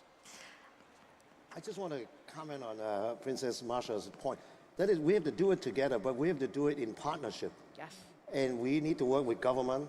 We need to work with civic organization, business. We each have our role and specialty and advantages. So for example, our partnership is exactly to reach out as you explained already. But I think the business have self-interest to do this. Government, we are partnering with the ministry, MIWA, and to do the Saudi Green in terms of planting trees. Our scientists doing their role. What is the right genetics of the tree, how to irrigate the trees, and so on. So that's our role. So we cannot do it alone. Yeah. And on job certainty, if you allow me one last point. Only on one. job certainty, yes, please. On job certainty, we cannot be talking about creating jobs when people don't feel secure going into those future jobs. So I'll give a quick example with green hydrogen. I know our friends in NEOM are here. What we've been doing with green hydrogen is actually walking the talk, while the rest of the world are talking about bankability, are talking about ways of securing funding and financing. What we've done in Saudi Arabia is deliver our first project right there on the ground that's fully funded. And we've already sold whatever we'll be producing. So there's that certainty with which we're approaching a lot of these activities that help people spur them early in the process into going to those kinds of jobs. And I know Dr. Sultan, Sarah, you're hearing all of us talk about these initiatives and everything, and of course they're all fantastic, but you listen to your mates, right? You get around, you have a coffee, you listen to your mates, and you go, oh, I've got this great new job, or I've got this great boss, or I own this, or I do that. That's your reference point. We often don't go to the official sources to get our reference points, do we? So in your friendship groups now, what are they saying about our companies walking the talk, as Princess Michelle said?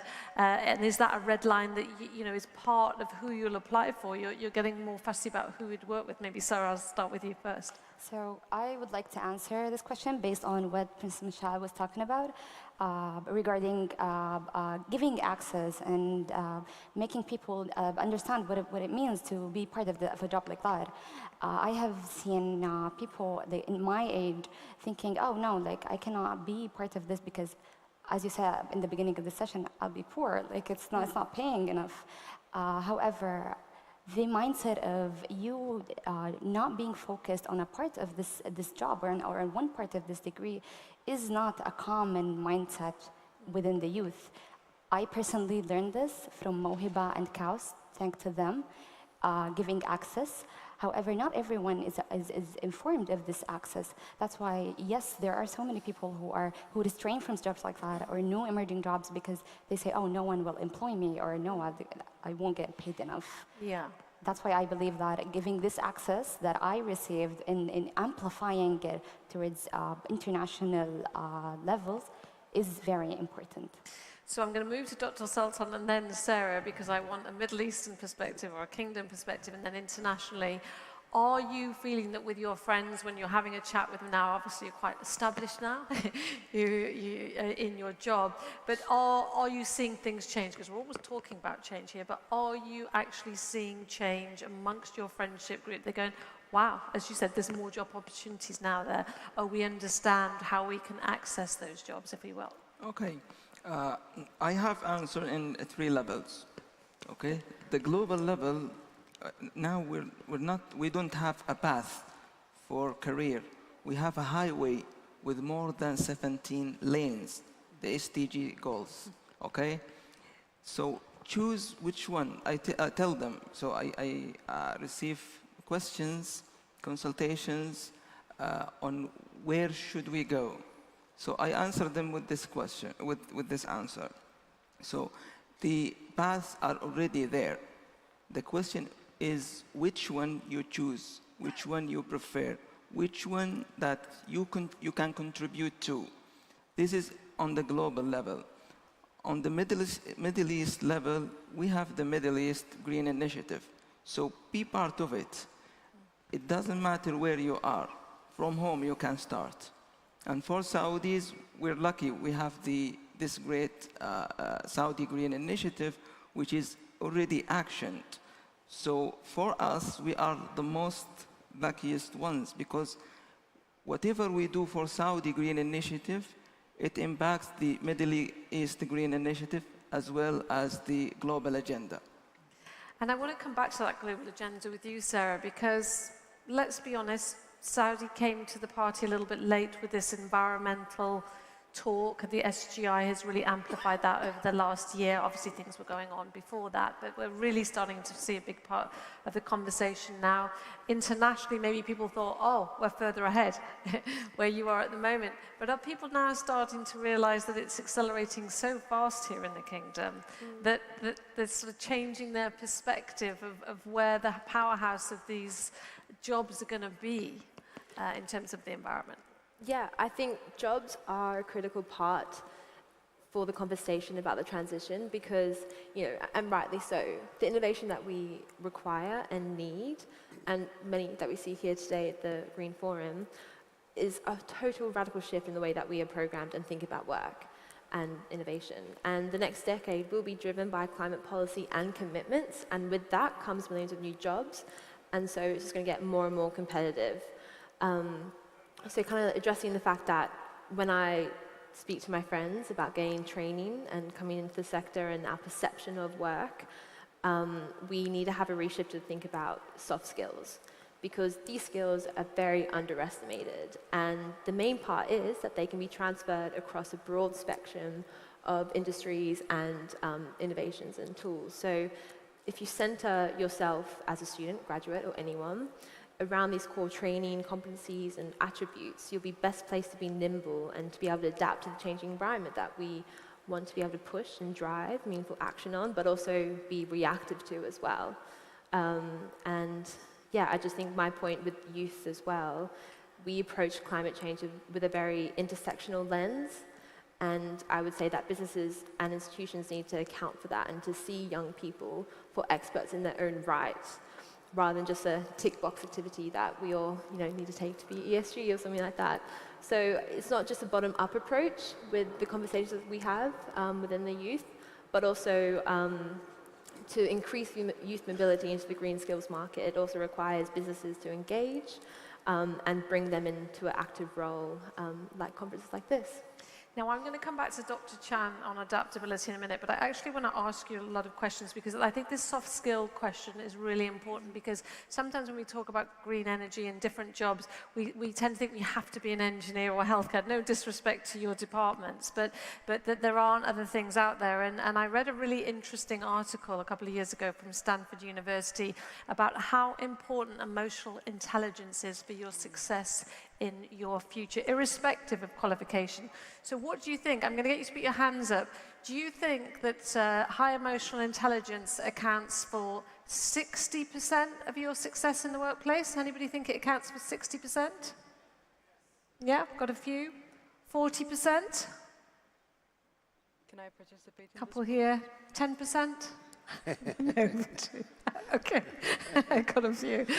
I'm pleased to say. Those people are not here. The 10% people are not here. Actually, I'm very impressed. It's 60%.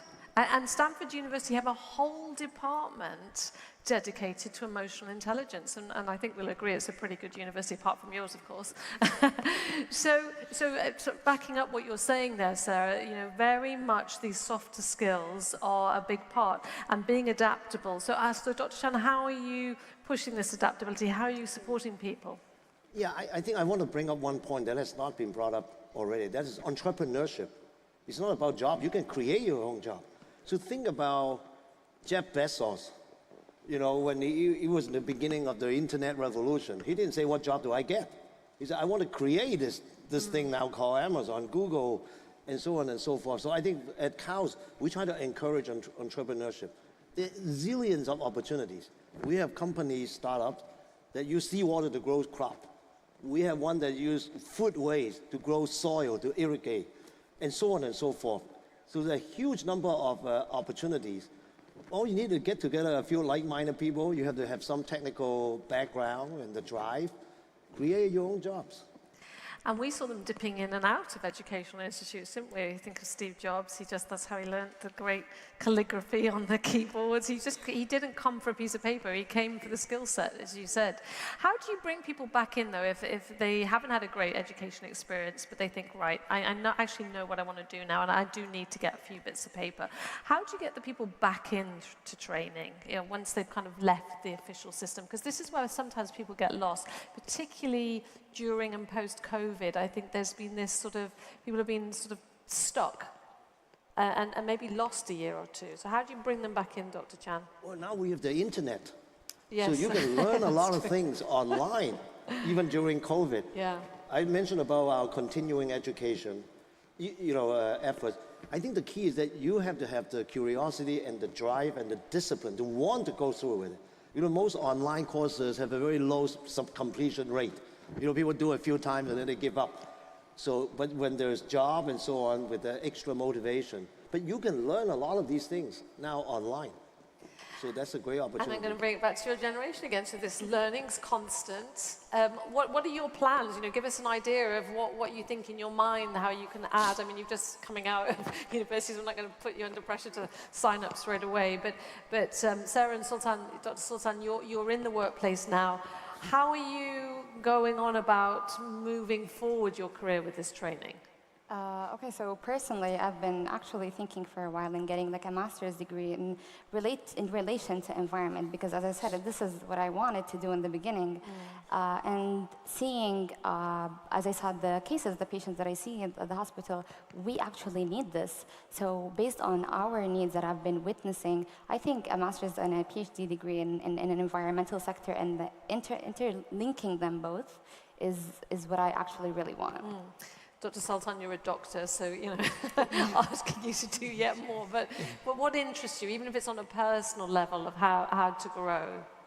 Actually, I'm in the middle of my career path, so always we will be learning. So until the end of our life, opportunities are growing nationally, internationally. Yeah, but I'm really happy where I am because I can contribute to the action of Saudi Green Initiative. Yes, you're seeing an initiative. Sarah, you're based normally in Australia, right? Pardon? Where are you normally based in Australia? Sydney. Sydney, yeah. That's in Australia. Yeah, last time I looked. Yeah. But so what's your perspective now? Are you thinking, there's a big wide world out there, and when you come to your choices, I found this with my daughter, less attached to areas that they might have thought, I'll stay in my own backyard, willing to go further in pursuit of these jobs. I know my daughter's quite keen to come back to the region.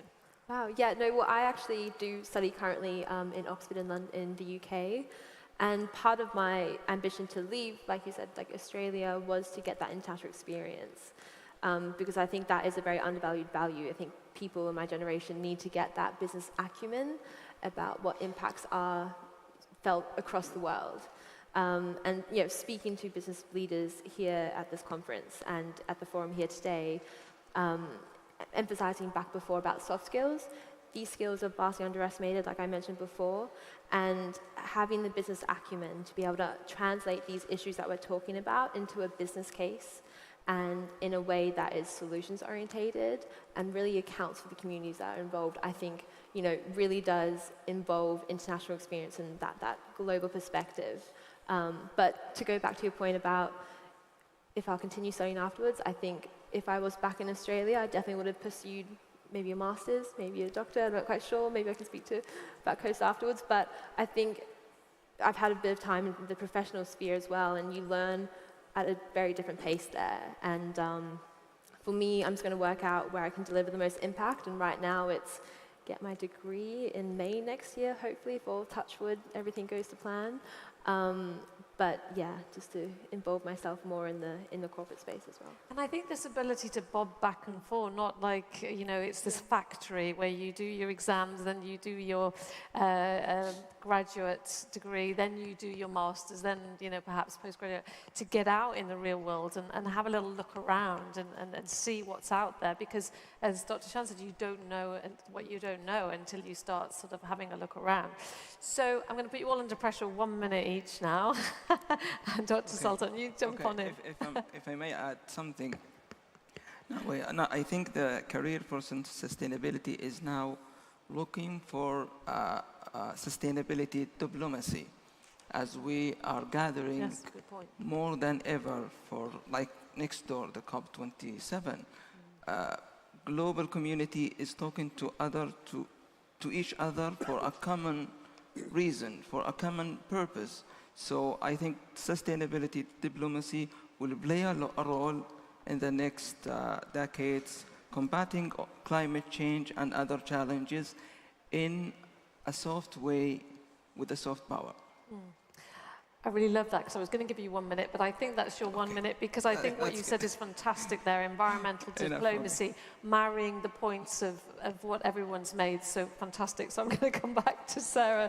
I was going to say, what advice would you give to audience members out there at the moment, either for them or for their children, if they want to pave a career path in protecting the planet? What would be your 1 minute advice? My advice is that look into what you need in your sector in correlation with environment. What is missing? What do you need? Think about emerging jobs. Think about creating a job, as Dr. Chan was talking about. Do not be limited to a degree. Do not be limited to an idea that someone implements in your head. Creativity is the beginning of everything, and there is a way for everything. The world is big and the horizon is far, and go for it. Go for it. I like that. Sarah, 1 minute. I'll try and keep it brief, but I guess one thing I have learned in the space and people who have succeeded in sustainability is that, back to my point about passion, is that they have fallen in love with the problem.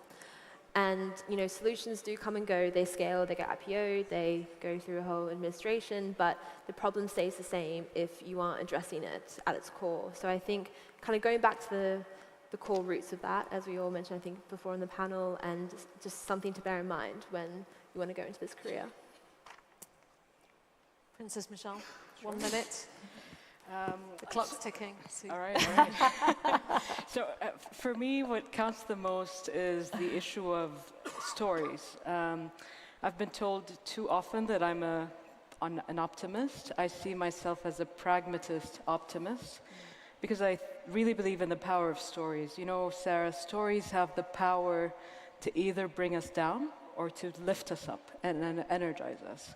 So I'm one to choose the energized pathway, and I think Saudi Arabia is really demonstrating how we could empower our youth to actually deliver on that promise. So, and I think the really important thing about stories, not to cut across you, but they are the most ancient form of communication. 100%. All our cultures forever have communicated that way.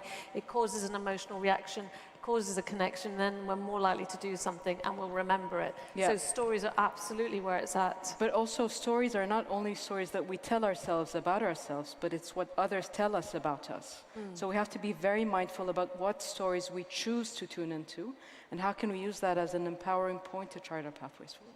I like that idea. Dr. Chan, you get the final word. Yeah, so I would say if you're a student, while you're studying, study the basics. You got to have some substance, okay? Be curious, and you have to learn about what's happening around the world. If you're beyond a student, you have to reinvent yourself. There are a lot of opportunity to learn. And create your own business. Entrepreneurship is good. I think the mindset has to be, you are in the middle of a revolution. You know, that I use the computer revolution as an analogy. So think about that. You know, it's not what's in front of you, it's what's ahead. You have to be ahead, the first to grab that opportunity. That's my advice. Yeah, so to the point of Dr. Chan, 2040, we're coming for you. We're not going to wait for 2060, we're coming to 2040. Fantastic. Well, I think we deserve a round of applause for everyone here, because I think you've given out some really heartfelt advice, shared your experiences. And if I take something away, the words curious, adaptable, humble, do your research, and feel passionate about it. So thank you so much today for joining me. Princess Michelle Saud Al Shahlan, co-founder of Aeon Collective, thank you so much for joining us. Sarah Al Ghamidi from Moaba alumni from Saudi Arabia, so thank you so much for joining us today. Dr. Sultan Al Sharif, Director of Sustainable Development, thank you so much from the National Centre. Dr. Tony Chan and Sarah Dutton, thank you so much for joining us today. Thank you for those insights. Woo, you got some fans back there.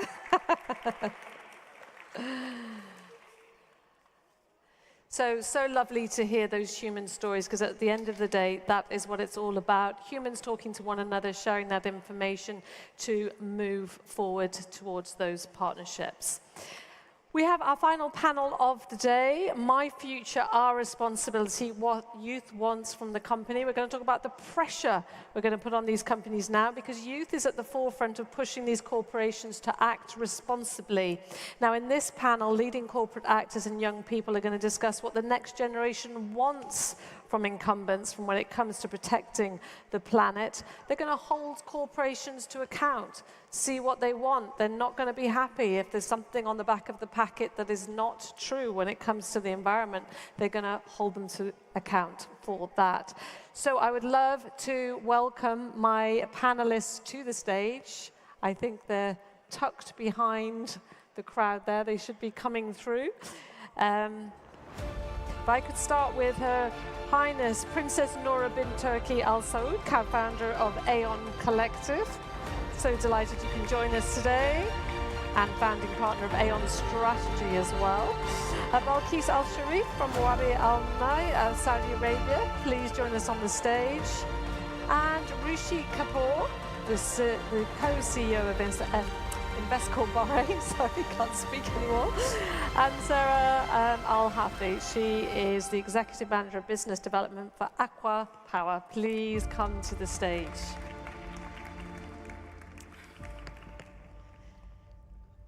So thank you so much for joining us. We heard there a lot of talk about personal experiences and what was going on in their path to future careers. And Princess Noura, if I could start with you first. When we look at all these issues that are out there, what are you seeing that people care the most at from your perspective? Obviously, we're going to ask them as well, but what have you seen are the big things out there that people should be focusing on? So thank you, Sarah, for having us. It's a pleasure to be here. Since this is the last session, I'd like to start with the big picture. Right? It's been 7 years since the world adopted the SDGs, Sustainable Development Goals, and 7 years since the adoption of the Paris Agreement, right? And I think where we are today shows that there is still hope in terms of achieving those goals. The world is still short of achieving its targets and being on the path to achieve the Paris Agreement targets, right? And keeping it within those geophysical limits. But I think there has been a lot of progress, particularly over the past few years. But unfortunately, there's still limitations, and hopefully, we're here at COP today. Hopefully, this year and next year will drive action. We are hearing this everywhere, right? That we're working from ideas to implementation. So I'm very hopeful that we will be we're in an implementation era right now, and things will move forward. But it's very critical to integrate the climate component into the SDGs. Right? And really think of that as a driving component, and not one in a silo, but really as a cross-cutting issue that has to be looked at when you think of every component of the economy or society, right? Because in 7 years, by the time we reach 2030, we may achieve development goals, but if we don't look at climate, we won't have the S, right? We won't be sustainable. And I think that's very critical and important to highlight. And then when it comes to the youth, I think from my observations, what I see around the world, the youth are frustrated. In spite of all of the progress and everything that's happening in the world and the great work, I think they are frustrated and they feel disenfranchised because of We've seen it on the news. They're lying on the floor in London. They're sticking themselves to priceless pieces of art around the world. They're kind of desperate. They are, and I don't blame them, because some of them come from a scientific background, some of them are engaged in policy and they talk, but a lot of them don't, a lot of them aren't.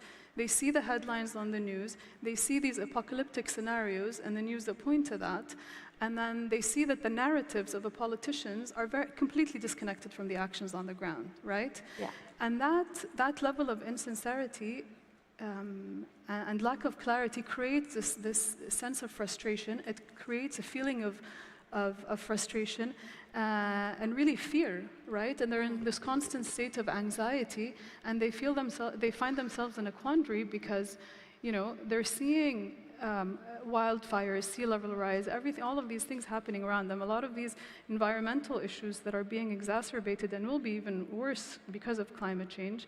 Yet nothing is really happening, even though there are progress, but they're not seeing the change that they were promised, right? And I think it goes back to the responsibility that the international community also holds and the messaging that they send to these people, right? You can't have scenarios that point to one thing and give ultimatums without being a bit more compassionate and a bit more thoughtful of the impact that it will have on the youth and how they think. I think that's why the Saudi Green Initiative has been so interesting, because people can say, I can see here how funding and policy is aligned. And let's be honest, around the world, that is not been so easy to get as we look across different countries for different reasons. But that gives a glimmer of light, because we want a glimmer of light in all of this.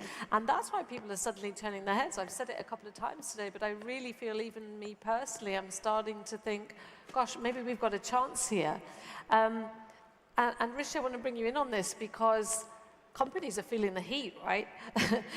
They have been able to push things aside down the supply chain a few years ago, and that's not me, that's them. I mean, those days have been over for a while.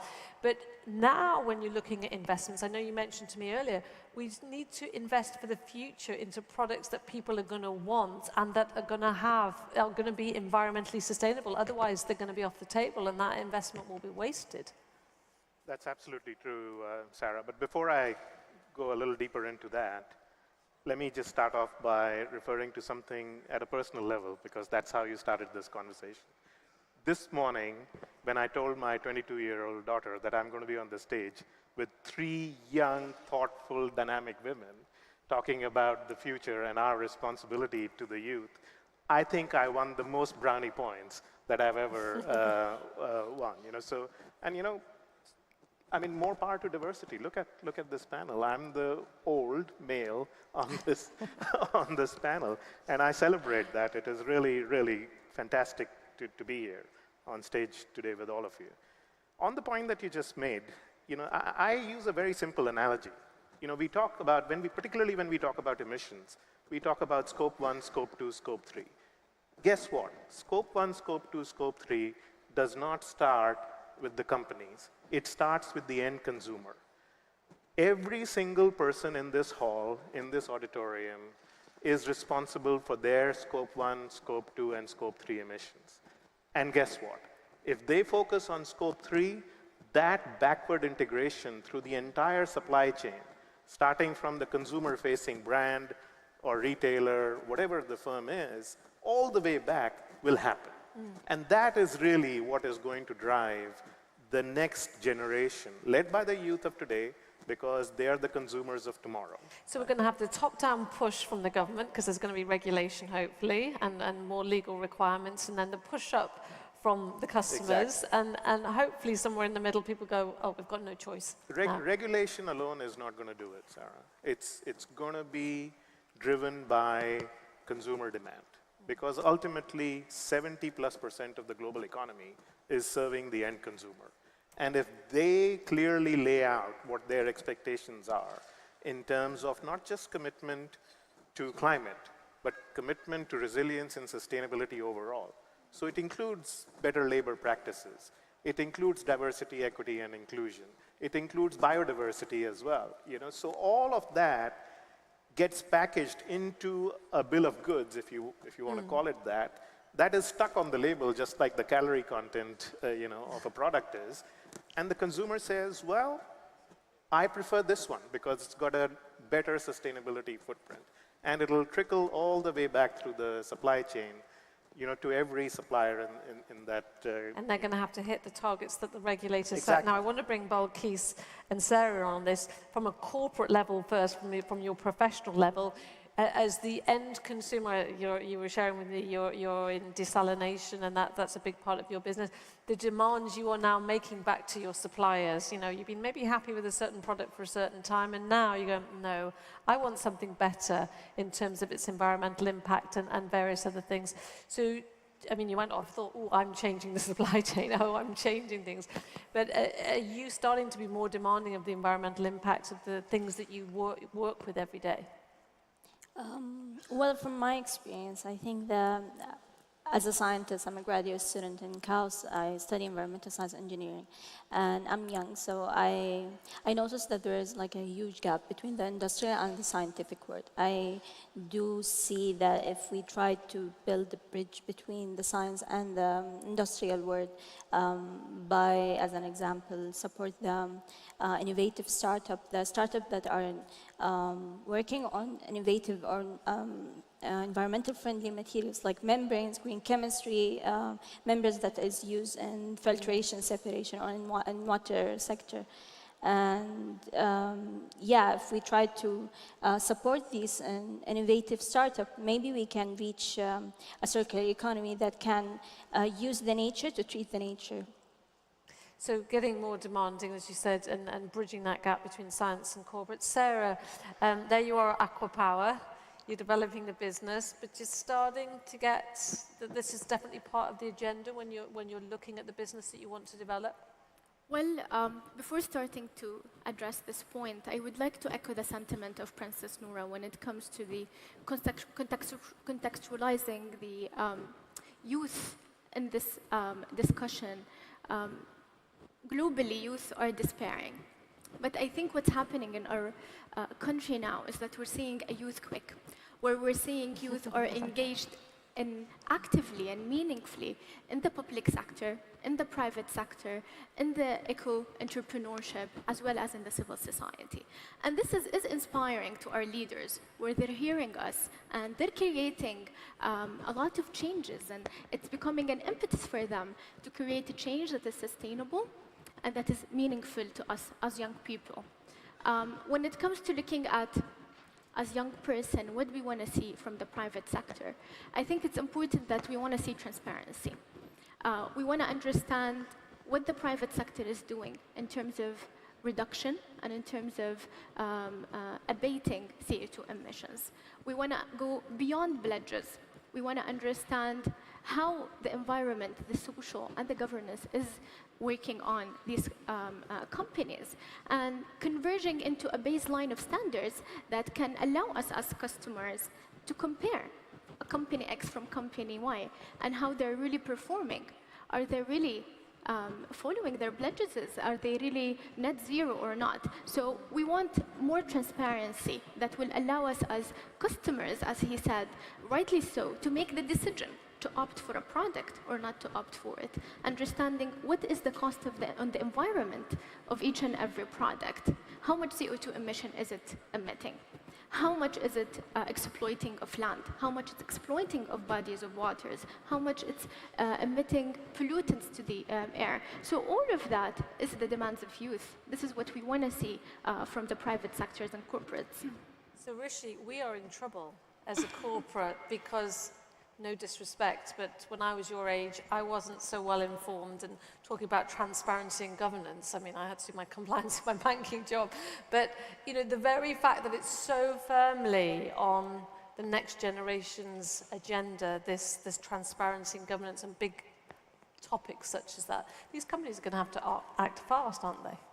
Well, and you know, to that point, there's obviously been, and I think to some extent deservedly so, a lot of focus on attempts at greenwashing on the part of corporates, including financial services firms.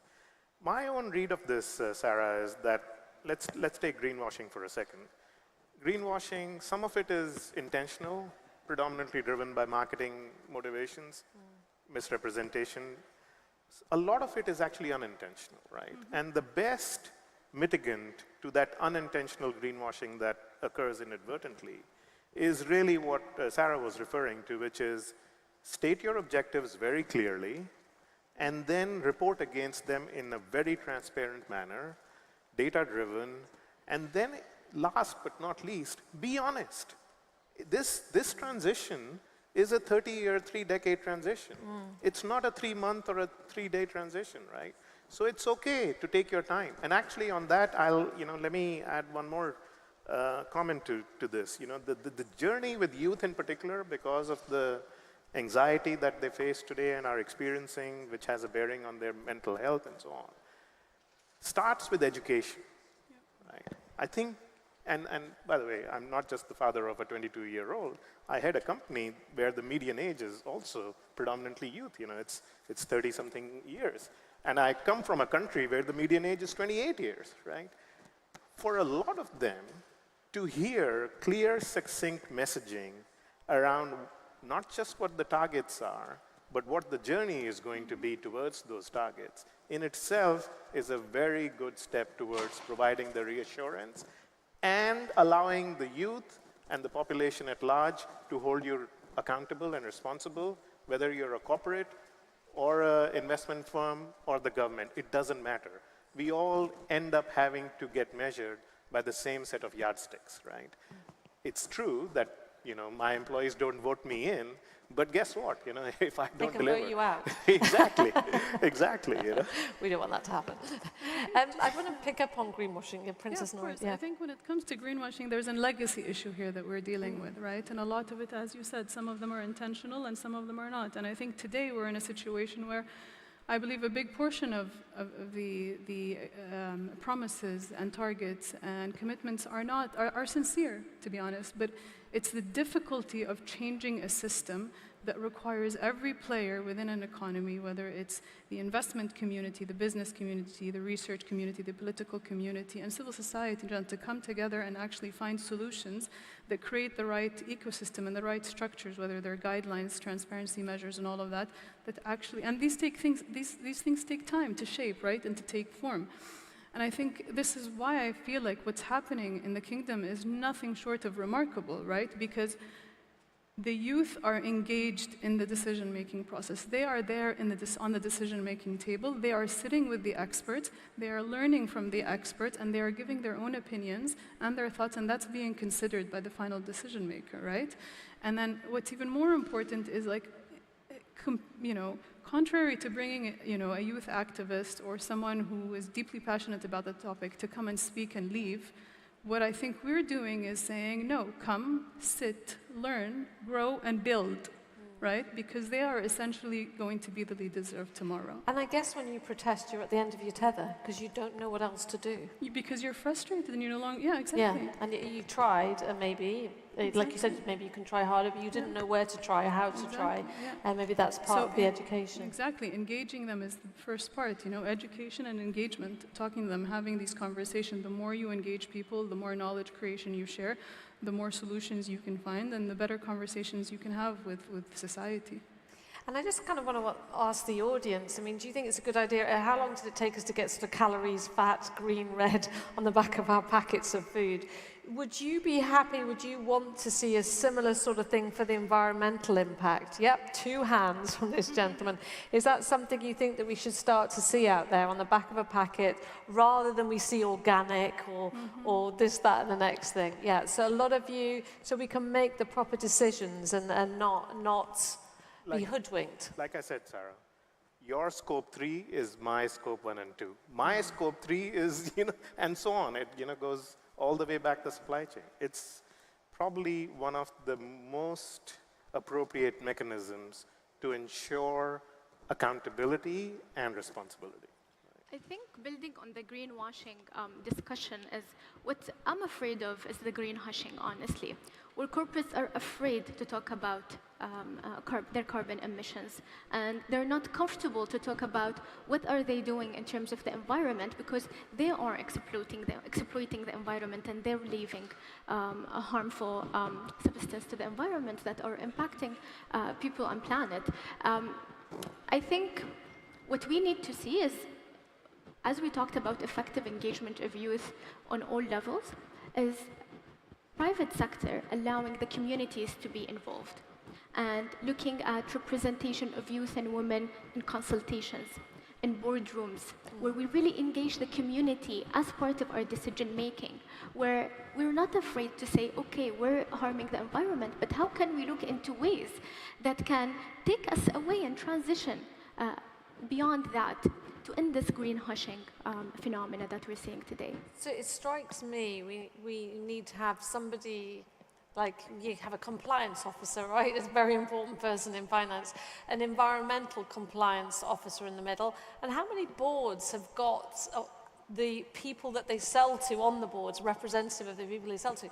I know I've experienced that myself, and I'm like, how can we create this product and then this campaign when the very person we're selling it to is not in the room? So from your perspective as well, Balkis, do you think that's a good idea to sort of embed this a little bit more inside the institutions that we work for? Yeah, and I do think that we can take benefit from the sustainability reports. As Sarah have said, that we need to know how much are the emissions from each company. We can use, we can get this information from the sustainability report. We can enhance or try to push the private sector to publish more information about that.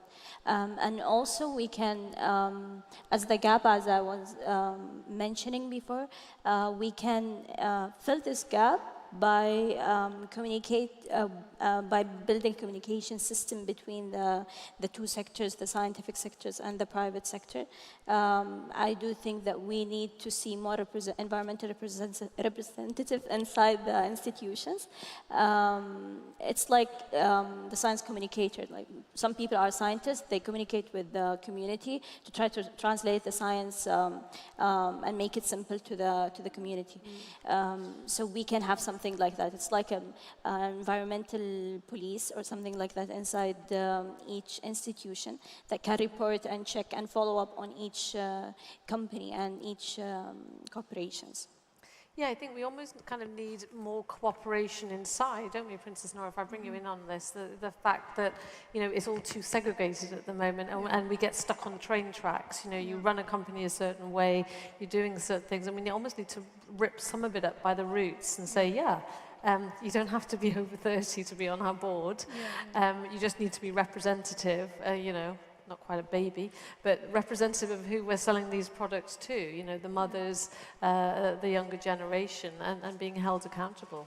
No, I absolutely agree. And I think, you know, as you said, there's so much dissonance, and I think in the end it goes back to the integrity of the information, right? If you're looking at standards, if you're looking at, you can always slap a sticker on something, but what is the integrity of that data? What is the integrity of the information that's actually creating that sticker there? So I think that's something that's very important. If we're coming to the fact that we have youth on boards and things, and I think this is happening as we speak, right? Because their perspectives, they talk to their friends, they talk to their parents, and they have a very different perspectives from corporate boards, right?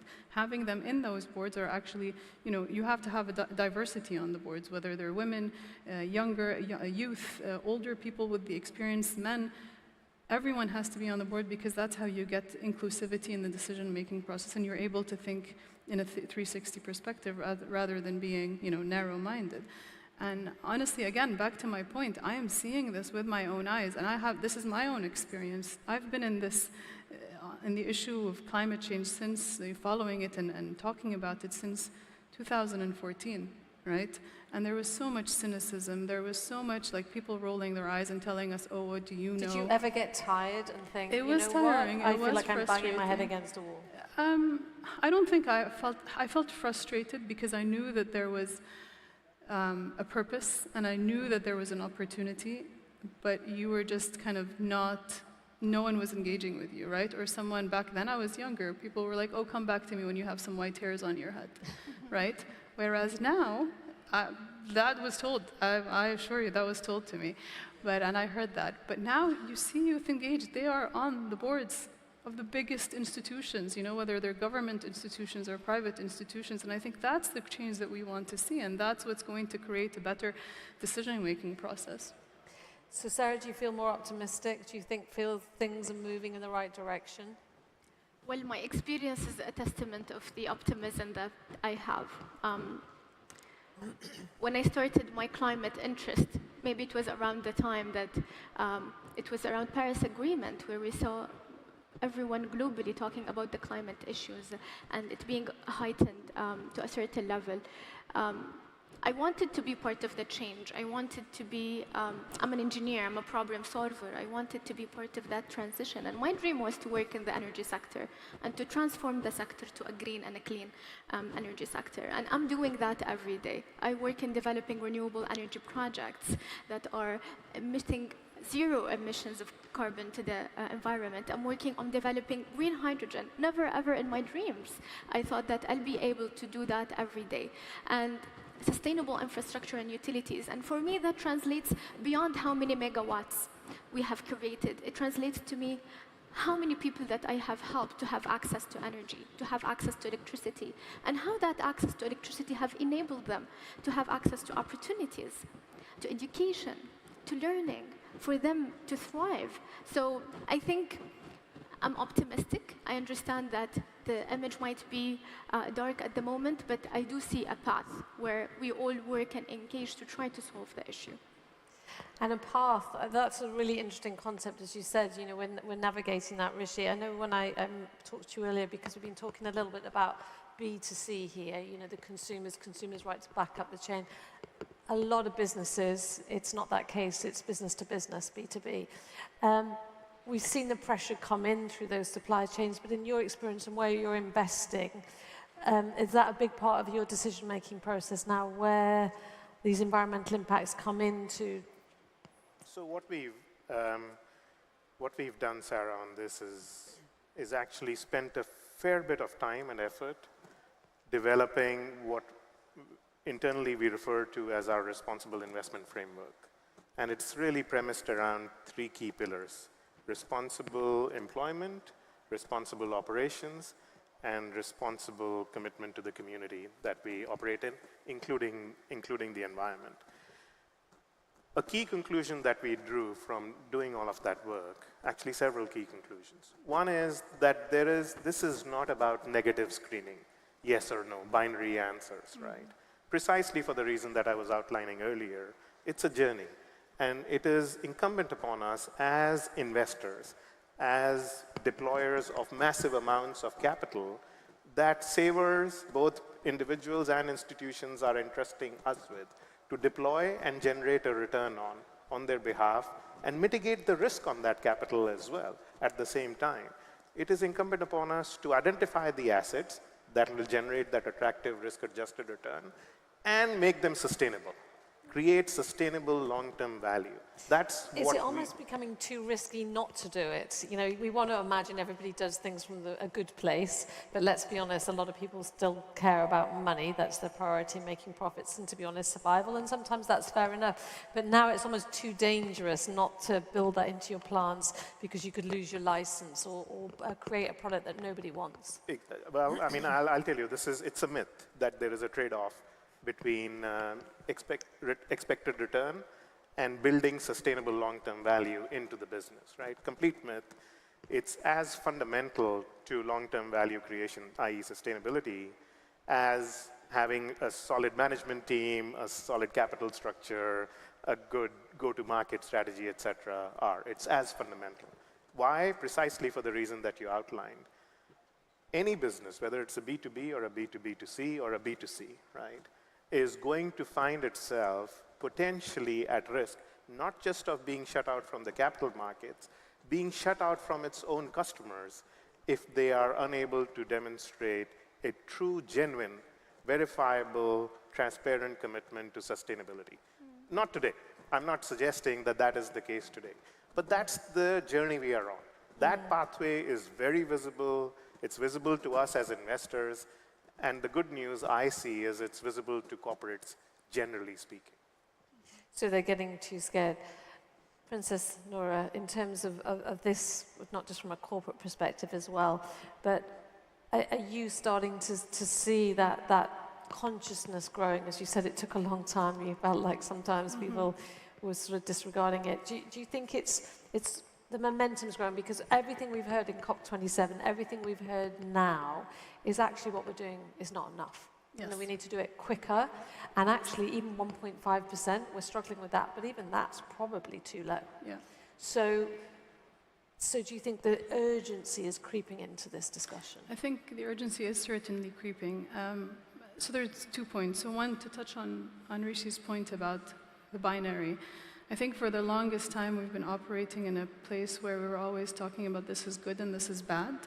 And I think with time, these boundaries are starting to diminish because it's not about what's good and bad, it's about the final imprint, like the environmental imprint of all of that. And I think this type of thinking is starting to trickle down and reality is starting to hit, right? That we need to think about that and not create these binary conversations that are actually stalling movement and stalling action.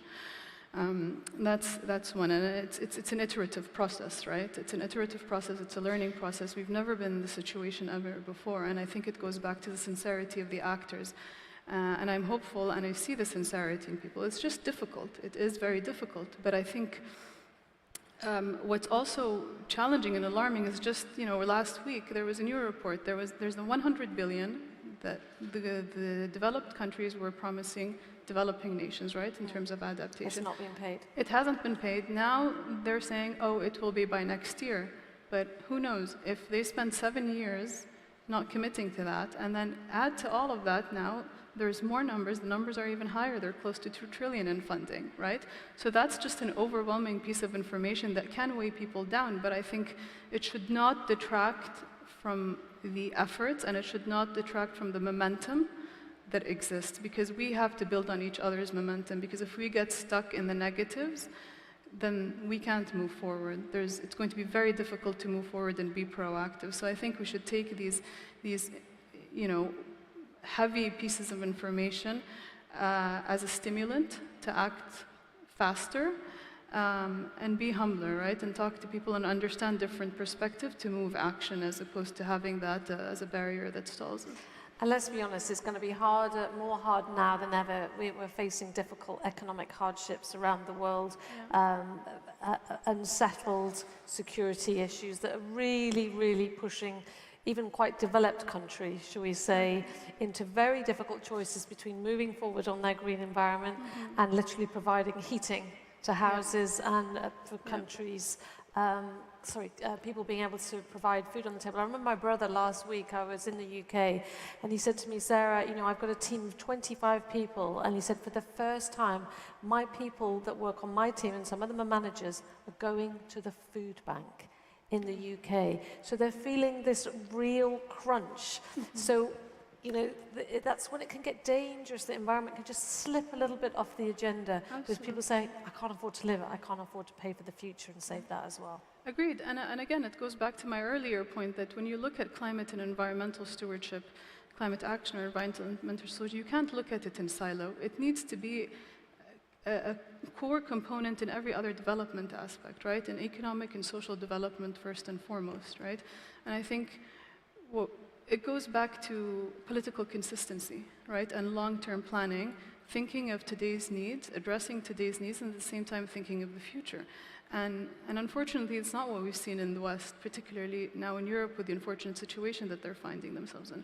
And I think one thing that we have seen in the Kingdom is, particularly during COVID, right? It was a tough time for everyone, but even through those tough times, the government was there to support the citizens, to provide a safety net, but at the same time did not stop it from moving forward with its targets. We have continued with our targets, and we've seen that, and we've found opportunities in a situation that was very difficult. And if anything, I think that unfortunate year or two actually gave us more energy and more power to know that anything is possible, and we can do it. It was. I mean, I mentioned it in the previous panel. There weren't many bright spots with COVID, but one of them that was that if international cooperation comes together, never before, I used to be a pharmaceutical analyst, never before did you get a vaccine in 2 years. It was normally 8 to 12 years. Exactly. And that created some concerns to start with. So if the will is there, the cash is always there. It just depends what you want to spend it on and what your priorities are. So Balkis, I want to bring you and Sarah back into this. Are you feeling more optimistic because of COVID for the cooperation in your jobs that you're doing? Do you feel like we're going to make a change? It might be hard and it's not going to be a linear path, but that we can start to make those changes? Actually, I don't think that it's going to be hard. I think that it's going to be a chance to be proactive in working in these circumstances. And I'm very optimistic about the future for the environment, especially in Saudi, especially inside cows. I see inside cows, they are doing like huge and big steps. Giga research, Giga projects, it's a really good and huge step to help the environment. Now, I'm not going to steal away from Tumi's panel that's coming up, because I know you're going to do sustainability tick list, which will be amazing. But in terms of companies, what would be the tick list that you would like there? You'd like to start ticking things off. I did the tourism pan earlier. I know we can tick some fairly big things off there in terms of zero impacts on the environment. What would you like to see on your preferred list of things that you could start to see with companies, if that was possible? Okay, I would like to see the result, the scientific result on their work, especially if they are in the oil and gas sectors, or like they are the carbon emissions. As I mentioned, the sustainability report usually contain this information, but not all the companies publish this information. So I think that they need to be more transparent, as what Sarah said before, with the people. Yeah, transparency, obviously a very big thing. We've seen a big announcement with Saudi Aramco that went to the market. Yes, you need to be a certain level of transparency to be a listed company, but it's more the intent, isn't it, that we're going to show our workings, like a maths exam. Like if everyone showed their work, I think all the other companies would like be more comfortable in showing their results. Yes, exactly. It's almost contagious, you know, and it becomes a new standard. From your perspective, Sarah, what would you like to see? Well, Sarah, this is my third COP that I attend, and as an observer of the conversations and the negotiations, I see that the private sector is taking a big role and a center stage, especially with the last COP, where we see a lot of coalitions from the private sector spinning out of the COP, pledging towards mitigating climate. But then in this COP, adaptation, loss and damage actually is becoming more relevant to the private sector, because as we live with the reality of climate change and as we live with the consequences, how will the private sector adapt to these changes? How resilient it is? Are all companies factoring climate risks in the way that they look at investments? So all of this, I think, is gaining momentum, and it's, with the time, will become a major factor in the way that the businesses are being run and working. And I almost think, I mean, I was lucky enough to travel, you know, I travel around the world quite a lot. I'm based in the Middle East, but I got a shock this summer with the temperatures. Yes. No aircon in places that have never needed to have it before. And suddenly, I think the whole world woke up this summer because everybody suffered. We all know in Britain it always rains. It wasn't, it was boiling hot. In the various places around Europe, it was unbearable. Yeah. It was hotter there than back here at certain points. And I think that scared people because, like, unlike COVID, or like COVID, I know it was unfortunate, but it impacted all of us all at once. So maybe that has acted as a little bit of a turbo boost, do you think, Rishi? It's not a good thing, but maybe some good can come out of it. Yeah, I think what it has done, and it's not just this year, I think even I mean, if you look at the last 3 or 5 years, the number of floods, droughts, forest fires, you know, the warmest day on record, the coolest day on record, snowfall dumps and so on, has been at an all-time high. I forget the exact statistics, but we actually did this work. And what that has done is it's moved the consensus opinion. I'm not going to say everyone on the planet, but it's moved the consensus opinion from skepticism and denial to complete wholehearted acceptance, acknowledgement around A, it is real, B, it needs to be mitigated, right? And in you know, the life cycle, you touched upon COVID. It's a very good example, actually, because the life cycle of these things is typically around 3 I's. Initiative, right? In the case of COVID, it was mapping out the DNA sequence of COVID, of the virus. And then it's innovation. In the case of COVID, it was the mRNA vaccine, never before tried, right? And then it's investment. I mean, led by the US and others, right? They invested, I can't remember what the number was, like $700 billion or something like that in spec manufacturing, right? That happened in the span of 15 months in the case of COVID. It's probably going to take us 15 years in the case of climate. But the life cycle is not dissimilar. And the good news is the impetus, the acknowledgement, and the initiative is already there. The innovation is happening, as we've heard. And the investment is, that's my job.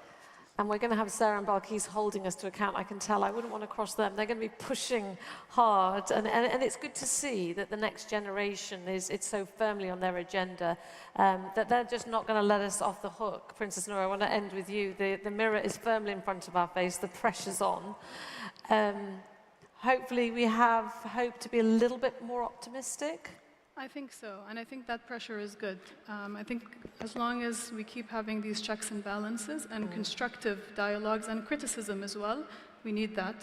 We cannot achieve targets without that. Nothing is all rosy, but we need these checks and balances to drive us, and we use whatever is negative or weighing us down or all of the shortcomings as fuel to power us forward. And just to end this conversation, I'd just like to, since we're here at the Saudi Green Initiative, someone asked me earlier today, who's in charge of the Saudi Green Initiative, right? And it took me a while to give an answer, because it was an initiative by our leadership, right? It's a visionary leadership who put down this Vision 2030, and put down this initiative. But in fact, it's a vision of a nation, an initiative of a nation. Everyone is working towards the same goal, whether it's Vision 2030 or the Saudi Green Initiative, which is a core component of Vision 2030, right? Yeah. And I hope this energy in the kingdom, from everyone, from top leadership to the youngest individual, drives the wave that lifts all of the boats around the world, right? And I see us being a beacon of hope to the rest of the world. Yeah, and I think that's absolutely right. I was here a year ago when it launched, and I thought it was interesting. If I'm honest, I thought, yeah, we had lots of interesting things. Is this just talk? Because we've been disappointed before, not by this, but by all the various conversations that we've had in the last few years from various people around the world. And as Sarah put it, the youth quake is out there. I love that. We've got a hashtag of the do-gooders from the last one, hashtag youth quake this one, and that power and that energy from the next generation to push this forward. So on that note, thank you so much for joining us today. And a round of applause, please, for all that insight and sharing of personal stories. And some bright spots, I hope, for things to look forward to in the future. Her Highness Princess Noor bint Turki Al Saud, co-founder of Ion Collective, thank you so much for joining us today. Balkis Al Sharif, I know you're going to be back on stage for this to-do list. Rishi Kapoor, the co-CEO of Investcorp Bahrain, thank you for joining us. And last but not least, Sarah Harthy, their Executive Manager from Aqua Power. So that's it. That concludes the panels, but we've got a lovely segment coming up now, because I know that Tumi's coming back on stage to give us a list that's going to make us accountable. And that's what we heard about, is accountability means action. So we can look at that and give us a plan for next year. Over to you, Tumi.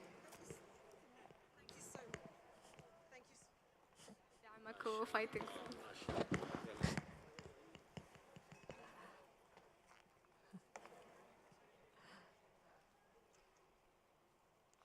That one more time. Let's try that one more time.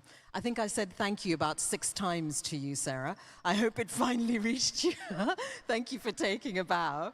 Thank you so much, Sarah, and to her panel. And I always find it interesting when we have to have conversations around deliverables. And even though we didn't get down to specific deliverables outside of the context of the Saudi Green Initiative, which has its own set of deliverables, we as a people, regardless of where in the world you are, regardless of where in the world you're from, need to make sure that you hold yourself accountable. So we expect governments to hold themselves to account.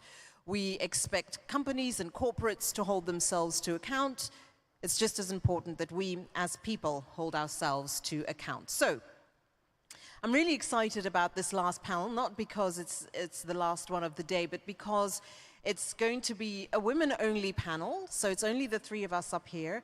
But more importantly, it's young voices. It's women who really are focused on what tomorrow is going to look like. So please, give a very warm welcome back onto the stage, Sarah Al-Hamdi and Balkis Al Sharif, both of whom are of the Mawhiba alumni. To both of Thank you in Saudi Arabia. Please take a seat.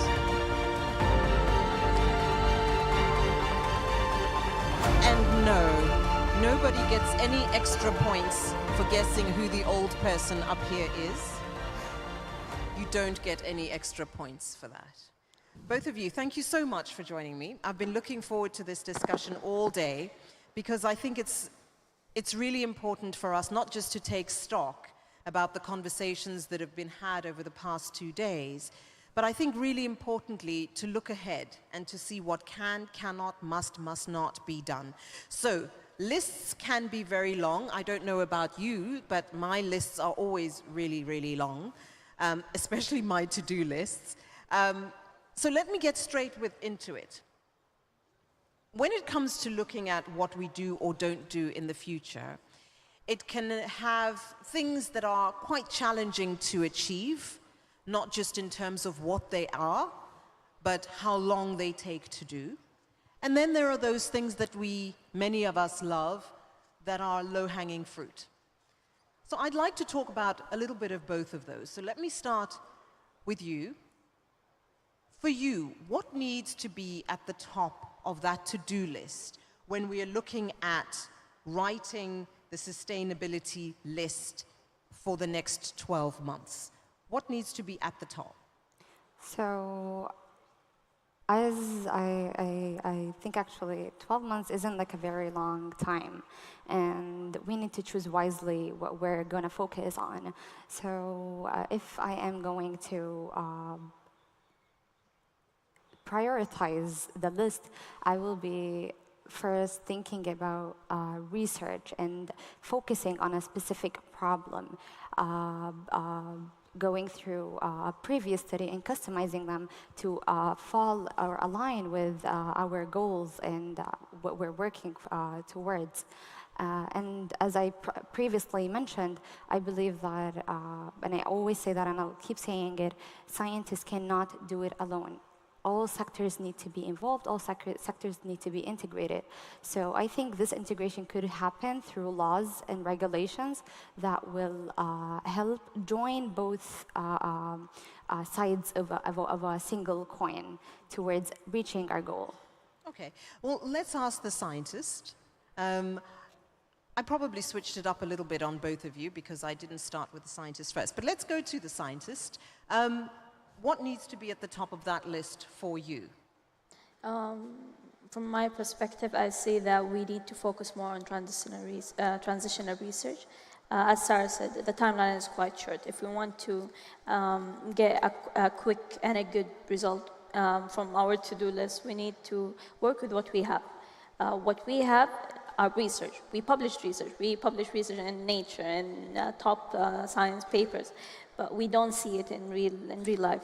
We want to scale it from that to make scale to the large scale, to the industrial scale.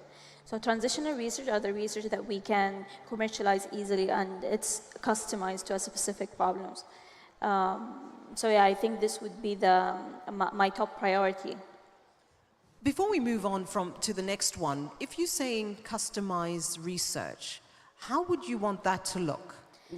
It's like Mohiba. We are a Mohiba alumni, me and Sarah. Mohiba, for anyone that are not from Saudi, it's an institution that supports gifted students or the students that have high IQ. Mohiba was a paper. It was a paper that was published from CACS, and then now it's an institution, and it supports thousands of students. It's something like that. It starts with a paper and an idea, and then we commercialize it until it's a company or a big institution.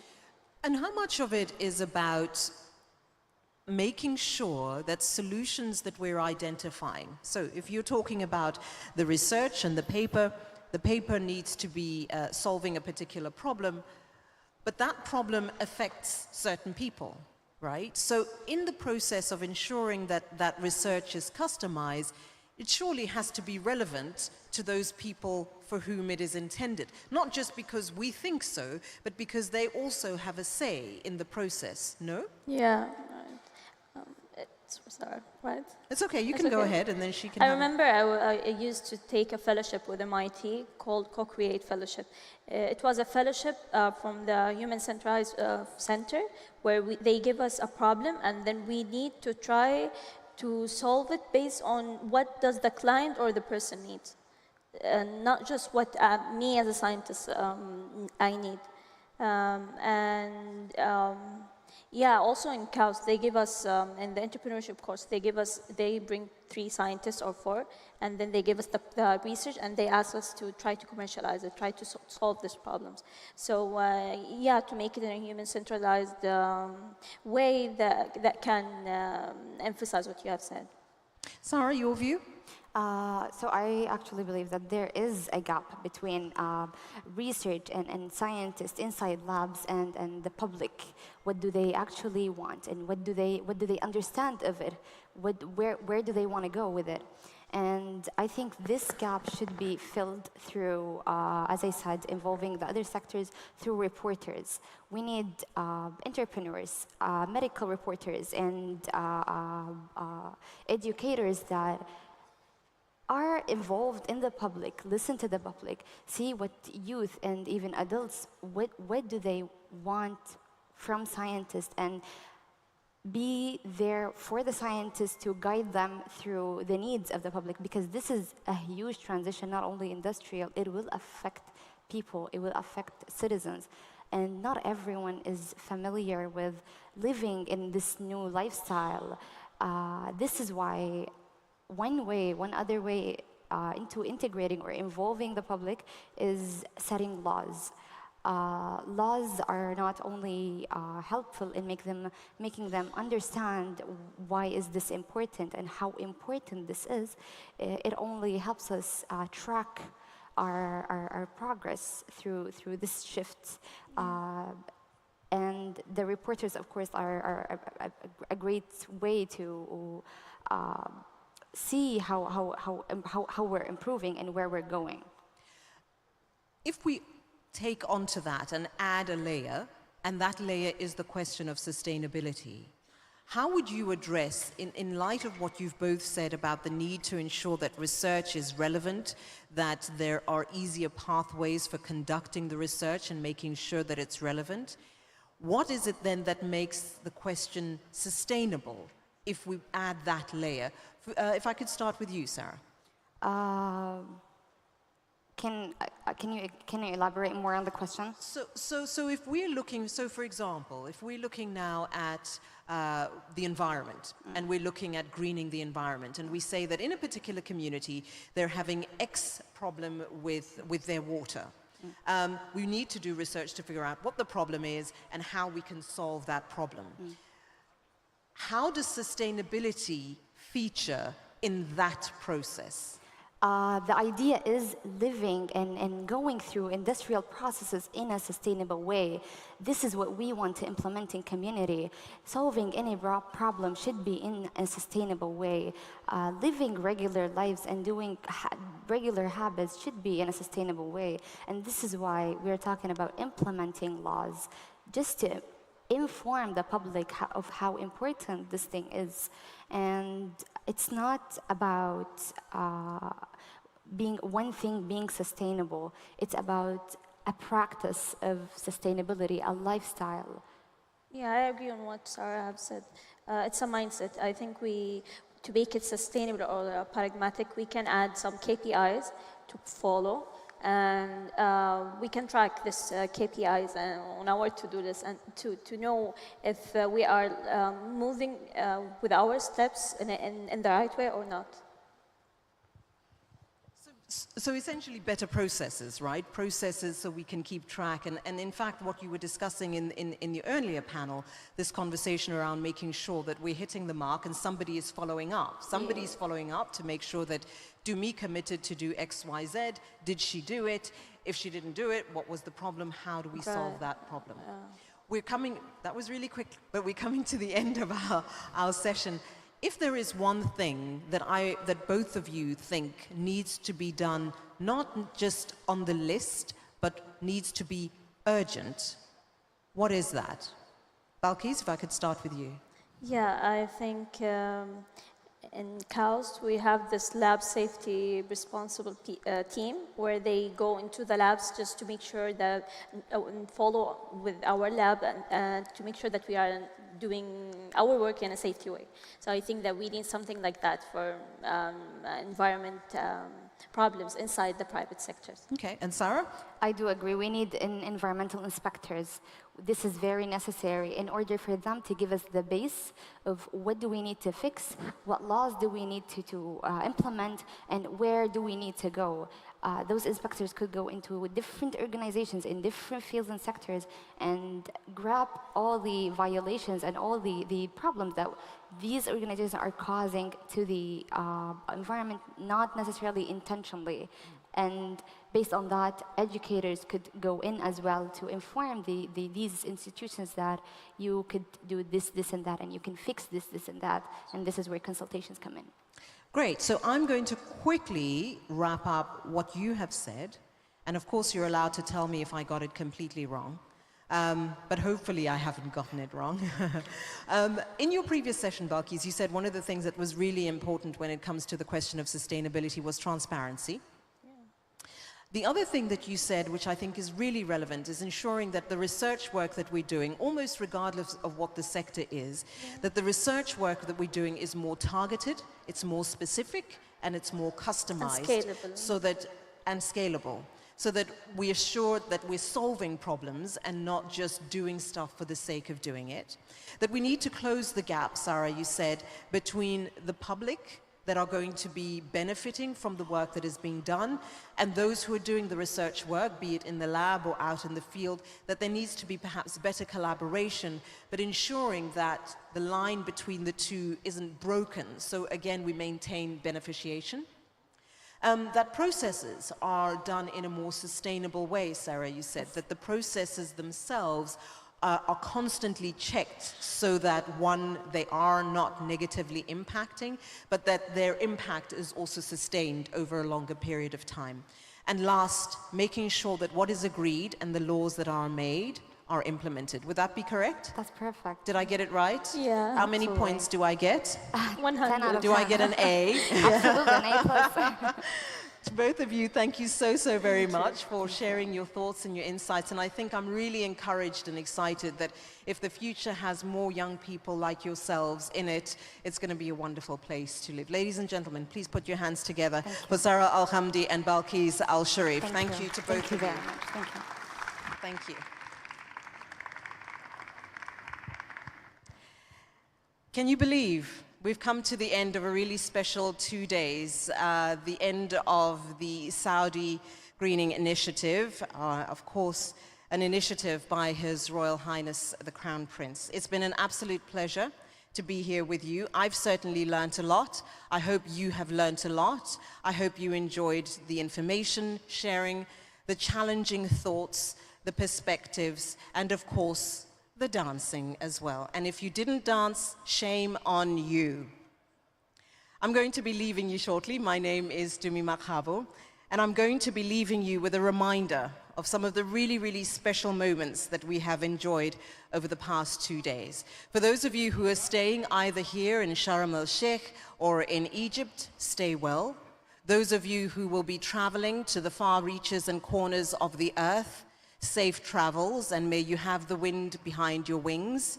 To all of you, shukran.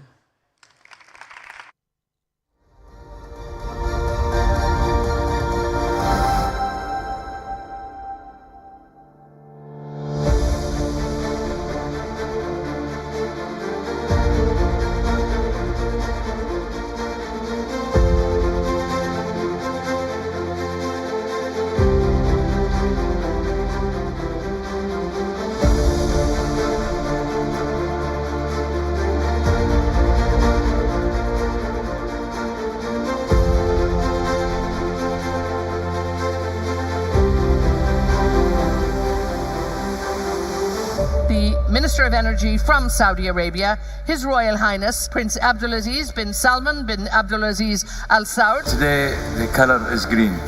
It's my duty also to show that in every year we'll become greener and greener as we go. On behalf of NEOM, I would like to say we are extremely proud to be part of this regreening initiative.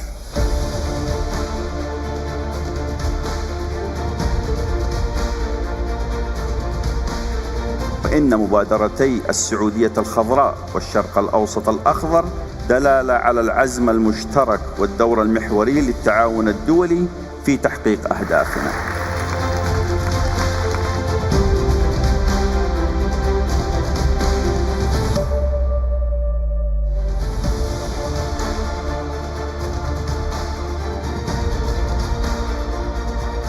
We all inhabit this planet together. What happens in one part of the world affects other parts of the world, so we can't escape that.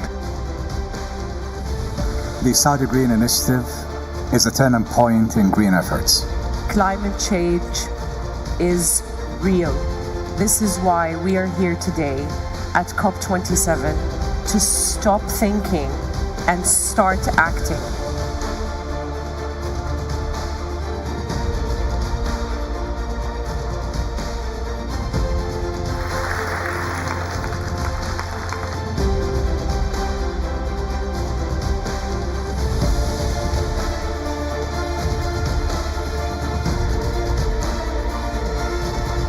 And we're gonna keep it coming.